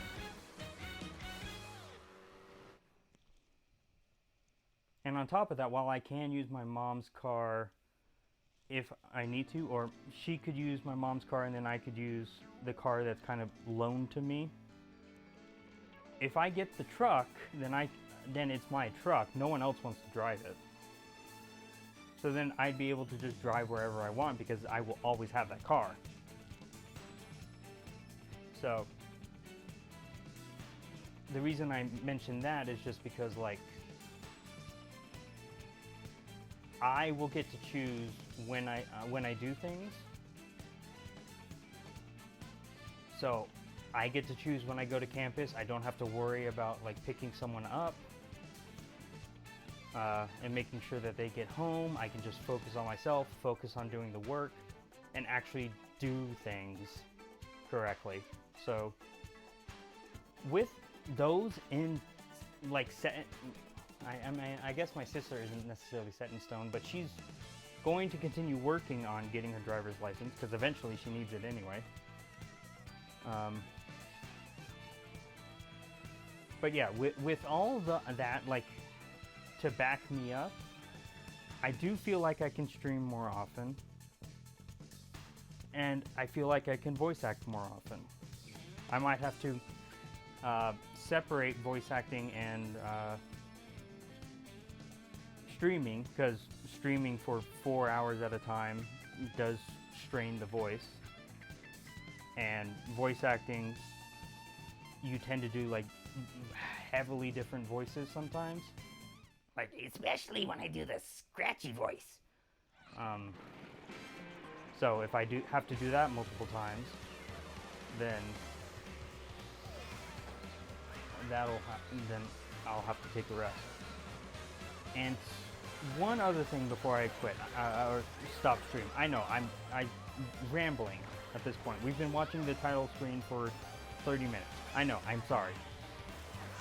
One thing to take in note about the voice acting stuff is that there are short-term projects where you like voice one character for like a comic or something, or you voice like a citizen or something. And that's like one-time things. You record a couple lines and then you're done. What I audition for now, and what I can and will go for in the future, on top of short-term projects, is long-term projects. Which means in some circumstances I might have to only be available on certain days. I'll have to be available whenever the person who casted me needs me, which could be random days. So I guess in that aspect, if I get casted for projects, streaming will go below voice acting. So it'll be classes, voice acting, streaming. And depending on how far behind I am on classes and voice acting and all that stuff, I might prioritize voice acting over classes. just as long as I pass the classes. Okay, but yeah, I think that's all of the updates that I have.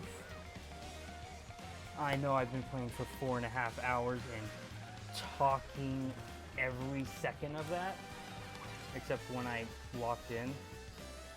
But to anyone who watches the video on YouTube, on my channel, thank you so much. I went into all of that kind of just talking to the air, expecting that no one would watch it. Because who wants to listen to a person complain about their life when your life could potentially be worse than mine? I'm not trying to compare lives or anything. Whatever you're going through, better or worse than what I've gone through, doesn't negate what you've gone through. Pain is pain. Sadness is sadness. Not trying to compare traumas. Oh, the bunny's being loud. Okay, well, I'm going to end soon. But yeah, to whoever watched all of this, thank you. I don't ramble often. And when I do, it's passionate. So, just a lot of talking about things and like giving context to everything that's kind of happened recently. And during the last hour, I guess, giving small updates to what I'm planning on in the future. So, with that being said, I'm still debating on what to stream and when to stream, at least for the next week, because school starts, today's Sunday, school starts next week, and currently I'm in 2 classes. One of them is online and one of them is on Tuesday, Thursdays. The other class, which I need to take, but is full currently, and I'm waiting for someone to drop it, or if the teacher can somehow get me into it, will be on Mondays. And the sad thing is, if I can't get into that class, I have to wait another semester. So, yeah, them's the breaks. But yeah, if I do get into the class, I will have classes Monday, Tuesday, Thursday. I'm planning on carpooling with my sister on those days, and then Wednesday, Friday, but when she gets her driver's license, she'll just drive to the campus herself. But I'm thinking of maybe doing Friday. And the other thing to take into account too, which I forgot to say, is our dog Grace. We're doing radiation therapy for the cancer in her nose. I can't remember if I said that or not, but now that is happening now.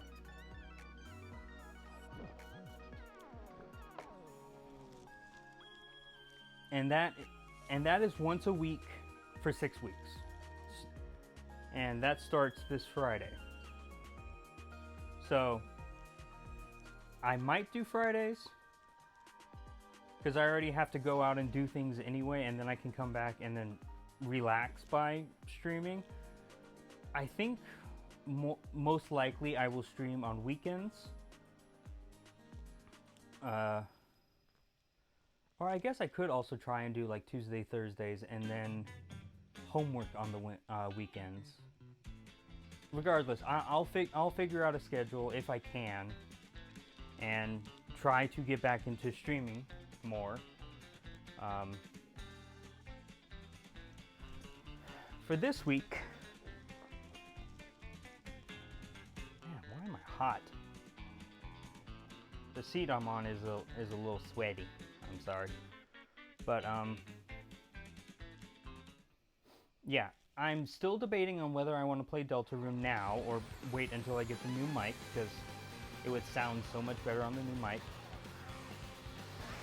But I want to play it now. So If I do decide to just play Deltarune, that will start tomorrow, more than likely. If I wait till after Thursday to play Deltarune, then I'll figure something. I could do more Mario Kart. I could do another game, because all of the games now I will be playing on Switch too, as long as they are available, which I think all the games I have can be available. But I will just play another game that isn't that big a deal to play. But regardless, I do want to. The next new game I want to play is Deltarune, and that will either start tomorrow or after Thursday. So stay tuned for that. I will be doing all the voices. Yes, my voice will be absolutely destroyed after every stream that I do of that. But it will be very funny, and it will be very fun, and it will presumably be the best experience, because everyone keeps saying that it's like the best experience of Deltarune. But regardless, I need to go now, take care of a couple things before I go to bed, and yeah, just give my voice a bit of a rest, because I have been talking for 4 hours and 45 minutes straight. So, thank you everyone so much for watching. To everyone who actually watches through the entire video on YouTube, thank you very much. And what do you do with the other time you have? I will see you later. I will see you more often. And I hope you have a good day or night, whichever you're experiencing. Bye!